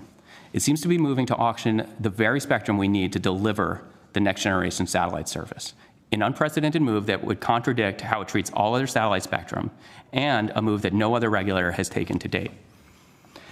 If Australia proceeds with an auction, it will make Australia a major outlier in the international community, and Australians will bear the burden in the form of higher costs or worse, total lack of service. To be clear, an auction of this spectrum could directly undermine the intended goal of Parliament and the government. To prevent this result, SpaceX has one simple ask: that Parliament ensures that the spectrum allocation process for satellite systems are aligned with and supportive of UOMO's objectives. Legislation should clarify that ACMA continue with administrative allocation as the exclusive approach for globally harmonized spectrum, which is consistent with the international frameworks and past Australian precedent. SpaceX shares the goal of Parliament to connect every Australian with high-speed mobile service, regardless of where they live. But to deliver this service, we must have access to spectrum that is specifically dedicated for satellite services. We greatly appreciate the continued work of Parliament and the entire government to ensure every Australian has access to critical communications technology. Thank you for the opportunity to comment, and we stand ready to continue our collaborative efforts to achieve our shared goals. Thank you very much. Senator Henderson. Thank you very much, Chair. Good afternoon. Thank you so much for your attendance today. Can I ask you firstly to clarify your contractual arrangement with Telstra? We did hear that Telstra was confident that it could deliver in partnership with SpaceX second generation voice technology satellite to device by the end of next year. Could you update the committee on your view on that? Yes, so for our first generation system that is currently active in Australia, we have an agreement with Telstra, and that's been on since June of last year, where we have about 1 million Australians have already accessed the system, actually hundreds of thousands in the last day. So that system we already have up and working with Telstra. For our second generation system, one of the key things we're trying to do is be able to access our own spectrum. For our first generation system, we're dependent on the spectrum of our terrestrial operators. And I think what you heard earlier today was not all the potential partners actually have the right spectrum to be able to work with us. And so what we're trying to do is be able to get access to spectrum so we can bring that to the table. And so we would love to be able to have an agreement for our second generation system with Telstra and all mobile operators. And so you're seeking certainty in relation to spectrum. Can you just describe the details of that spectrum? It's in the 2 megahertz the 2 gigahertz range. 2 correct. gigahertz band, yep. Yeah, and so what we've applied for multiple satellite spectrum bands. We applied to ACMA for multiple bands. And basically what we were told back was that we needed to acquire these international rights to be able to get access to it. So we acquired the rights to the 2 gigahertz band, and we're trying to get access to it. And we've been trying to work with ACMA to make sure that because we acquired the rights that they said we needed, that we can get access to it. What we're concerned about is that ACMA is now talking about, even though we were originally told to go get the international rights, that in fact now they're talking about auctioning it and let anybody bid and potentially take it out from under us. Well, auction of spectrum is seen to be a normal way that spectrum is allocated on a competitive basis, so you're not willing to compete in an open market for spectrum? Actually, it's the traditional way for terrestrial spectrum. It would be almost a completely novel way to do it for satellite spectrum. And the reason is because satellite systems are inherently global. So if you had auctions in each country, you wouldn't know that you're actually getting the right spectrum in each country, and you would never be able to know that you can get the spectrum and the certainty to build out a global constellation. So you're seeking part of the 2 gigahertz spectrum, so not exclusively? Correct. Actually, most of the satellite spectrum has already been allocated and is already assigned to our competitors. We're asking for a seat at the table. And of course, one of the features of this bill, it binds the mobile network operators, but not the satellite providers. So from a consumer perspective, if you were to enter into an agreement with one or more mobile network operators and you had certainty on spectrum, how can consumers have certainty that you won't hold the mobile network operators to ransom on cost? I think it's already, there's a number of different satellite operators that are talking about coming to market. Some of them are large international companies that we have every reason to believe that they're going to be coming to market and be bringing competitive systems to us. If we were trying to, first of all, we want to be able to work with all the mobile operators, and so that way, from a consumer perspective, they have multiple options. And we're expecting that we're going to have multiple satellite operators that we're going to be competing with as well. So I don't think that we ever feel that we're in a position to be able to haul the mobile operators to task on that. But at the end of the day, it puts you in a position where you could potentially charge a very high price, given you are the only satellite provider that currently is almost market ready or will be market ready by the end of next year.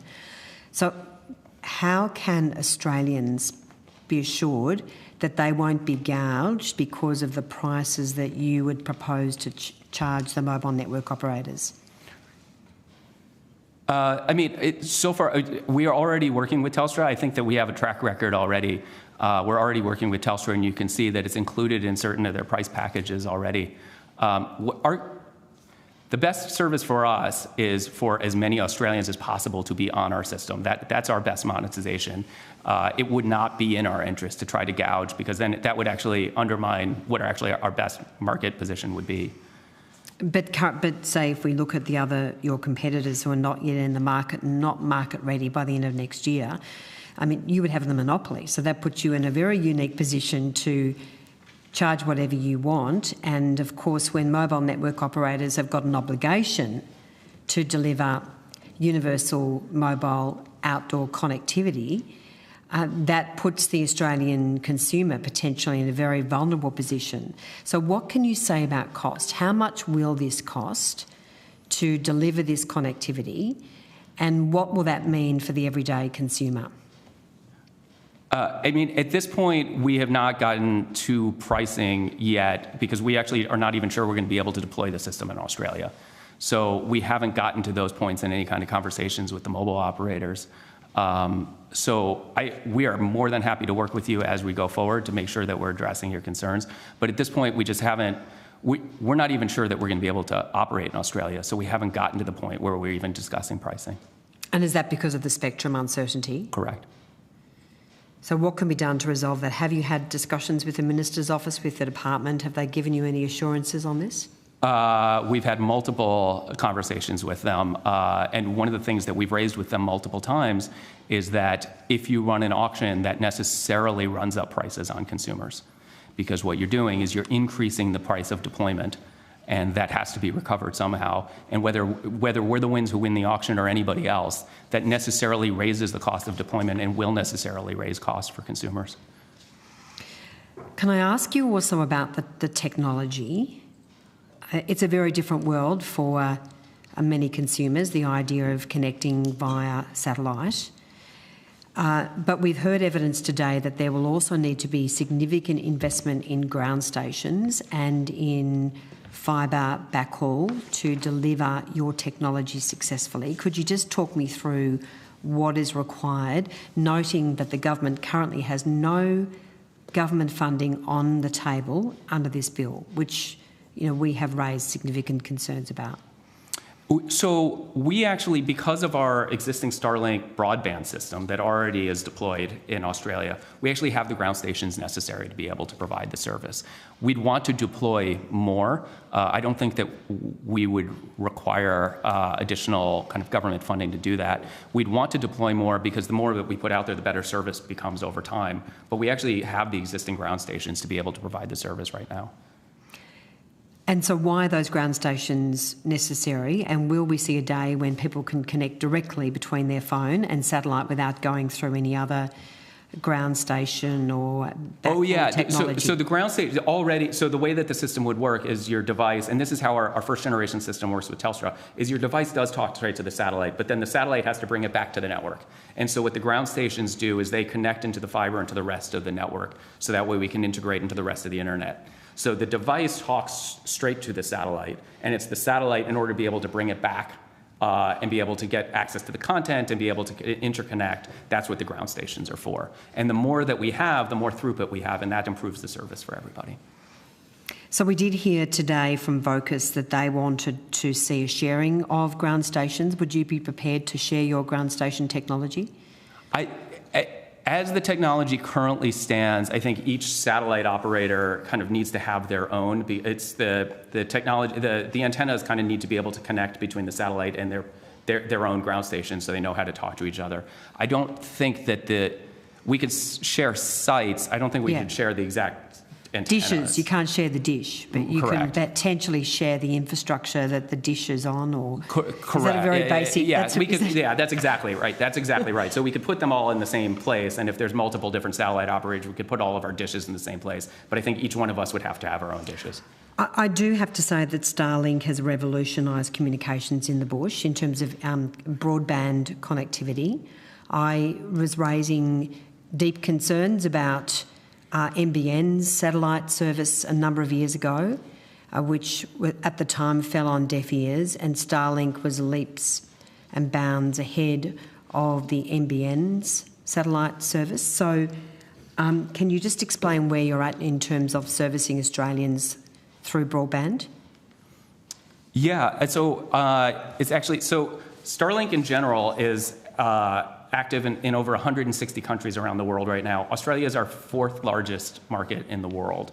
So what we've seen, and it's growing very quickly, so what we've seen is a lot of demand in Australia. And I think that comes from, in some ways, if you were designed the perfect market for a satellite system, it's exactly Australia, where you have large areas of low population density. That's where a terrestrial system is never really going to have the economics to go out to those areas. But a satellite system, the satellites are already there. And so for us, we actually prefer to have rural areas where we can put a lot more capacity for fewer people and be able to provide. And that's why when you're hearing, we're very excited to hear that you're hearing good things. The reason for that is actually Australia is almost the exact perfect market to be able to provide the satellite service. So like I said, we're at Why is that? Because it's such a remote country compared to many other countries. Can you just explain that? Right, because of the vast rural areas that are low population density. That's exactly, the satellites are going over anyway. The satellites are there anyway. They're bringing down the capacity anyway. When you're in cities, that's actually where satellites have a harder time because you have a lot of population in condensed area where there's only a certain number of satellites that are in view at any given time. So there's only a certain amount of capacity you can bring down. And when you have a lot of people there, they're sharing that limited capacity.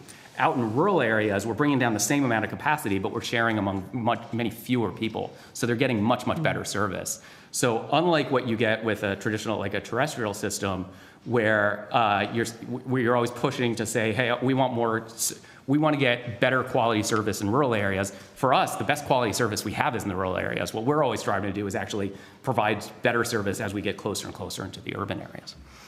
So the concern that I also raise is that, putting aside Telstra, there's an argument that our other telecommunications carriers, our mobile network operators, are not in the same financial position to enter into significant contracts with the likes of SpaceX. So are you open to doing competitive deals with all mobile network operators? I'm just making sure that there's no exclusive arrangement with Telstra for a start. And what could you give some indication of what sort of cost per mobile network operator you're looking at? Are we talking about 20 million a year, 10 million, 5, 50, 100? What are the ballpark figures that you are operating in? So I'm going to give you one part that you're going to like and one part you're not. So on the part that you're going to like, we would love to work with all the mobile operators. Where for our first generation system, Optus does have the spectrum that we could use, and we would love to be able to turn on with Optus as soon as they're ready to work with us. TPG, we heard earlier. What's the barrier there in working with Optus? There's not a barrier from Starlink's perspective. Well, you must have a perspective. What's the issue in finalising a deal with Optus? I apologize. I don't think that I'm able to speak to it in this setting, but we're happy to work with you. Is it because your cost's too high? We don't believe that's the case. No, but is that the concern of Optus? I have not heard that being the issue. All right, can I go back to my question about what sort of dollars are we talking about? Because at the end of the day, we're not legislating in relation to the satellite providers. Our mobile network operators are very exposed. They must do deals to comply with the legislation with satellite operators. Mm-hmm. And yet you are not bound to this legislation in the same way that the MNOs are. So again, how can we be assured that for Australians, they won't be gouged and that there will be a competitive offering that's fair and reasonable so that everyone can get equitable access? So for the dollar amounts right now, I don't have them available to me right now. And again, we're happy to take that back and work with you and provide what we're able to provide. I understand the commercial sensitivity. So if you could come back to us, maybe even in confidence, mm-hmm. Because these are really important issues that we are considering as a committee. Completely understand. The cost of delivering universal mobile outdoor access is of paramount importance. So if you could consider that and come back even in confidence, we would be grateful. We're happy to do that. And, you know, one of the other, I think, tools that you might have is put requirements on all of the satellite operators' licenses to deploy quickly. Kind of make it conditional that if we're going to get access to the spectrum, if we're going to be able to deploy in Australia, that we have to provide service as fast as possible. And also we could price cap as well. We could say you've got to do a deal for no more than $5 million a year. I mean, obviously that's a tool that you have. But I think, like I said, we've been operating around the world. I don't think that you would hear that is something that we've been trying to do. Honestly, we're kind of a new entrant. We're trying to get into the market ourselves. We don't. I understand the perspective you're bringing. I don't think we feel like we're a dominant player in any way. I think we're working really hard to be able to actually get in and make sure that everybody has access to the system. Thank you. Thanks very much. Thanks, Chair. Senator Hanson-Young. Thank you. Your opening statement where you talk about the spectrum options in relation to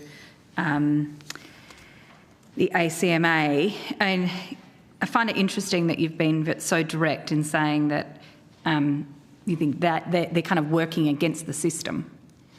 That's me paraphrasing what you've put in there. Is that a fair synopsis of what you've said? I don't think that is their intention, but I do think that is going to be the practical effect. Okay. And is that...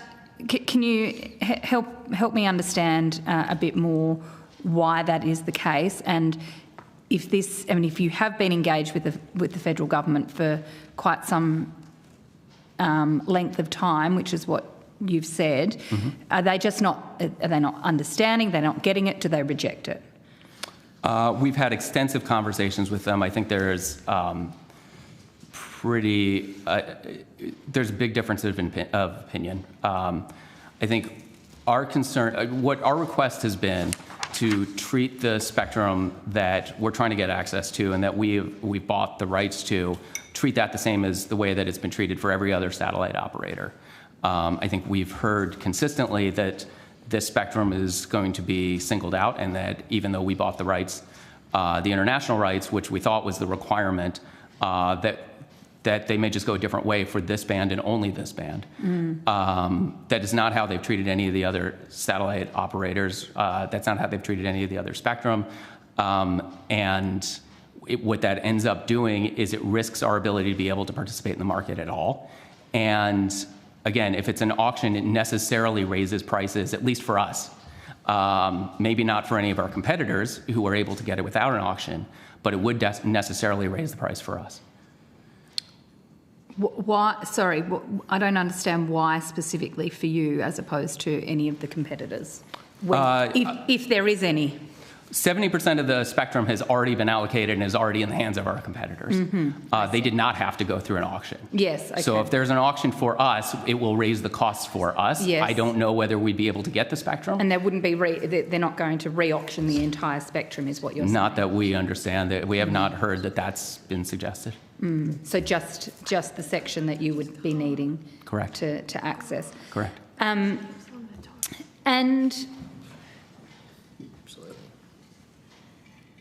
so in your conversations with government about this, is it just the ACMA that you've had these conversations with, or have you had this conversation directly with the minister? I believe we have. And we've spoken to the minister's office, yes. Yeah. And are they understanding of the position you're putting, or you still feel like there's just a differing opinion? I think they understand our position. I think we've tried to be very direct and clear with them. They seem to just have a different opinion. And you think this, if it's not dealt with and that the approach doesn't change, then you won't be able to offer this service to be available for Telstra, Optus, TPG? Yeah, we wouldn't have the spectrum. The spectrum is the bottleneck. It's the necessary precondition. And so if we can't get access to the spectrum, we wouldn't be able to provide the service. And so then what would happen under these obligations? I'm not really sure what would end up happening. I mean, one of the possibilities is that one of the mobile carriers acquires the spectrum at the auction themselves. But one of the issues that we brought up with ACMA, talking to them about it, is the reason a terrestrial operator would want access to the spectrum is specifically to preclude their competitors from being able to get access to it. Whereas our motivation from getting the spectrum is that we want to be able to work with everybody. That's our best economic outcome. And so we are trying to get access to it so we can work with everyone. If a terrestrial carrier were able to get it, it would be specifically so that they had it and their competitors did not. Okay, so that's a fundamental change that you really need. It's not. It doesn't relate specifically to the legislation. Or are you suggesting it needs to be written into the legislation that that's protected? We think it needs to be in the legislation to make sure that the service is available. I'm concerned that if ACMA auctions this, depending on the outcome of the auction, it may become impossible to kind of effectuate the requirements in the legislation. How realistic, let's put you do get access to the spectrum. How realistically is it that these services could be delivered and the obligations fulfilled by 2027? Our target is by the end of November 2027 to have to, so to be totally honest, we have to get a lot of things in place to be able to do it. We're investing very heavily in being able to get there. Our target date is the end of November 2027, that we will have the constellation in place, we'll have the satellites in place, we'll have devices ready to go. When you say devices, what do you actually mean by that? Yeah, that's a really good question. So the spectrum that we're trying to acquire is actually not in handsets currently. And so we're working with handset manufacturers on making sure that the correct chips are in there, the correct antennas are in the devices. We're hopeful, we've been having very good conversations, we're hopeful that these handsets are available starting in the 2027 models. And so that they're available, that people starting in 2027 can start getting handsets that have this. Now, I heard some of your questions earlier about what about people? Not everyone can go get a new phone next year, and that's totally understood. We want to be able, our current generation system can work in existing handsets. And so we plan to maintain that capability going forward. That service, and that's that has broadband and text, right? Correct. It's not right. It's not as good as what our second generation will be. It'll have the possibility of doing voice if you get an app, and it can do text and kind of light data. It's you wouldn't confuse it for like a 5G type of system, and it's the one that we currently have. Telstra and Optus have the spectrum that we could use to be able to work with both of them. TBG testified earlier incorrectly that they don't actually currently have spectrum that our system could operate on. So for older devices, we would not be able to work with TPG. Starting with 2027 devices, we could work with them though. I just think about all of the device confusion we've already had in relation to people being able to access 000 on the normal, you know, the changeover from 3G to 4G to 5G. I can just see a total cluster of confusion about who actually has access and who doesn't, and when you need to call the ambulance, who's going to actually answer the phone based on what phone you're calling from or texting from. So how do we avoid that? I mean, I think we're all in support of the idea that mobile access should be universal and these obligations should happen. It's where everybody is moved to. But it's a pretense to say it's universal if you can't even call the most basic emergency services. I understand, and you know, all I can promise is that we're going to be working to get it into devices as quickly as possible for the next generation stuff. Like I said, it does exist. We can currently do it with Telstra and Optus spectrum, so that's what we have. We're happy. It is very much in our interest to make sure that customers understand what they can or can't do. So we're happy to work with you or anyone else to make sure that we're kind of communicating that and educating customers as best as we can. I understand exactly your concern. We don't want that kind of confusion either. So we will be doing everything we can to make sure that we're kind of educating and communicating out as best as we can. In relation to the spectrum, is this particular spectrum that you've identified and that is being talked about as going to auction rather than administratively as you would prefer, is there any other either available spectrum or spectrum that could become available to solve this problem? Unfortunately, there's only a subset of spectrum that is available for satellite use, and it has to be harmonized globally, which is one of the big restrictions. So it's like Australia can't really do it unilaterally. Yeah. And as I mentioned, about 70% of it's already been allocated and is in the hands of other satellite operators. So unfortunately for us, this seems to be the only thing that we see coming in the near future. And it's the same spectrum, obviously, that you have globally. So therefore, that's provides the smooth transition. Our next generation system is built to use this spectrum because this is spectrum that we're expecting to be able to get through the rest globally. Yeah. Yes. And are you having this problem accessing this particular spectrum anywhere else in the world? So far, most countries were having very good conversations. In Europe, they're having conversations about the best way to do it. The existing licenses in Europe for this spectrum expire in May of 2027. So the European Commission is having active conversations about what they want to do with it. We're having similar conversations with them.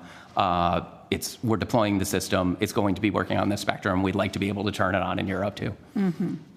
And can I ask, there's been a few questions and a number of comments made around Australia's sovereign capacity in relation to this, and you would understand the obvious questions around why. Do you think that is, I guess, how do you deal with that and buffing up against that? You're really the only provider currently that even exists. What does that mean for your engagement with the Australian government, the social licence that comes with that, given we don't have our own capacity? I think all these satellite systems will inherently be global. It's the way the technology is. When you launch into low Earth orbit, the satellites go globally. But you have global access, but you're an American-based company, right? Sure, except that we already have millions of customers in Australia already. We have ground stations that are subject to Australian law already. All the lawful intercept, law enforcement rules, we're already subject to those. And from a customer perspective, we really want to be able to work with the mobile operators. So from a customer perspective, we a little bit fade into the background. They're buying their Australian phones from their Australian mobile operators. We work with them. We just make sure that the phone works. But all of our infrastructure that they would be communicating with is all in Australia and subject to Australian laws. So one of the queries that's been put forward from some of the mobile operators is, well, these obligations are on them, but they don't actually deliver the technology. They've got no say over the quality that it's going to be, whether it will be fit for purpose, any type of control over that. They're going to be locked into a contract with you. Do you think there is space in the legislation for obligations to be directly on you or any other satellite provider? You could. The other approach, so yes, and the other approach would be to put on all satellite licenses requirements to deploy quickly, to have certain quality of service on the license. So it doesn't necessarily, you can kind of do both. We fully expect that. We've been actually encouraging ACMA to put aggressive deployment requirements onto satellite licenses going forward. One of the things we've seen historically with satellite, in the industry, there's lots of big promises. There's not always big delivery. And so I think one of the things that they can do is make sure that if you have a license, if you expect to keep your license, you're deploying and you're offering the quality service that you need. Yes, if you're going to access this spectrum, here's the requirement. There's some basic requirements you need to meet. Correct. I think you can hold the kind of the mobile carriers' feet to the fire, but also hold the satellite operators' feet to the fire as well. Do you think there's any capacity in Australia for us to have our own Australian-owned satellite technology like this? I don't see why not.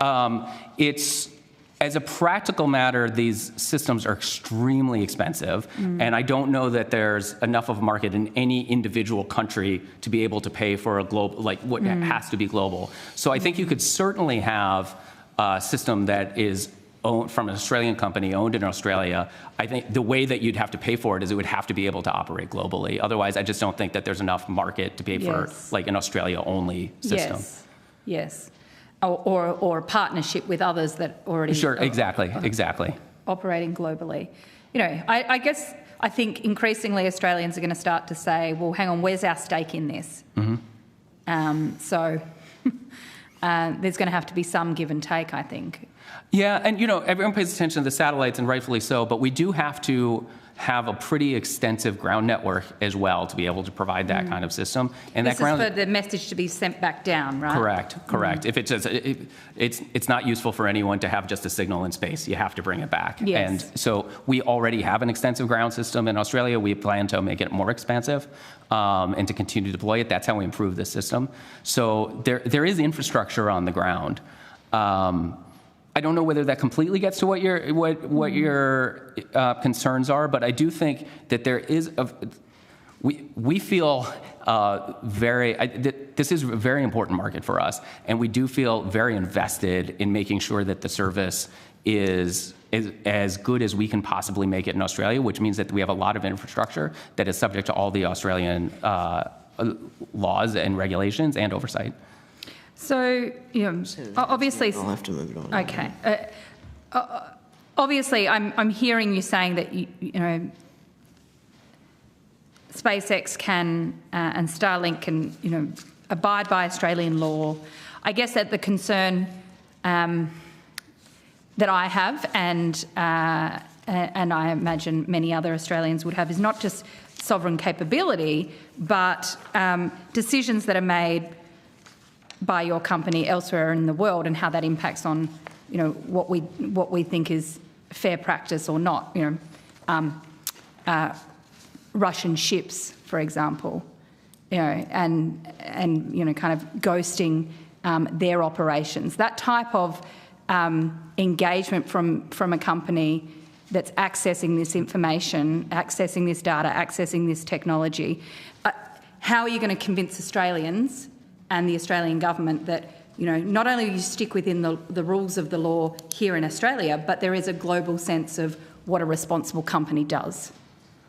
Yeah, I apologize. I'm not familiar with the Russian ship situation. I'm not sure what that is. I can tell you, we operate in over 160 countries around the world. We comply, and in some ways we might be the most regulated network there is in the world. We comply with the laws and the regulations in every country where we operate. I'm not aware of concerns along those lines. We have to. It's a global system. Russian shadow fleets or anything like that. Yeah. Again, I apologize. I'm not sure. I'm happy to talk to you separately. I don't know what that is. I'm sorry. That's fine. I guess my point is, you're a big company. You operate globally. But standards that we would want to apply here in Australia, they could be being applied here in Australia, but if they're not standards that are then upheld elsewhere, you've got a corporate responsibility and a social licence problem. If you're acting rogue or offering services to rogue operators elsewhere. Yeah, we have no interest in offering service to rogue operators. I mean, we try our best, just like every other kind of international telecommunications company that's trying their best to make sure that we're providing the service to the right people and providing it we're trying to do the most good for the most people. Yeah, okay. Thanks, Chair.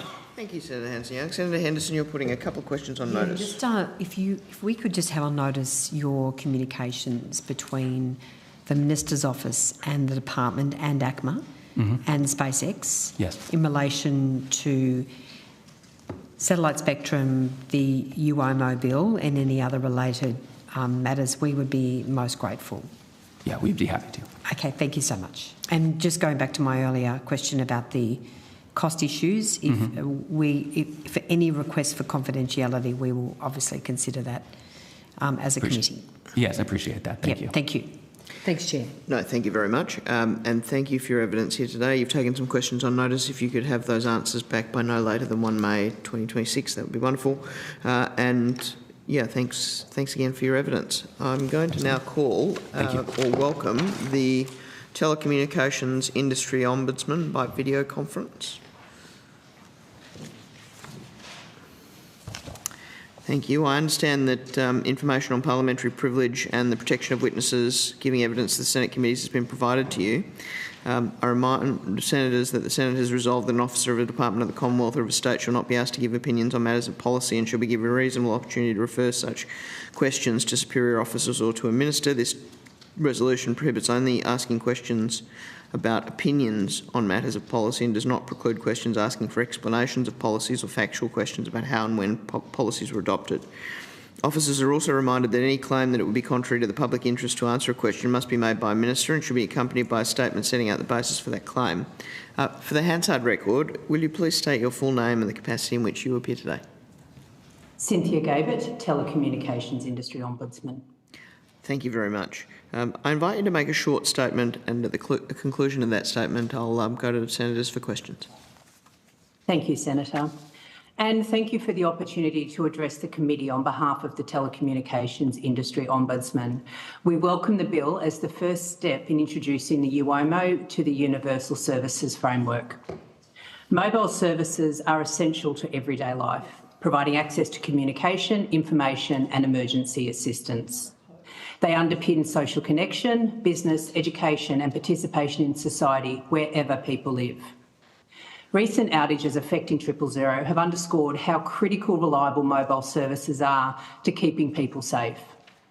Our support for the UOMO is grounded in what we see every day through complaints to our office. The need to guarantee access is clear. Mobile services remain the most complained about service type to the TIO. In the 24-25 financial year, complaints about mobile services accounted for just under 45% of all complaints. We also saw a significant increase in complaints involving poor mobile coverage. These figures underline the essential nature of mobile connectivity and the real harm caused when services are unreliable or unavailable. We support the overall structure of the bill, which establishes a broad legislative framework while leaving the detail of the UOMO to be set out in subordinate instruments. In our view, this approach provides important flexibility. It allows the rules to evolve over time and to keep pace with changes in technology and, importantly, community expectations. However, that flexibility must be accompanied by clarity. To deliver tangible outcomes for consumers, the subordinate instruments will need to be clear and specific about what primary universal mobile providers are required to do to meet their obligations. Implementation will also be critical. The UOMO's obligations are particularly important for people living in rural, regional and remote Australia, where consumers may travel great distances without access to fixed-line services, and access to reliable mobile services can be critically important for safety. There is also typically less competition in these areas, resulting in fewer options for consumers when things do go wrong. The UOMO should be implemented in a way that prioritises areas of the greatest need and delivers equitable outcomes, rather than simply improving coverage where services are comparatively strong. Appropriate priority should be given to areas of rural, regional and remote Australia that may not be well serviced by existing networks. Our submission identifies several targeted amendments that would strengthen the legislation and make it more future-proof.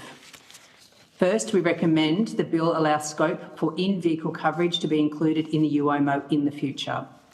We acknowledge that the current technological limitations make it impractical to include it at this point.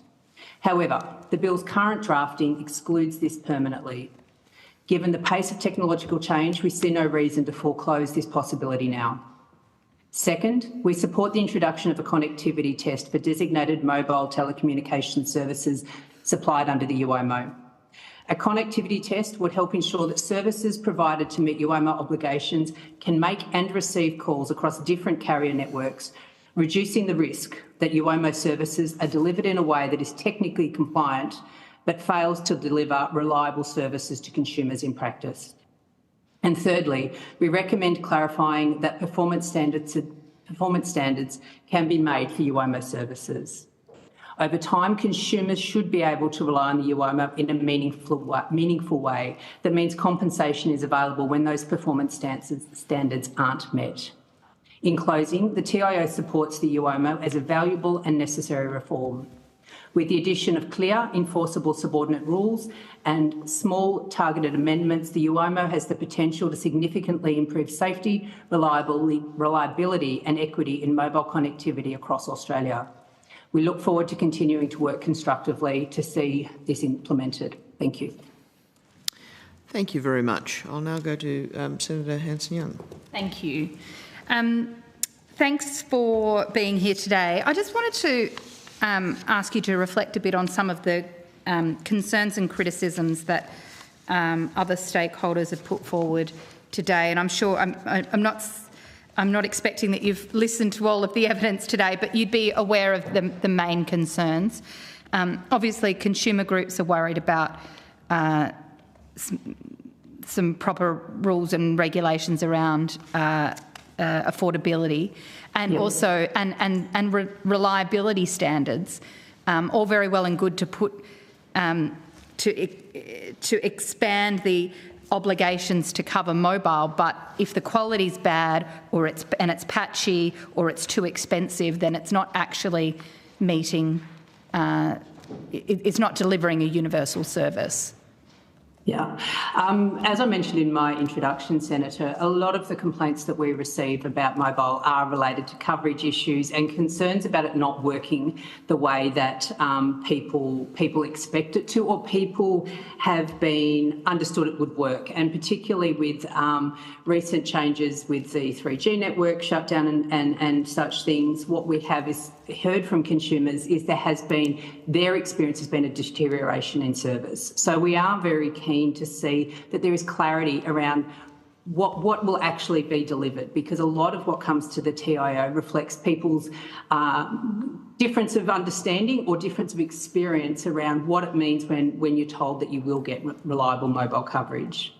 In relation to the affordability issue, that's absolutely a concern that comes through in a variety of different ways to our office from consumers. And particularly when we do see shifts and changes in technology, I think it was mentioned in the previous session, not everyone can afford to replace their phone to meet the needs that they may have. And you would have you touched on this earlier, Senator, around the confusion more recently with the shutdown of the 3G network and connectivity for consumers to being able to access 000, and the challenges that consumers have had understanding what devices they need and their scope to actually be able to afford to replace their telecommunications devices. Yeah. Do you think that there's a need in this legislation to codify some of those obligations so it's not just left to the goodwill or best endeavours of the telecommunications companies themselves, but actually there is a legal requirement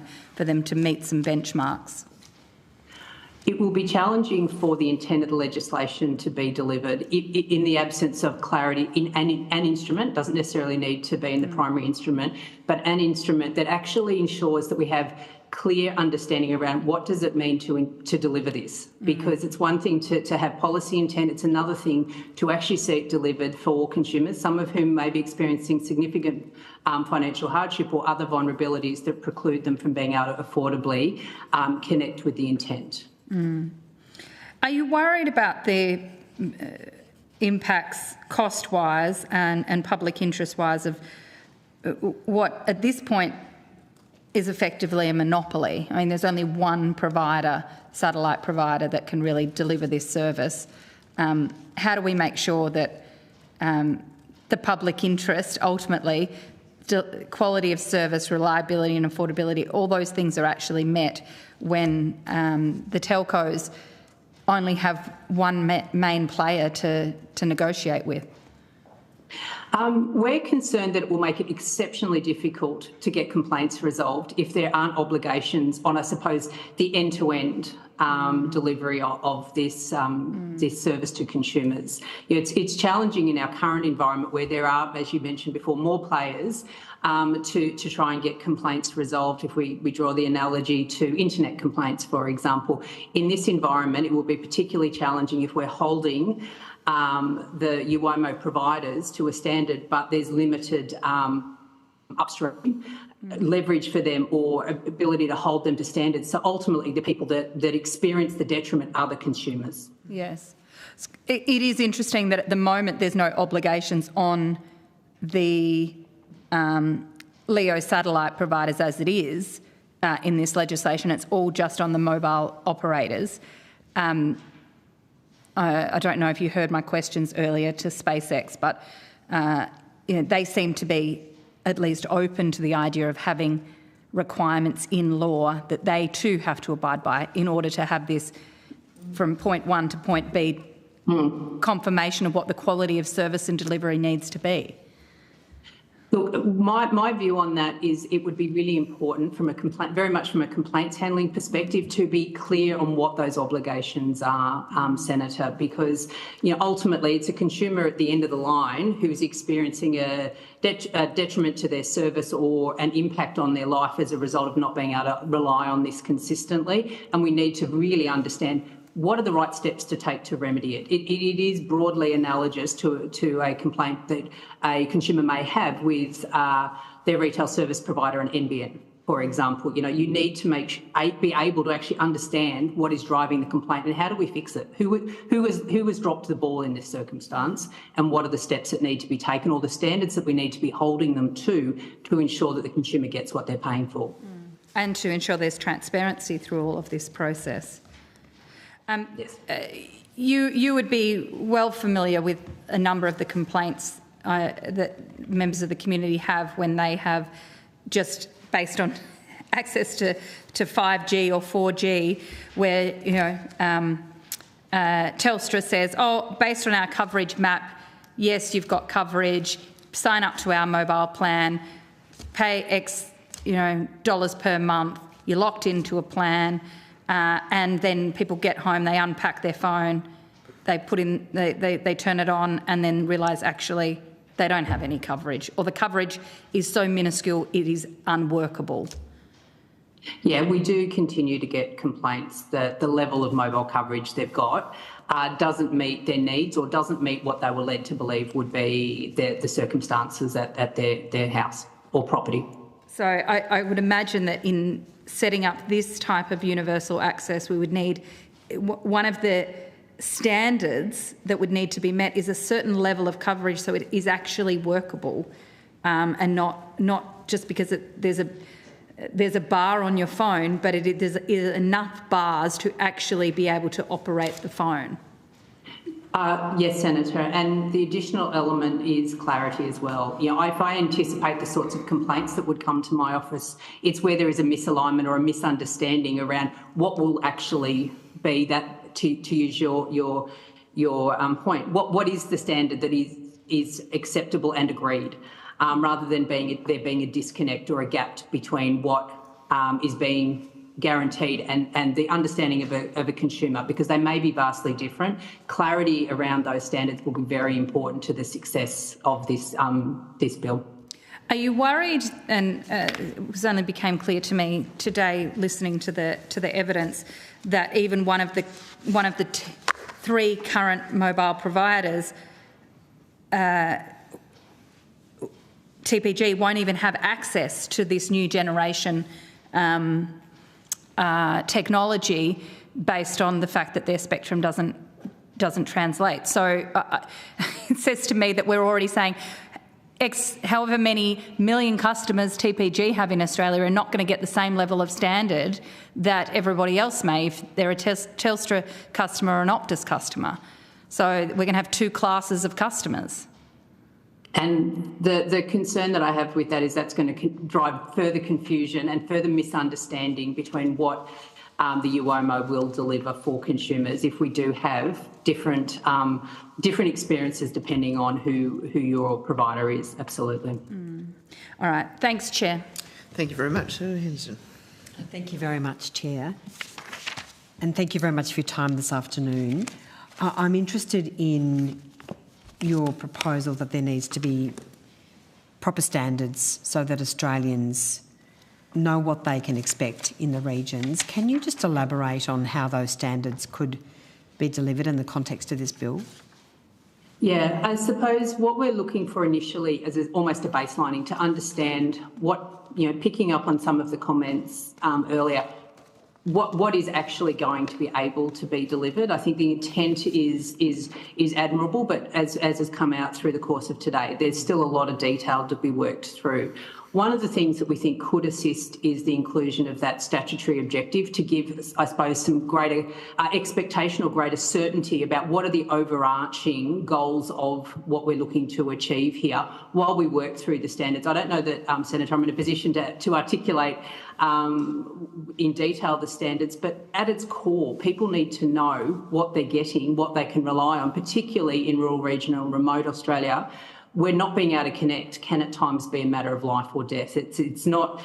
It's very different for those in the metro areas like myself compared to people in rural, regional, and remote Australia, and that has come through very loud and clear in our outreach work.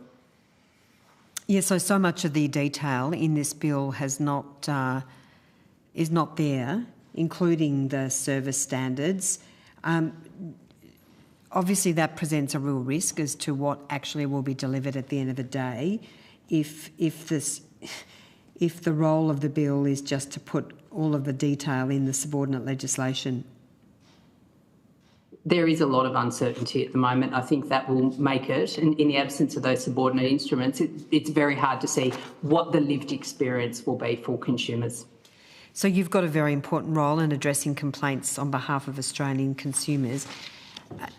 In the context of, and you talked a bit about this with Senator Hanson, Young. Not to be confused. You're not to be confused. How do you bring the satellite providers into the picture to obligate the satellite providers in relation to the service they are providing by way of contracts to the MNOs under circumstances where the bill does not impose any straight legislative requirements on the satellite providers? It would need to be through another legislative instrument or through their licence obligations, Senator.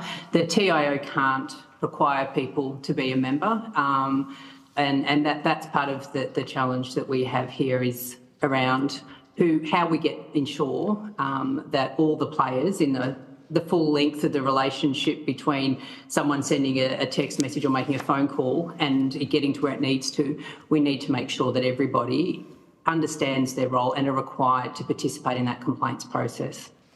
Because a deal could be done. Even SpaceX just a short time ago suggested that in exchange for spectrum, certain obligations, conditions could be placed on their access to spectrum.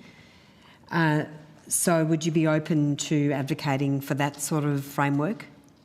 We would absolutely be advocating for mandatory membership of the full chain through the supply of the UIMO to consumers, because what we see is consumers falling through the cracks when they can't get the information they need to ensure that their expectations or the services they're paid for are being delivered.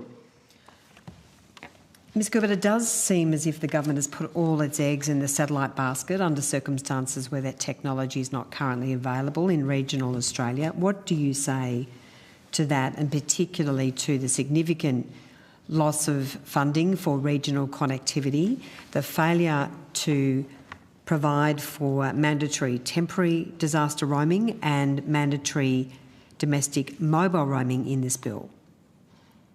The bill, we appreciate and value the intent behind the bill. There is a lot to be worked through to actually see it deliver real impacts for consumers, and I think that for us is the key piece. We need certainty and clarity for consumers, while recognising, as I said in my introduction, the need for flexibility around technological change as well into the future, for example, in the context of in-vehicle access. All right. Well, look, if there's anything further you'd like to provide on notice, please do so. But thank you very much for your time today. Thank you, Chair. Thank you very much. Unless there are other questions, I will then say thank you very much for your appearance today, Ombudsman. And if you have taken questions on notice, which I believe you have, if you could provide answers by the 1st of May at the latest, please. Thank you, Senator. Thank you very much. I now welcome representatives from the Australian Communications and Media Authority. I understand... Oh, well, no, I'll wait till you come to the table.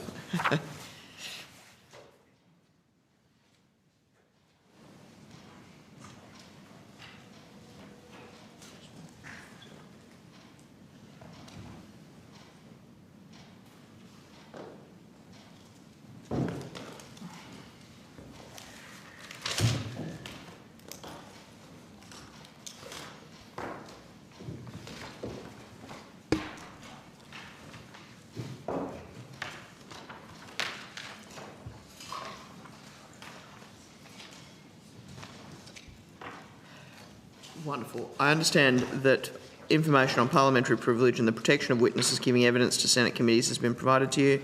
I remind senators that the Senate has resolved that an officer of a department of the Commonwealth or of a state shall not be asked to give opinions on matters of policy and shall be given reasonable opportunity to refer questions asked to the officer to superior officers or to a minister. This resolution prohibits only questions asking for opinions on matters of policy and does not preclude questions asking for explanations of policies or factual questions about when and how policies were adopted. Officers are also reminded that any claim that it would be contrary to the public interest to answer a question must be made by a minister and should be accompanied by a statement setting out the basis for the claim. For the Hansard record today, will you please state your full names and the capacity in which you appear? Michael Brearley, I'm the General Manager for the Communications Infrastructure Division. Chris Worley, the Executive Manager of Spectrum Planning and Engineering.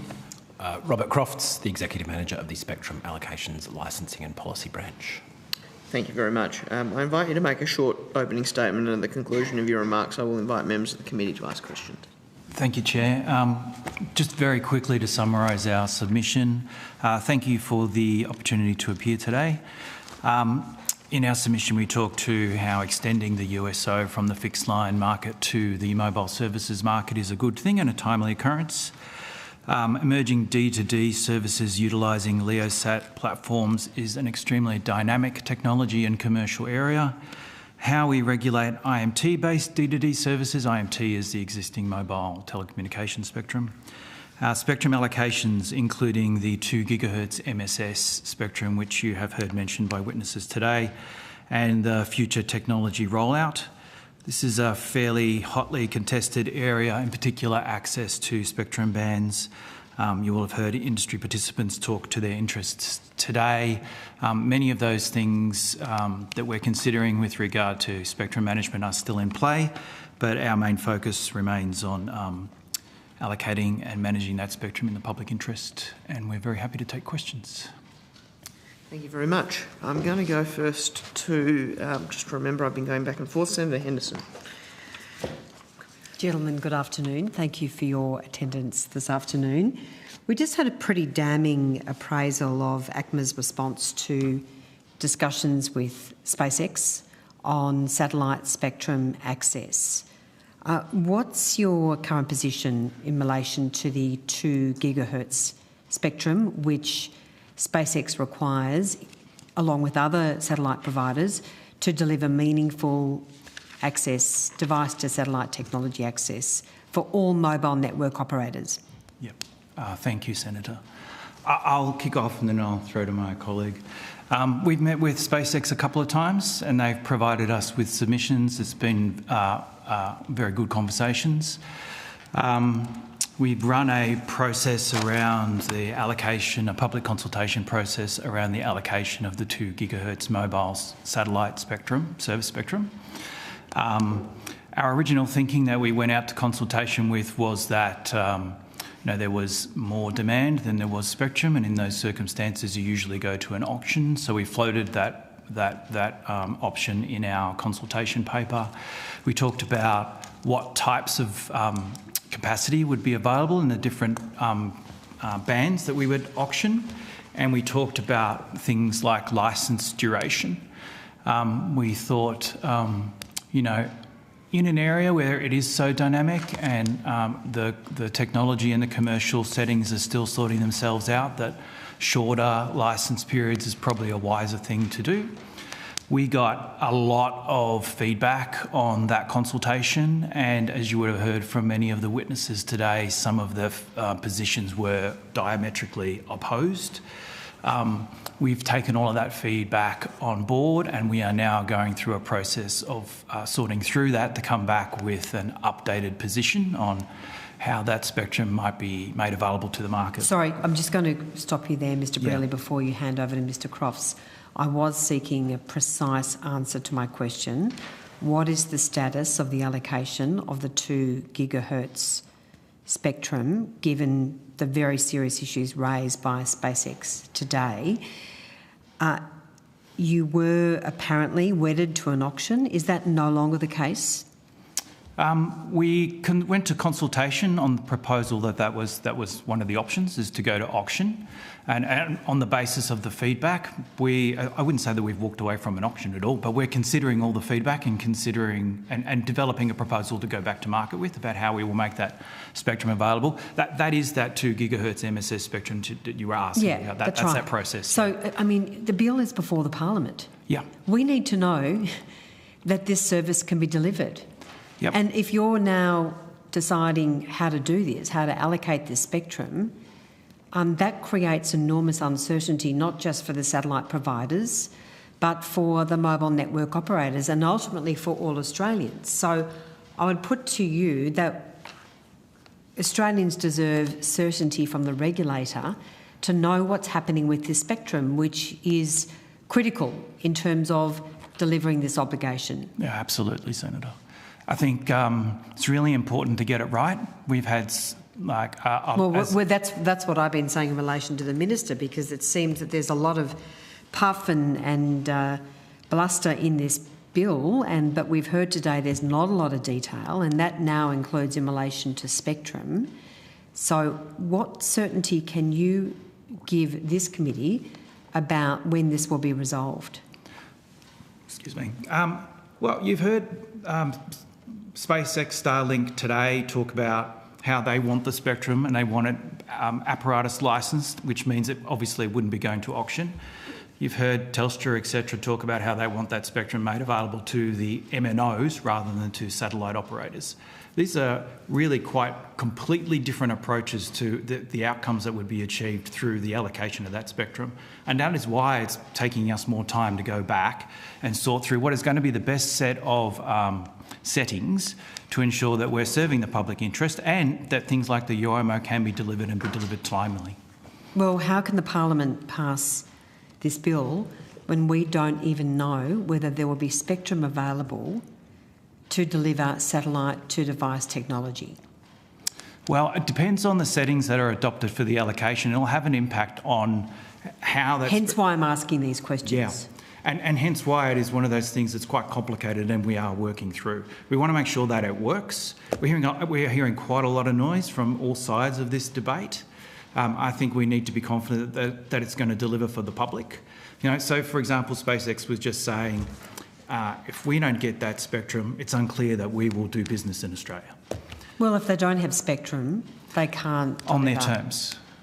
No, they didn't even say that. They just said if they don't have access to the spectrum, they can't deliver a satellite-to-device service for the next generation, not this current generation. No, next generation. For the next generation. Yes, that's and correct. that applies right across the board, not just to SpaceX. Yep.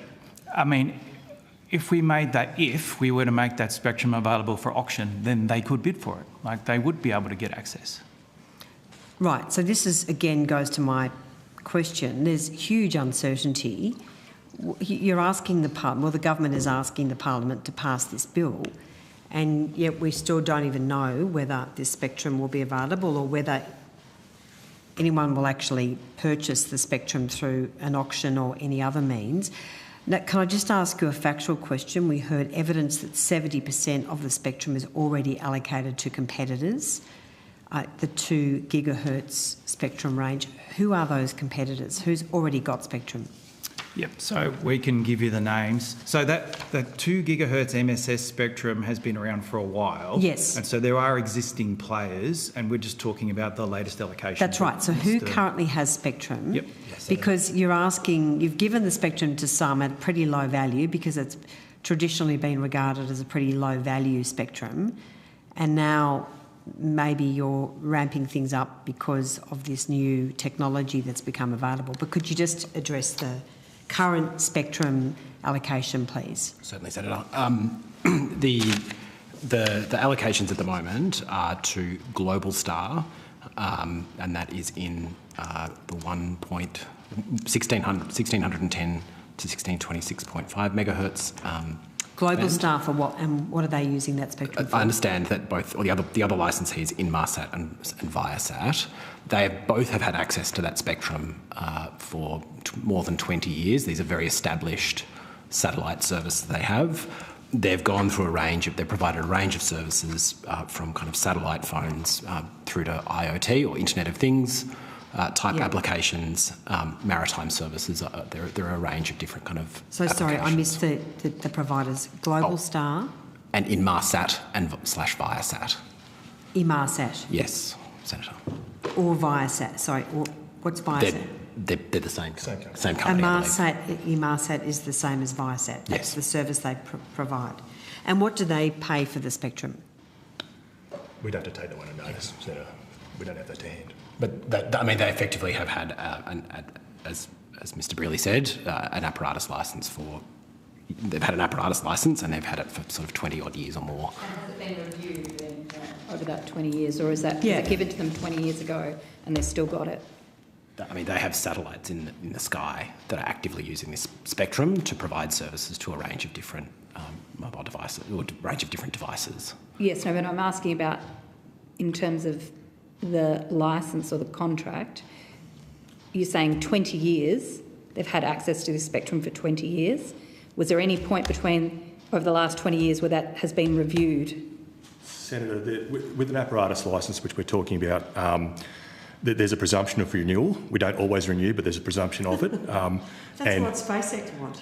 Yes, well, are you going to? If you're going to change the rules, then they've got to apply to everyone, surely. Well, to be clear, we're not talking about 2 gigahertz MSS spectrum. We're talking about MSS spectrum in general, in the what we call the sort of mid-band. So we're talking about 1.5 and 2-ish gigahertz, which are the sort of sweet spot for these, low satellite direct to device, and including other applications like my colleague mentioned, like Internet of Things and your old school satellite phones and things like that. 2 gigahertz is yet to be allocated, so that's why SpaceX have an interest in that right now. Right, so the 2 gigahertz in that MSS spectrum is yet to be allocated. Correct. But they're not seeking for this to access this spectrum exclusively. They just want their own pocket of spectrum so they can operate. So, I'd just pick up on the question of Senator Hanson-Young. When were these licences? They were, 20 years ago they were allocated, these spectrum licences? The apparatus licences have been held for some time. I'd have to take on notice these specific dates. As I said, there is a presumption of renewal. From time to time, we do review the current use of spectrum, and sometimes we'll make changes. Basically, they've been rolled over for the last 20 years or so. That would be correct for how long they've been. And hang on, Senator. Yeah, sure. And roughly what cost are we talking about? I'd have to take that one. We're talking about $100 a year, $1,000, $1 million. Just give me some ballpark. I can't give you a ballpark, but I will say, without taking that on notice, I will say that the fee would be in accordance with our fee schedule, which applies to all services given frequency. All right, if you could take that on notice. So what have been your dealings with the Minister's office in relation to this matter? Because this is a big, uncertain issue in the context of this bill. What advice have you provided the Minister? On the 2 gigahertz MSS That's right. allocation? I haven't provided the Minister with any advice. She's not sought any advice? I've been keeping the department up to date. Uh-huh. We haven't advised the Minister's office. Okay, so what advice? Have you given the department any advice? I don't think we've given them written advice. I've spoken to them a couple of times to keep them up to date on where the process is at. And what have you said? Pretty much what I've told you. We've had these conversations with a range of stakeholders. They're putting these different options on the table. It's going to have different implications for how services are rolled out. We're taking a very considered view because we want to make sure we deliver the best outcome. So the Minister's office hasn't been involved in any... There's been no dealings between the Minister's office and... Not with me. The regulator? No, I haven't had any dealings with the Minister's office on 2 gigahertz MSS. Could you, on notice, provide us with a copy of all correspondence between your office, between ACMA and the department and any correspondence? Yes, certainly. With also the Minister's Office, including advice to the department, to government, or internal briefing documents as well in relation to this matter. Could I also ask on notice to this committee if you could provide all correspondence in relation to the allocation of this spectrum, including with SpaceX and any other provider? So basically, we'd like you to provide us with everything you have in relation to this matter so we can properly understand where this is at. There is a real sense of urgency about understanding this. There's so much uncertainty with this bill, so we are keen to try and establish what's going on. Yes, definitely, Senator. I think to be transparent, correspondence with SpaceX, etc., have been through the consultation processes. I don't think we've got anything else from them apart from that's fine. Whatever you have, whatever you hold. Have you raised this with the chair of ACMA at all? 2 gigahertz MSS? Yeah. Yes, I brief the chair regularly on our process. And has she raised any concerns, or is well, I think that getting across the detail and the complexity of the various outcomes and options is something I've been working with her on. She shares my concerns that we need to land somewhere in a place that's going to deliver the best outcome for the public. We're at that stage of developing our thinking and advice now, where we've had various conversations with her, and we were hoping to take it through our internal committees, like our spectrum committees, to basically to flesh out the options and get feedback from the authority. Can I just ask for one point of clarification? SpaceX gave evidence that they were asked to enter into an international spectrum we would love to talk to that, yes. Agreement, and I'm just unclear what precisely that is. Would you like to explain? Yeah. Senator, so we first of all, in terms of, because they spoke of rights to spectrum, in our jurisdiction or in any jurisdiction, a right to spectrum is provided by way of licence. That's under legislation. So you need a licence to operate radio devices, including satellites in Australia. There's a separate process that's administered by the International Telecommunications Union, which is a satellite filing process. So, obviously because, satellites need to coordinate globally with other networks and entities. It's obviously there are cross-border issues and the like. The ITU satellite filing process gives legitimacy to the operation of a network. It's very complex, very technical, and it's done under the provisions of what's called the radio regulations, which are an international treaty that we're a signatory to, that we take very seriously. We expect a satellite network operator, when they're seeking a licence in Australia, to have a filing. When we consider issuing a licence, we have regard to that filing. We examine the filing to make sure what they're proposing to operate is consistent with what we call the filing envelope, so that the characteristics of the system that they filed for are consistent with the licence they seek to take out. So it's an important prerequisite of getting a licence here in Australia. It's not a right. The licence is the right.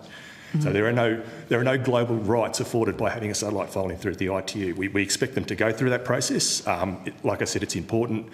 It gives. So that's a tick of approval before they can enter into a licence. It's a tick of approval in our domestic setting, but internationally it gives them a legitimacy in the international setting as well. It also provides the framework for what we call coordination, which is planning for interference management, making sure they're not going to interfere with one another. So SpaceX hadn't gone through that process when you first met with them? They have a filing in the 2 gigahertz band, but other entities also have filings in the 2 gigahertz band. So there's no, it doesn't give them, they don't have a priority in Australia, if you like. And who are the others? Who are the other entities that have filings in the 2 gigahertz band? We do have a list. It's quite complex. I'd have to take that on notice. Okay, if you could. Okay, yeah. And do those other filings intersect in a negative way with what SpaceX is seeking? So if the filing has been appropriately coordinated and what we call, and then there's a process of bringing into use, which means actually demonstrating that it is a live satellite network where you actually put a satellite in orbit and transmit rather than what we call a paper filing until that point. They've been through the coordination process and they've demonstrated that they won't cause interference with one another. That's the whole point of the coordination process. Yep.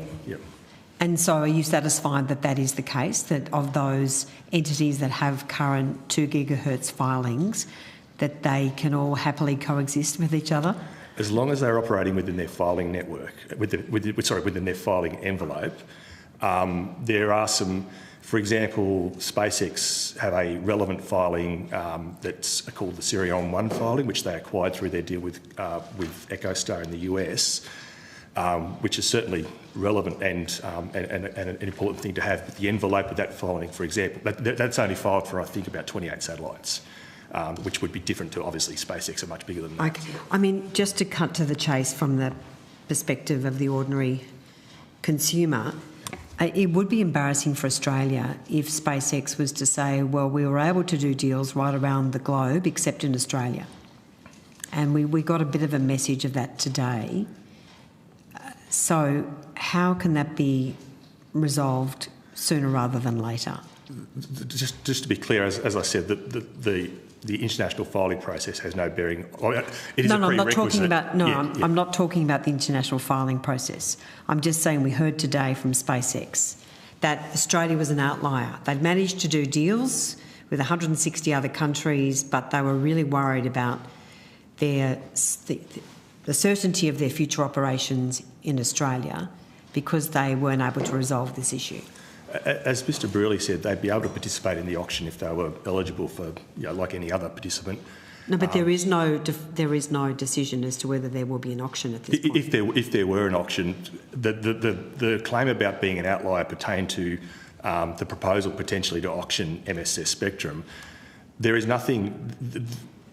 The implication is that because it's MSS spectrum, it ought not be auctioned. It would make us an outlier globally. That's simply not true. There's nothing in those international regulations that determine how we, as a sovereign administration, allocate spectrum.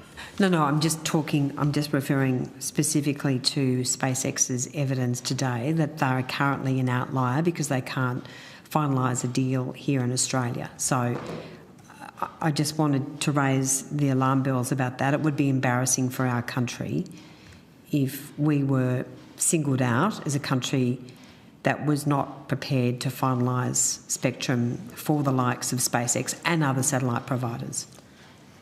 Can I just add, I think, Senator, it's important to be clear, there have not been many allocations of this 2 gigahertz spectrum globally. No, because it's new technology. Because it is new technology and it is developing. And so, I mean, I think we are working.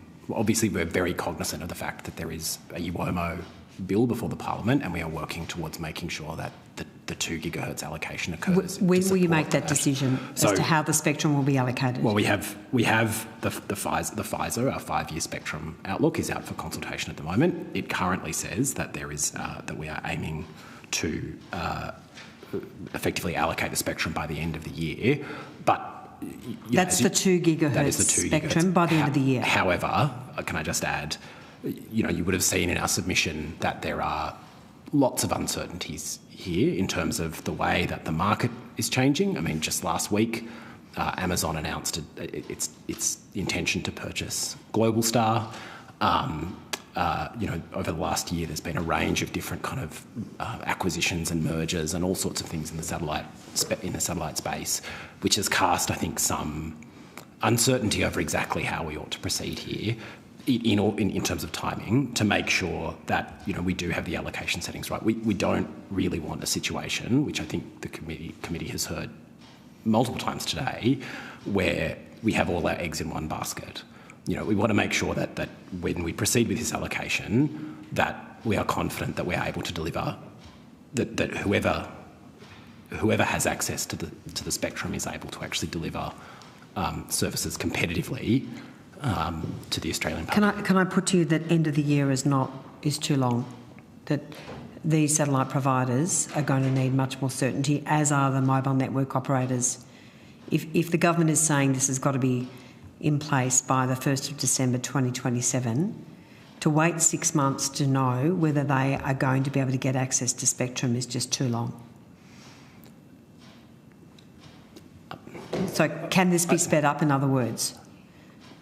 I think if we sped it up, you would see you wouldn't necessarily be able to draw out the same kind of competitive, same kind of competition, I think, in terms of where other satellite operators are up to. So yes, SpaceX is further ahead than a lot of others, but we want to make sure that people are not shortchanged as a result of this, that there isn't. But if Amazon has bought Globalstar with an existing spectrum allocation, those satellites, Mr. Woolley can correct me if I'm wrong, but those satellites will not provide the D2D services that we're talking about here at this point in time. Okay, maybe you could just take on notice how, I mean, we're talking about a lot of, I know there's a lot of technical complexity here.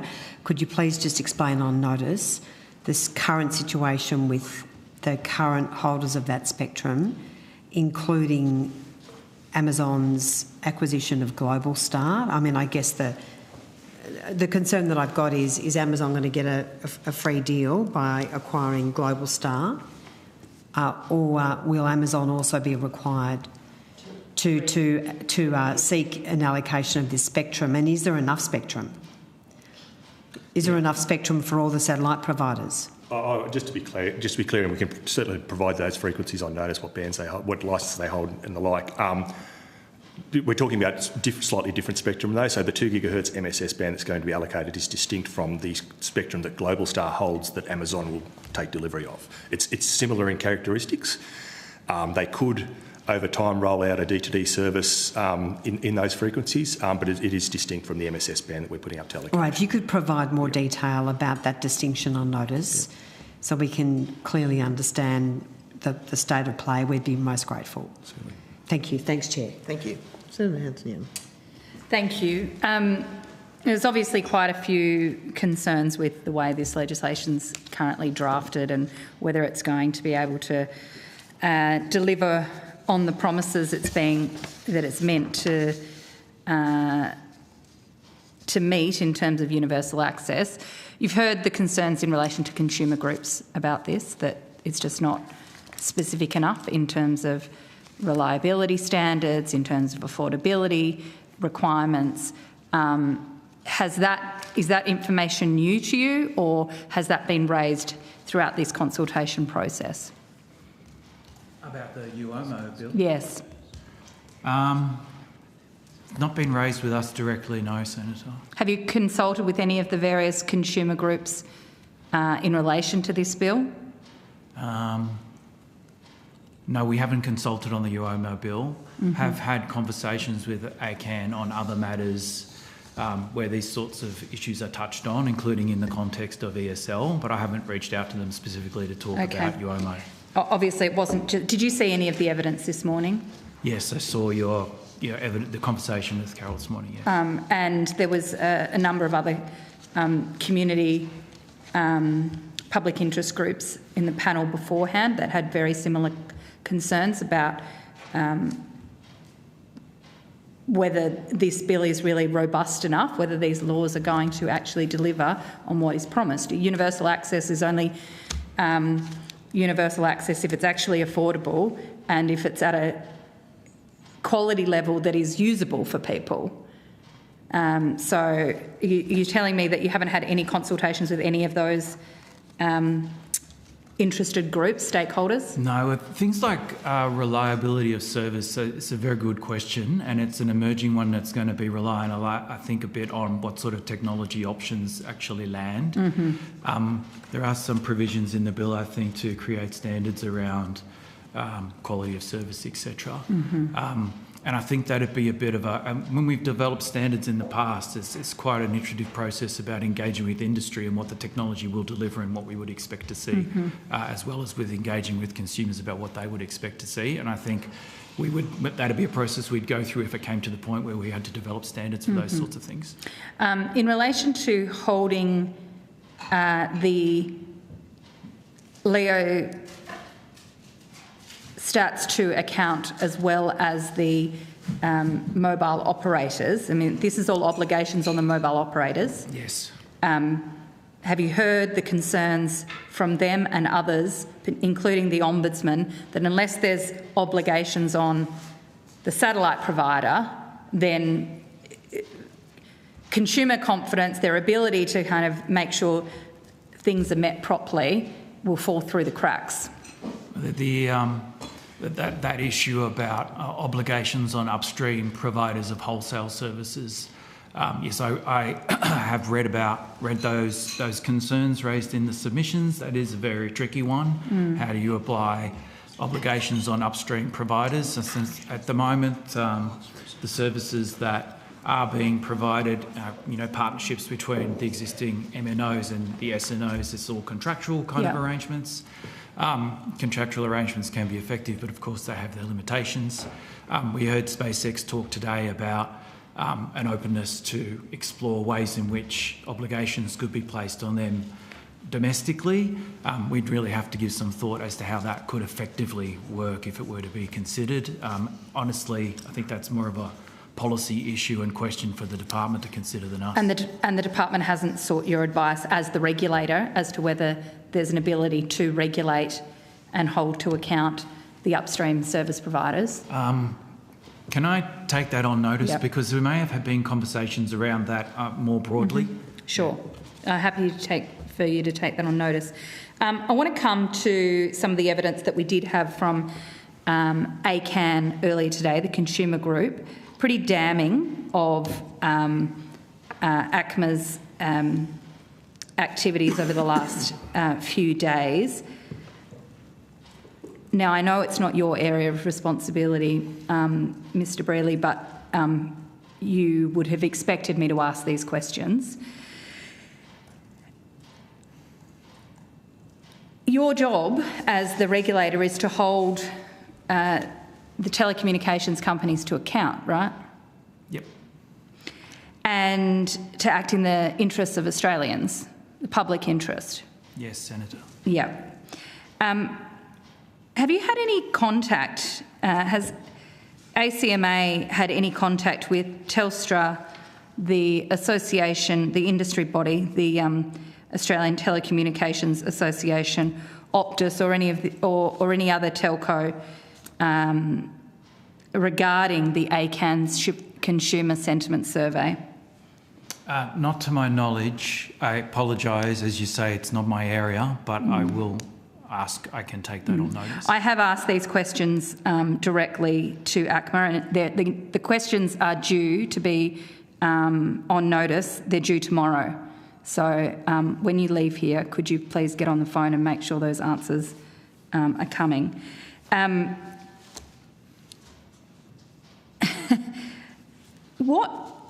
Why is it that ACMA has issued this very serious Section 522? Yeah, look, I can only apologise for not having the right people here. 522s, we issue 522s to gather information. It's a sort of a tool we use quite a bit. I'm not sure about in this, other than the letter, which you've seen and I've read. I understand there was an exchange of correspondence and the 522 was issued to get more information about methodology, analysis and findings of the survey report. I can't give you much more insight into it than that. I believe that sort of information is useful too. Well, I mean, obviously the findings of the survey are pretty bad, pretty damning, so it would be good to get, I imagine, more understanding and information about exactly what they showed. They are damning, and 1 in 10 respondents saying that they or their family haven't been able to get through on 000. Over 40% of Australians saying they've got little faith in the 000 system. And they are damning findings, but it is a snapshot of consumer sentiment, of what the public is concerned about, what they're worried about. It's extraordinary to me that the regulator itself has taken such issue with this survey, with the publication of these findings. Is it all because ACMA's a bit embarrassed that you haven't done your job properly at holding these companies to account? And we've had people die because they couldn't call 000, and the consumer group goes and speaks to the public and they say, oh yeah, we're pretty worried about this. Of course they are. Rather than intimidating them and threatening them, what are you doing to actually hold the company's feet to the fire? And they're being heavy by the regulator. As I say, the 522 is an information gathering tool. It looks pretty bad. It looks pretty bad. It's the power of the regulator, and used in very rare circumstances, it looks very intimidatory. I can take on notice to find out how often it's used. I think it is yes, used I've got quite a bit. I'd like to know that. I'd like to know how often it's used and who it's used against. Yeah, I know it's been issued. They've been issued to industry and to the TIO on occasion as well, but I'd have to get more detail on that. It is disappointing you don't have the right people here to address this. I apologise, yes. Because I know you've got the right people here from an engineering and spectrum perspective, but the regulator's got broad responsibilities in relation to this bill. Yep. And it is directly related, because the whole point of this bill is to offer a universal service to people, to say that being able to use your mobile phone is an essential service. It's a right. That's why we've got universal obligations being expanded. It's no good if they can't call 000 or they have no faith that they can call 000. And that's the problem, right?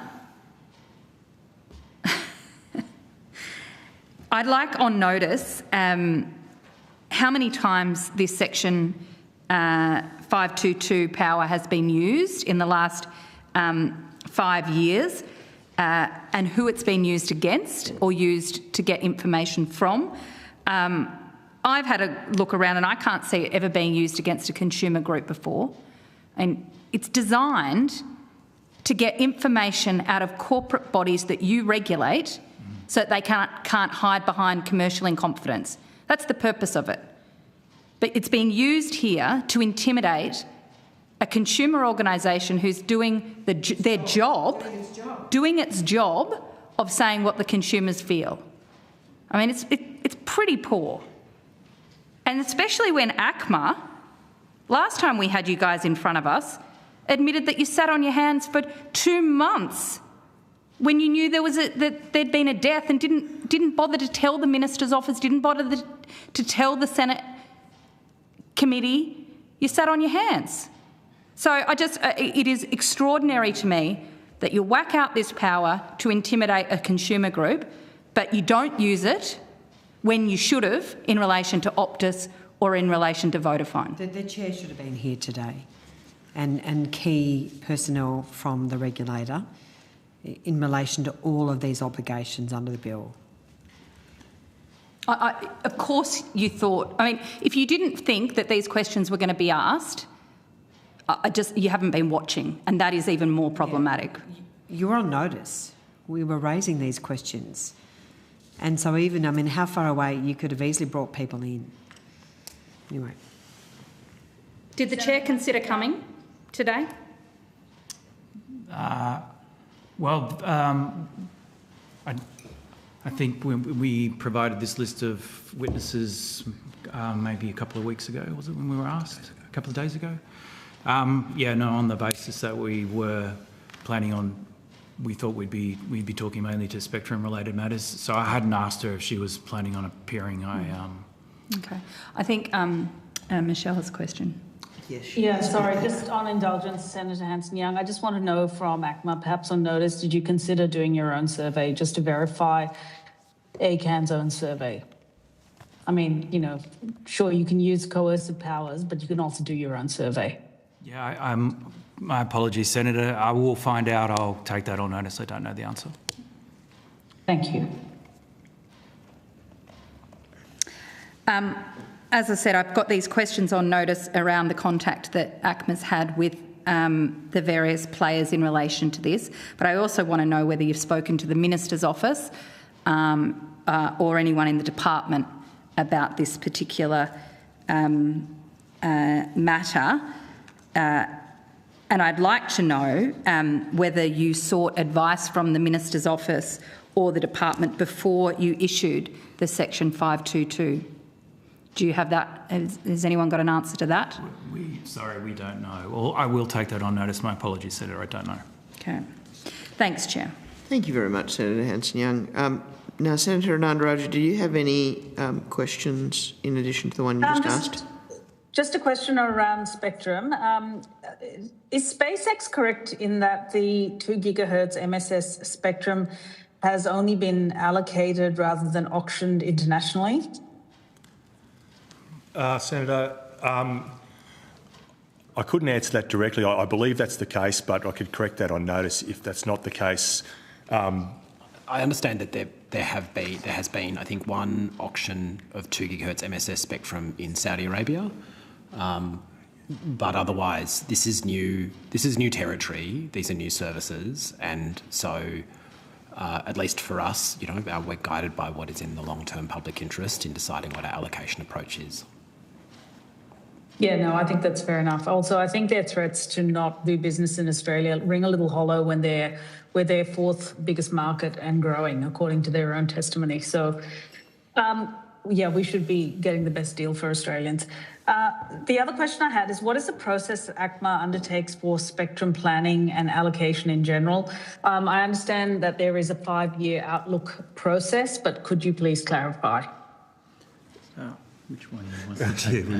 I could start, since I'm at the planning end of that. The planning sort of precedes the allocation, if you like. So we essentially have a 4-stage process for identifying and then going through the process of determining how a frequency band will be used, by what type of service. So we start off with essentially what's called a monitoring phase, which is where we do an international scan of what's going on in international jurisdictions, both in the sort of the frequency harmonisation through the ITU space, the standardisation space, and also just what's happening in industry. We collate a list of frequency bands that have international interest in a given purpose. Often these days it's to do with mobile phone services, obviously, but other purposes as well. Subject to demand or demand pressures and obviously in response to government policy, some of those bands will get elevated to an initial investigation phase where we'll step through the potential use cases for those frequency bands, what the technical settings are, whether they can coexist with existing services and the like, and then we usually run a consultation process in the form of the usual a discussion piece followed by potential planning options for that band, discrete planning options that industry and other stakeholders can comment on. We then take it into a preliminary replanning stage, which is where we do a lot more of the detailed technical planning, and we start to sort of put together the bones of a technical framework which will sit behind licences that govern access to spectrum, and then we'll go into an implementation phase where, depending on the type of use, for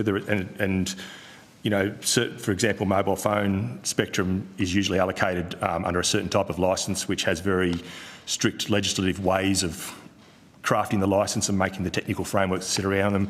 Apparatus licensing is different again, and class licence is different again. Depending on the type of licence that's issued or the type of service, we'll go through a process of defining all the technical frameworks. Then we'll go through an allocation process, which my colleague, Mr. Crofts, administers. Yes, Senator. On allocation, we will obviously, following that planning process, look to understand what the demand is for the relevant spectrum, to determine the correct kind of allocation approach and how that might interact with the licensing regime. That can take a variety of different forms, but typically we will kind of go through, again, a kind of consultative process, a bit like what we've done with this 2 gigahertz MSS process, which has been ongoing for a number of years now, but probably the kind of consultation on demand really kicked up in about 2023.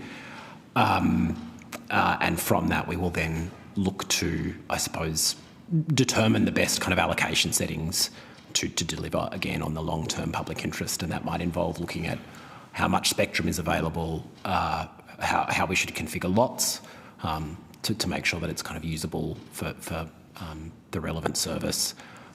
It will involve looking at questions of how we should actually run the allocation. Should it be an administrative one?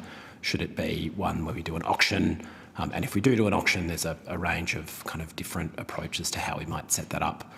Again, based on what the long-term public interest is, how we best anticipate ensuring that the people who want to participate in it can get access to the spectrum that they need. And then we will also work with the ACCC to set appropriate allocation limits and other competition controls to make sure that, at the end of the auction,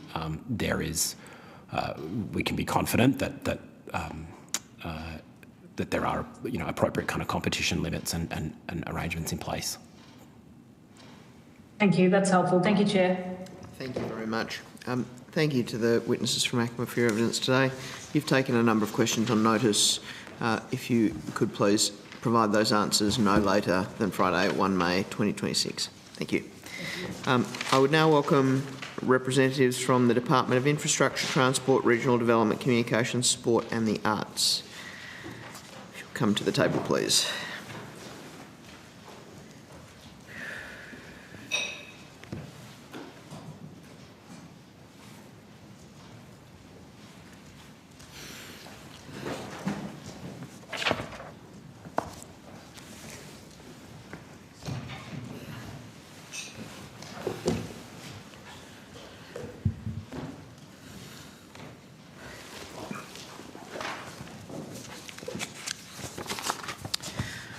All right. I understand that information on parliamentary privilege and the protection of witnesses giving evidence to Senate committees has been provided to you. I remind senators that the Senate has resolved that an officer of a department of the Commonwealth or of State shall not be asked to give opinions on matters of policy and should be given a reasonable opportunity to refer questions asked of the officer to superior officers or to a minister. This resolution prohibits only asking questions for opinions on matters of policy and does not preclude questions asking for explanations of policies or factual questions about when and how policies were adopted.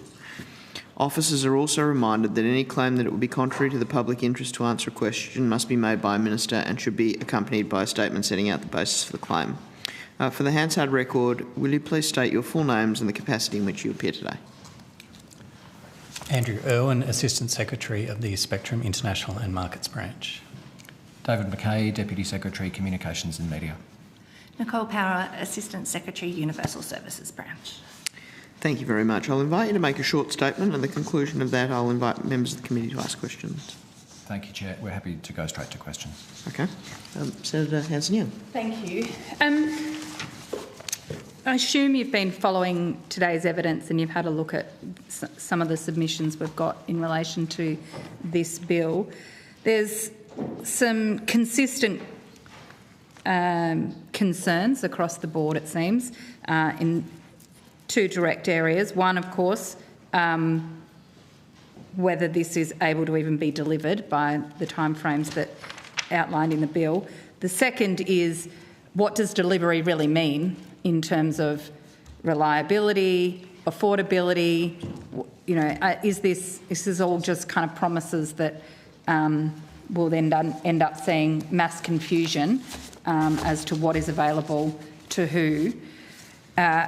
Firstly, to the issue of public interest and what the community gets out of this, is there a reason the bill is pretty silent on matters of like reliability standards, affordability, those core issues that make universal access actually universal? Thank you, Senator. I might make a couple of comments and then I'll pass to Ms Power. The first is that the bill is designed as a framework bill with a number of powers for the Minister to make standards, for instance, through disallowable instrument. Mm-hmm. And that is in recognition that it is an evolving market.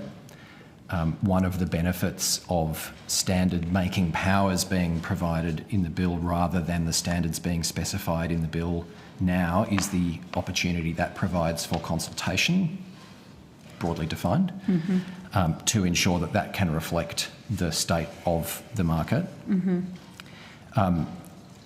One example, by no means exhaustive, to your point about what is available to consumers is, for example, the capacity that's provided for in the bill to split the voice and SMS components. subject to the capacity of the market to deliver. I'll just see if Ms Powell wants to add anything to that. Sure.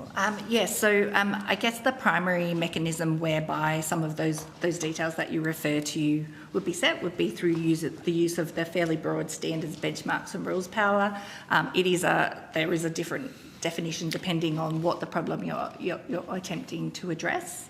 There's a range of things that can be covered through that, as outlined in the explanatory memorandum. It is quite broad and non-exhaustive, but that does go to things like affordability. So it includes the ability to set standards in relation to price if it's needed to ensure that vulnerable communities have access to the service at an appropriate rate.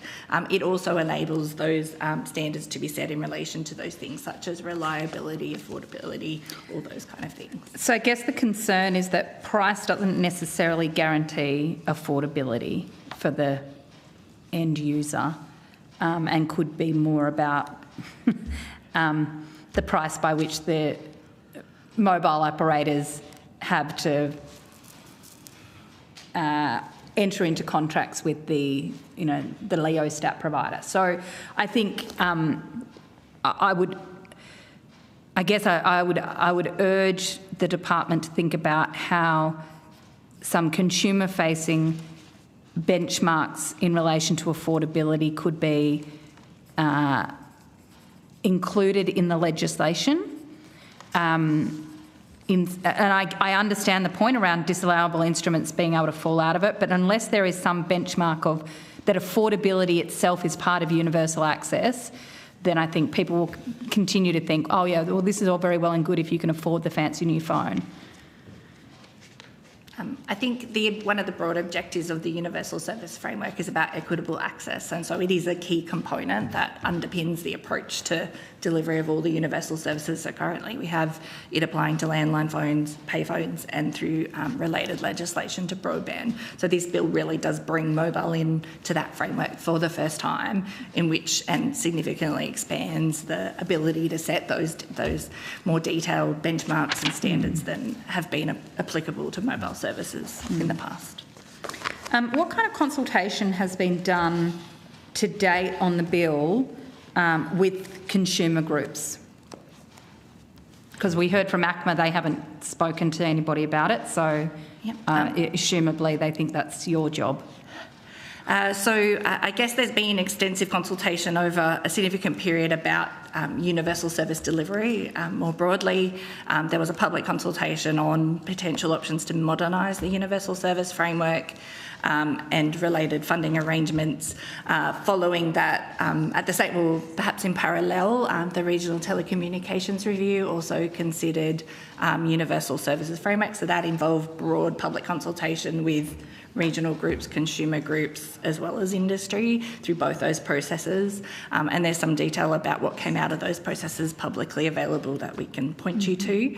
In relation to the bill itself, following the announcement that the bill, I guess, built on some of those findings about the importance of mobile connectivity as part of that framework. Once the bill was developed, there was public consultation, which included with consumer groups on the bill itself prior to introduction. Okay.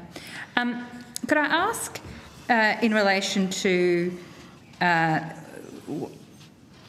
sovereign capability, and there is a genuine and real concern that we're putting the needs of Australians, universal access, and a really important principle in the hands of one US company that is, at best, operates a little bit as a rogue operator themselves. At worst, delivers the services for others. I don't. Could be a bit unfair. Well, I'm just saying some people say this, Sarah. Not you, good.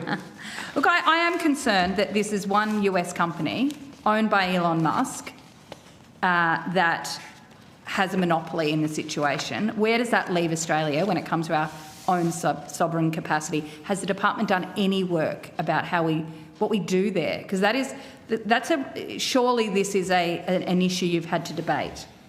So, Senator, the first thing I would say is multiple operators have indicated they expect to offer direct-to-device services over the next few years. You've touched on Starlink. Both AST, Space Mobile and Link Global have indicated their intention to deliver services in Australia. I'm sure you've seen the announcement by Amazon Leo, its acquisition of Globalstar pending regulatory approval, and consequently its intention to deploy direct-to-device services. So I don't, with respect, I don't think it's quite correct to say this is a single provider question. There are also existing powers to support competition in wholesale direct-to-device markets, and I might ask my colleagues to add a little bit on that, if that's helpful. Sure. Thanks, Senator. Yes, the ACCC already has existing powers to regulate wholesale markets, both generally and specifically for telecommunications. And importantly, they also have powers to investigate in this area as well. So they already do have the powers to look at the wholesale. It's effectively like a railway in the sky. If it is that there are one or two, maybe three providers, and it is not economical for further entrants, they can look at the conduct of those providers and regulate prices accordingly. I can see that is helpful when it comes to helping to manage the negotiations between the mobile operator and the satellite operator. But in terms of Australia having some stake in what is this emerging technology, we're being told it's going to be so good, people are going to be using it all over the place. Australia doesn't have any stake in that at the moment. What work is being done, if any, within the department to build Australia's sovereign capacity in relation to this vital telecommunications tech? There already are some regulatory levers in place. In the spectrum allocation process, as our colleagues from the ACMA indicated earlier, you need a spectrum licence to hold the spectrum. That provides a regulatory lever if you don't abide by the licence conditions and the Radio Communications Act more generally. They can turn your spectrum off effectively for that. There's also carrier licences, which are under the Telecommunications Act, a separate regulatory beast that provides various enforcement. But if there's only a handful of big players and they're not, none of them are based here in Australia, if they're not Australian companies, we are still at the whim of some big foreign multinational, as opposed to delivering what it is that, instead of Australia having at least some stake in terms of our capacity. So is there any work being done within government? Maybe the Communications Department isn't doing it. That would seem odd to me, but is there any work being done across the board in government as to how we ensure Australia has some sovereign capacity when it comes to this type of technology? Could I ask, Senator, just to clarify the question a bit, because I think Mr Owen has taken you to a number of things that I would consider answer that question, but is your question about a domestic satellite provider, for example? Well, when you say a stake. Yes, for example. We can take that on notice. For example. It's a very broad question. You don't know whether that hasn't come up in the development of this legislation or the conversations about how urgent this is or the timeframes of any of this? I would just say that the legislation is technology neutral, and so it relies on the provision of both terrestrial infrastructure. Yes. So already the mobile network operators are providing coverage over a large part of Australia, of the Australian population using that. I guess the decision to place the obligation on the mobile network operator enabled them to ensure that they had control over and requirement to meet all Australian obligations in the provision of services, whether they are provided, which they will be for the most part, over their terrestrial infrastructure, or where through their agreements with external parties. So the obligation under sort of the telecommunications legislation and national and security legislation applies on the person providing the service. So the expectation will be that the MNOs can meet those obligations, and they embed those in any agreements that they have with external parties. Did the department consider ensuring there was obligations on the satellite providers at all in terms of the upstream elements?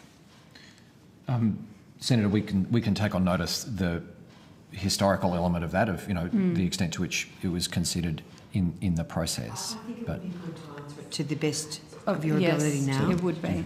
Yes, please. I think the answer to that is yes, it was something that was raised during the consultation process by a number of parties. The general approach taken through the bill, recognising that it is extending an existing framework to include mobile services, is that where there are existing powers, and as Mr Irwin referred to before, the ACCC has existing powers to regulate those markets and ensure that there are good competitive outcomes. At the same time, the SOCI framework, which applies equally to ensure security obligations, still applies in this instance. And so because there are those existing arrangements, the decision was not to add additional things into the bill because there are existing provisions and requirements that could be called upon in the event that that was a concern. But at this stage, the ACCC hasn't determined that it feels there is a need to regulate that. So what does the department say about the fact that Starlink or SpaceX has told us today that they've been asking for the government to put in place some regulations on them and their services so that everyone's really clear, so that rules are clear for everybody?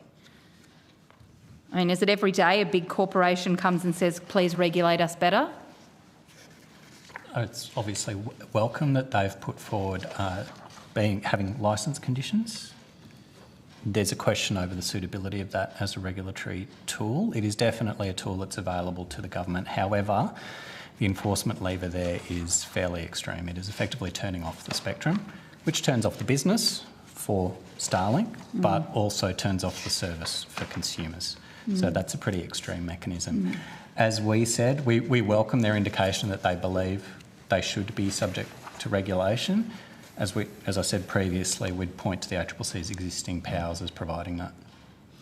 Can I just raise an issue in relation to that, though? The ACCC does have extensive powers, but they're not referenced in this bill. So in other words, there's no obligation on the ACCC to monitor or anything. To monitor or to declare certain telecommunications services in this respect, such that it would then intervene in terms of cost, access, price to consumers. So why has that not been included in the bill? So, as I said before, it's somewhat usual practice not to include new provisions in a bill that where there are existing provisions in other legislation. The explanatory memorandum just does outline the current powers that the ACCC has in relation to these issues, and that's described as how they would complement. I'm not suggesting that there'd be a double up, that there'd be provisions that already exist under competition law. There's no reference, though, and the Minister certainly has not suggested that the ACCC should be asked to intervene in this market, because at the end of the day, our concern is what's going to happen to Australian consumers. How are they going to be avoided? How will they be protected from being gouged by either the telcos or the satellite providers?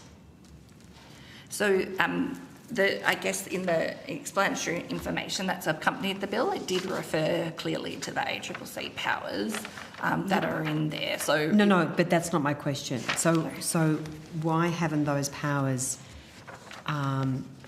been relied upon by the Minister, meaning there's been no designation as such that the ACCC has been asked to get involved and to regulate.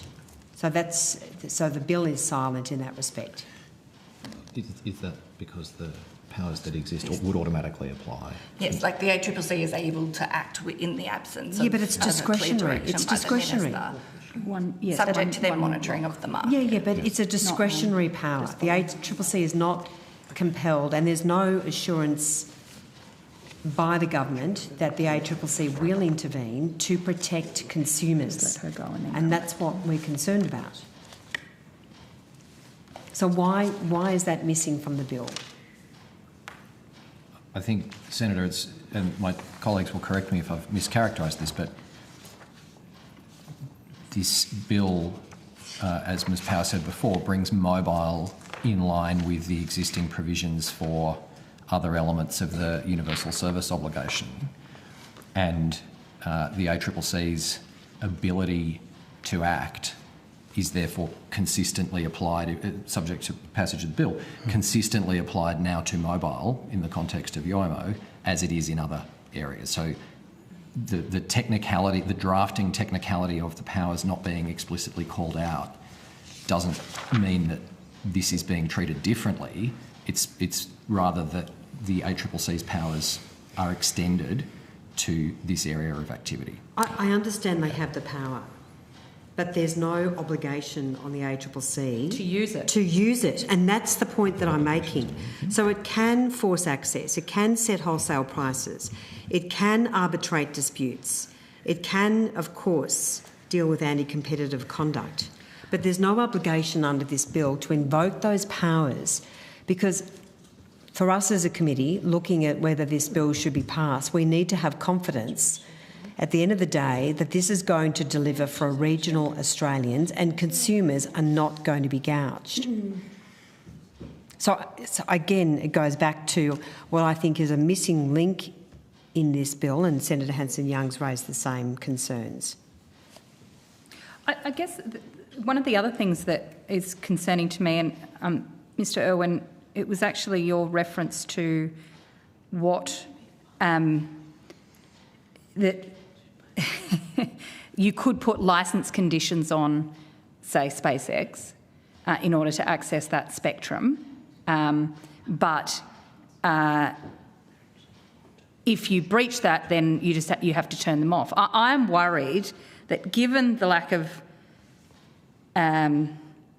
sovereign capacity, given the lack of guarantee that there's enough other players in the market, that we're ending up setting up a system that we've got one or two big players who are too big to fail if they do the wrong thing. We're kind of making a rod for our own back, aren't we? I think if it were the case that there was one player, that may well be an issue. But as Mr McKay mentioned earlier, there are several players emerging in the market already. AST is operating in New Zealand, has done trials in Romania, for example. So, well, if that's the case, then we shouldn't be worried about putting in place architecture which can be enforced strongly if players do the wrong thing, surely. I mean, I don't want to get to 5 years down the track and we say, well, they've price gouged over here, that they said they were going to deliver voice calls. It's not really voice calls. It's only voice calls through a particular app. Oh, happens to be owned by the same bloody people who own the satellite. You can see where this can go, and there's nothing we can do about it because it's too big to fail. We can't turn them off. I should say the spectrum licence lever that I mentioned before is under the Radio Communications Act. So the ACCC's powers are obviously under the Competition and Consumer Act, and those include a range of different enforcement mechanisms such as injunctions and fines and so on. So there are more graduated powers in that Act. Well, maybe we need to build something from a communications perspective, a series of powers where you can actually use them for the public interest, because I think just setting up a whole new system, saying that this is offering universal access and then hoping that companies are going to do the right thing It just feels to me like it's laughable.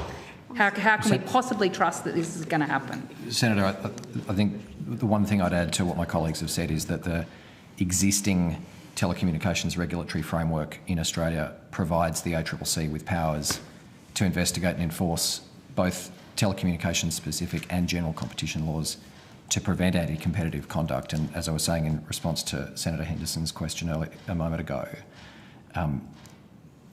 this bill adds this area of activity into those existing powers, that where some of the things that Senator Henderson described, where the ACCC has concerns they may be happening, they have the power to act. Okay, thanks, Chair. Thank you, Senator Senator Henderson.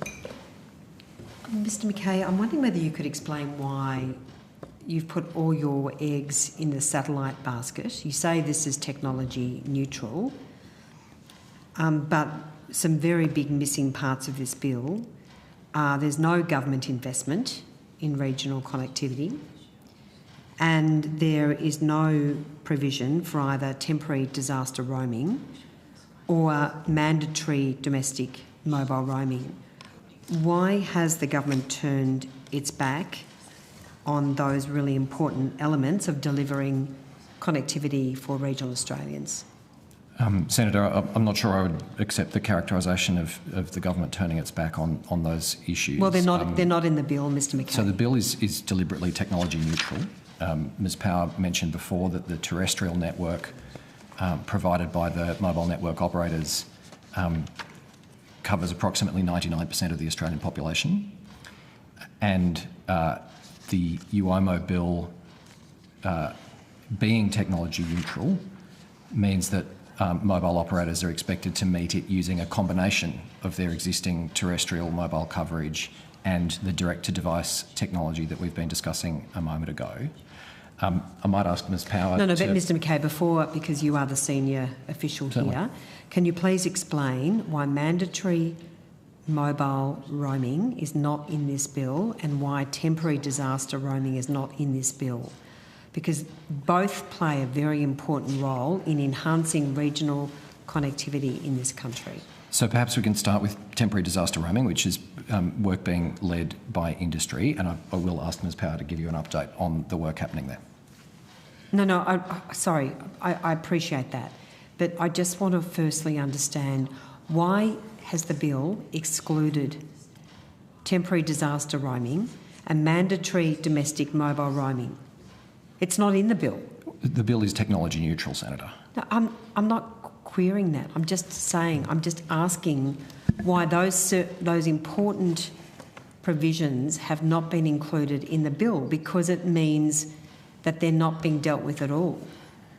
Well, I'm not sure I would agree with the characterisation they're not being dealt with at all. Significant progress is being made on temporary disaster roaming, and industry is currently undergoing testing ahead of being able to offer that. Sure, but not on mobile, not on mandatory mobile roaming. No. That's right. Mandatory roaming, as I think you've heard from others here today, is not something that has been, the ACCC has considered numerous times in the past and has not determined. Hang on. Sorry, I don't want to misrepresent the evidence that's been heard today.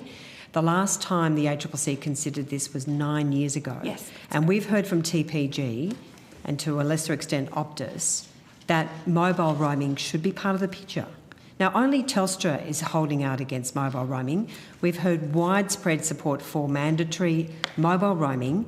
If this is available to overseas visitors when they come to this country, why is it not available to Australians, and why is that obligation not in this bill? So I guess the focus of the UOMO is about extending coverage into areas that don't currently have coverage anywhere in Australia, and that is intended to improve competition by applying to the 3 mobile network operators. So the intention to expand coverage is delivered, and the competition outcomes from that are delivered through the UOMO is the intent. I would note, since that the ACCC... But mobile roaming does expand coverage if you are, say, for instance, an Optus or a TPG customer and you're in a Telstra-dominated area, that does expand coverage. That does provide more equitable access. So I guess, and I'm not asking you on the policy front for your opinion, I just want to know, was this considered by the government, by the minister, and why was this not included in the bill. I mean, others have also raised concerns about there being no temporary disaster roaming obligation in the bill. I mean, this is fundamental to people living in the regions. This is core business.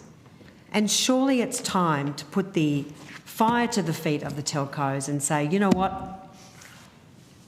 The days of building 3 railway lines between Melbourne and Sydney or wherever, we've never accepted that in this country. Why should we accept it for our telco infrastructure? I think I would just say again, the objective of the bill was to address those areas where it hasn't been possible to provide connectivity by any of the 3 providers to date, beyond Telstra's new direct-to-device service. There are other mechanisms that can be used for temporary disaster roaming, but at the moment industry is delivering on it, focusing on delivering it for the upcoming high-risk season, and the focus has been on allowing industry to work together to figure out how to best deliver that. There's no reason why they can't do it, except for their own arrogance. I mean, it can technically happen, so make them do it. If you rely on industry running the show, then we will never see mobile phone roaming in this country. Telstra does not want its competitive advantage eroded, but I say it's time that the government puts Australians first, puts the national interest first, and doesn't just consider what Telstra wants. And so I go back to, and I'm not asking for an opinion, Mr Mackay, did you make recommendations to the Minister in relation to temporary disaster roaming or mandatory mobile phone roaming? Senator, the introduction of the bill predates my time in this role. I would need to take on notice the answer to that question. Or did anyone in your department? Oh, well, that's a very broad question. I'll have to take that on notice. Was there any advice to government about including these important obligations in the bill? I have to take it on notice. It extends beyond my area of expertise. All right. If you could, please, if you could also provide all written correspondence between the department and the Minister's office in relation to this bill since the 1st of July last year, including advices to government and also any correspondence between the department and the MNOs as well as the satellite providers in relation to the UI mobile We'll please. take that on notice. And we are very serious about that. We expect all correspondence to be furnished to the committee. We will take it on notice, Senator. I just want to go more broadly. So your submission acknowledges reliance on emerging device to satellite capability, future standards. It references unresolved spectrum matters and device issues. So there's a lot of questions about the readiness of this bill in practice, of these obligations in practice. I mean, there's lots of big statements in the bill, but there's deep concern right across all of the witnesses we've heard today about whether this can be delivered in practice. So can you give Australians an assurance that we've heard that it's not possible, so how can universal mobile connectivity be delivered across this country by all MNOs when we've heard evidence today that that is not possible? Senator, I think there's 3 things I'd say to open the answer to your question, and then I'll ask my colleagues to add to that. The first is I'm not sure it's true to say that it's not possible. Telstra is already offering direct-to-device services to some customers. No, just to be very clear, I said we've heard evidence today from all of the providers that it's not possible to deliver within the time frame. Oh, I'm sorry. So Telstra, yes, is delivering Generation 1. There's uncertainty about whether they'll be ready by the end of next year to deliver second-generation voice calls. So how can you say to Australians we are going to deliver outdoor mobile connectivity when clearly 2 of the telcos are saying that's not possible within the time frame, and Telstra, the jury is out as to whether they can do it in time? I think I said in response to a question from Senator Hanson-Young earlier on, Senator, the bill is a framework bill. and one of the reasons that the provision is for the creation of standards through disallowable instruments rather than those standards being specified in the bill is, for example, to ensure that there is provision for consultation in the making of standards. The second thing I'd say as to timing is that you'd appreciate the bill provides flexibility for the Minister to adjust the default date according to the capacity of the market. And I think I may have said before, but for completeness, not only to adjust the default day according to market capacity, but also to split the voice and SMS components of the obligation, again subject to market capacity. We are, as you would expect, monitoring the status both of the LEOSAT market globally as well as Australian deployment timeframes. And that is in part to support consideration of any requests that might be made to exercise that option to change the default day in the bill. From memory... So, Mr Mackay, why doesn't the bill accurately reflect what can be delivered in practice? Because there are lots of carve-outs in the bill. Yes, the Minister can change the commencement date and make other sorts of changes, but the bill is full of big promises. Why wasn't there more specific obligations in the bill so that Australians had greater certainty as to what would be delivered? The government's announcement of the obligation followed commercial decisions from mobile operators and satellite providers to signal their intention to deliver these services in Australia. The date that's in the bill was based on indications of likely technology readiness at the time the obligation was being considered and developed. The intent is to ensure that services are provided as soon as possible and as equitably as possible. But as we've discussed in the hearing today, the proposed flexibility and timing that's in the bill recognises that operators are still settling commercial arrangements and that the market is continuing to evolve. The flexibility in the bill is by design to recognise the emerging nature of the market, but also to recognise that these are services that mobile network operators had already declared their intention to deliver in Australia. So the bill promises equitable access to regional Australians. What does that mean? So there's a number of standards that that can be made.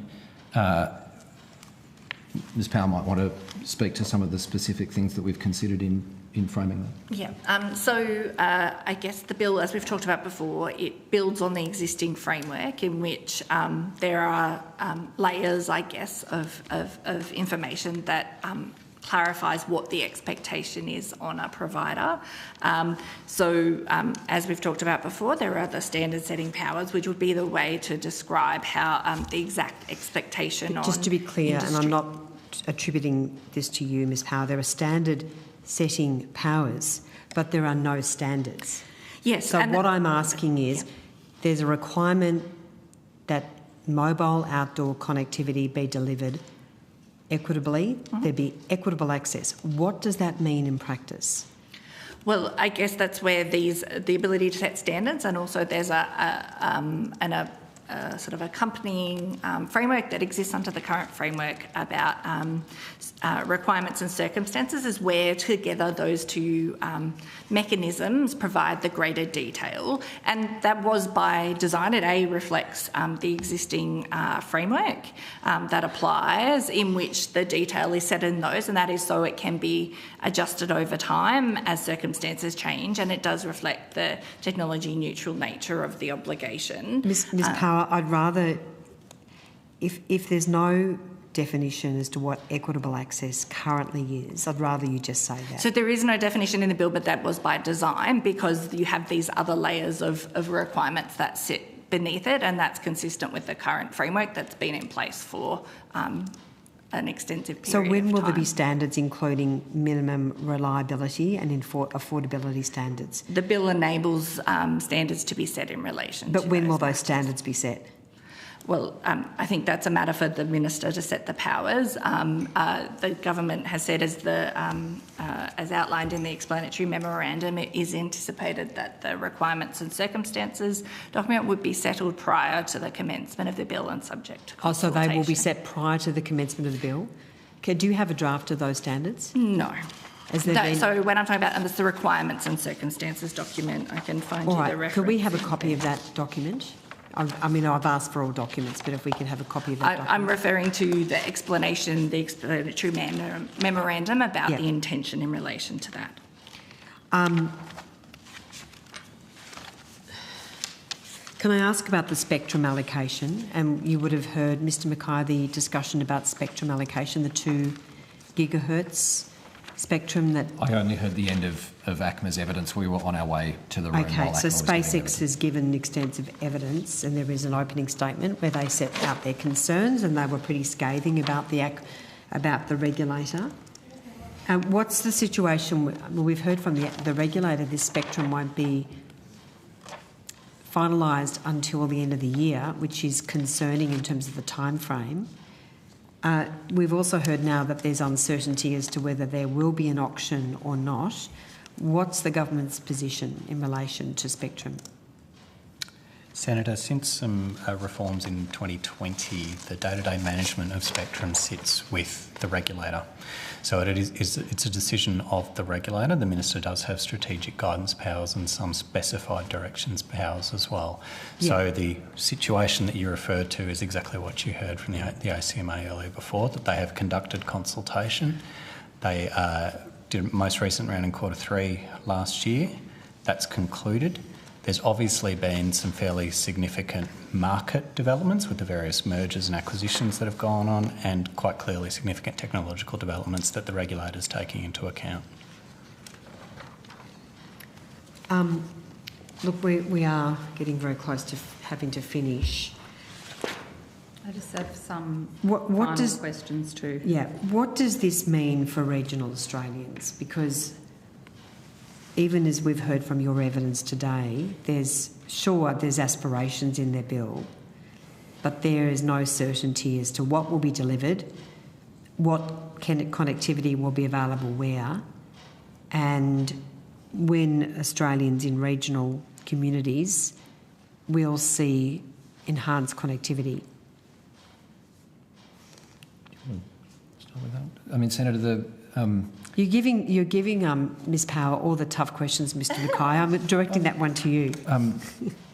Keen to ensure that the committee gets evidence from the people who are most expert in these topics, Senator. The signal that the UIMO bill sends to the market is that the Australian government is keen for investment into the provision of direct-to-device services to supplement the existing terrestrial coverage of approximately 99% of the population for voice and SMS. So as far as the question of what consumers could expect, I think it is important to be clear that it is not it's not the same service that you might get with a 5G connection on a terrestrial network, being able to stream large quantities of data to your phone. This is a service to provide voice and SMS connectivity. But when will Australians receive that? Well, the default Mr. day Mackay? in the legislation is 1st of December 2027, and as we discussed before, there are opportunities for the Minister to extend or to alter the default day from memory 3 times. Which gives Australians very little guarantee as to when this will be delivered. Well, Senator, as we discussed before, it's an emerging market. There is provision of some services on a commercial basis already. Telstra is providing SMS to some customers via direct-to-device satellite now. The reason for the flexibility in the bill in respect of timing, as we discussed a moment ago, is to ensure that the Minister can take into account the capacity of the market to deliver, but it does reflect a stated intention by mobile network operators on their own commercial plans to deliver these services in Australia. We heard from the ATA today they didn't want a start date until 2030. That was the industry. That was the industry body. I understand. So there's a huge gulf between what the minister and what the government is saying and what the industry is saying. What about 000? I am really worried that Telstra customers have access to SMS technology via satellite, but no 000 connectivity. I think last time we appeared, Senator, and from memory, in the 000 inquiry, the 000 custodian gave evidence that they were considering a procurement in respect of a pilot on those services. And what's the latest with that pilot? The procurement is under consideration, Senator. So there's no certainty about whether Australians can use satellite device technology to access 000? In respect of SMS to 000 at present, the update is that, or the status is that the procurement is under consideration.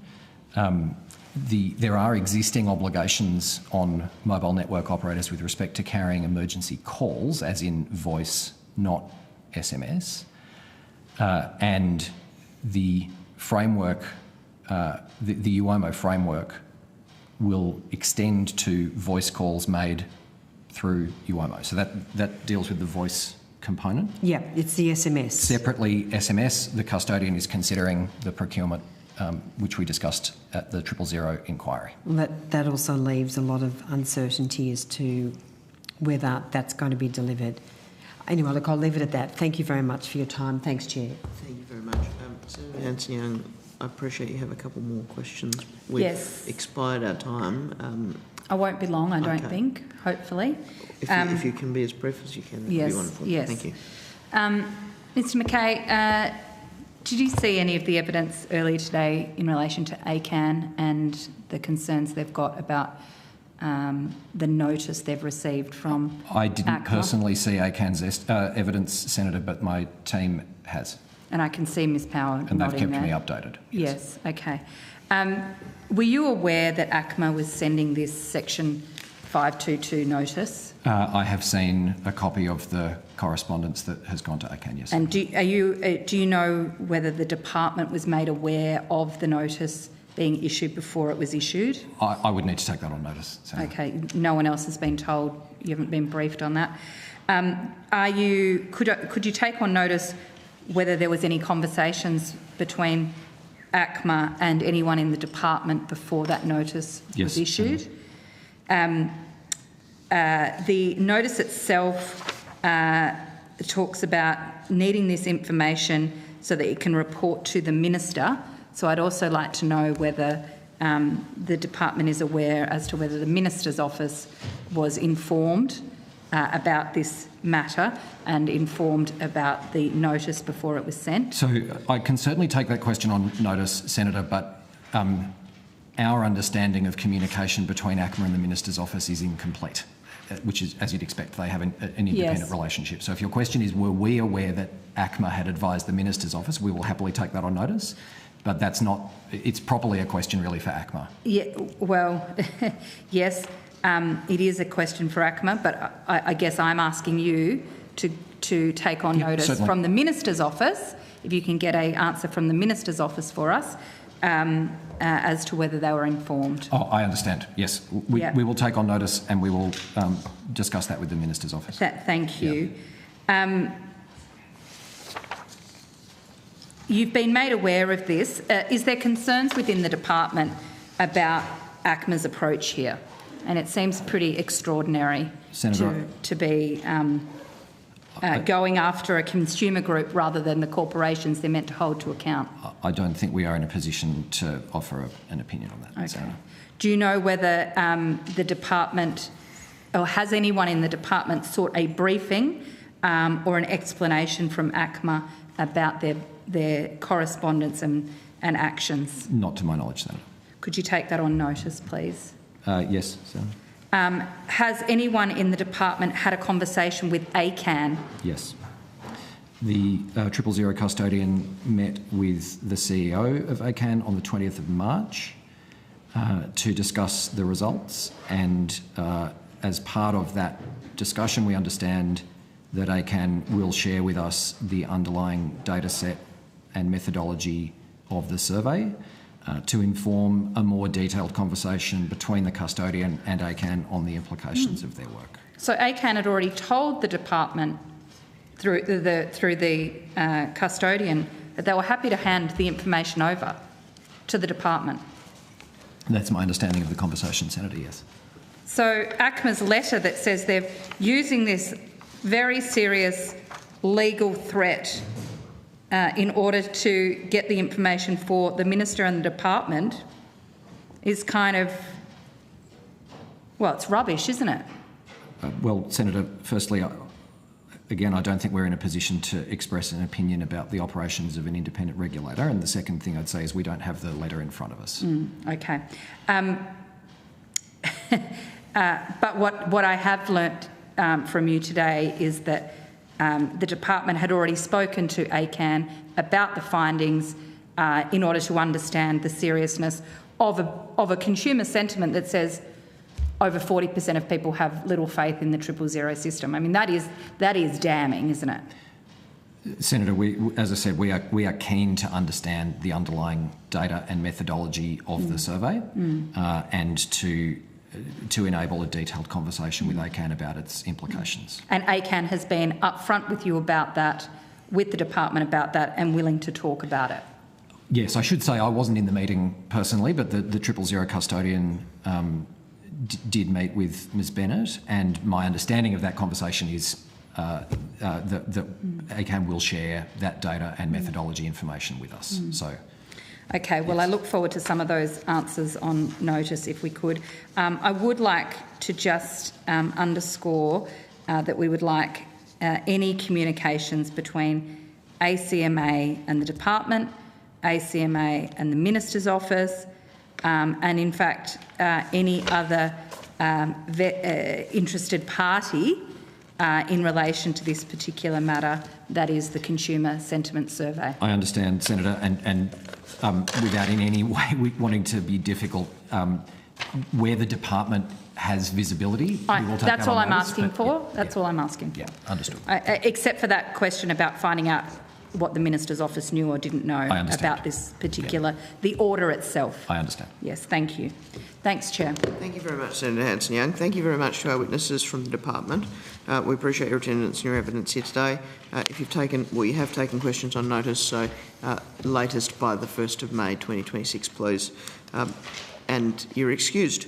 That concludes today's hearing. Thank you to all witnesses who appeared and to Hansard and Broadcasting for their assistance. The committee has agreed to responses to questions on notice to be provided by COB, close of business Friday 1 May 2026. The committee stands adjourned.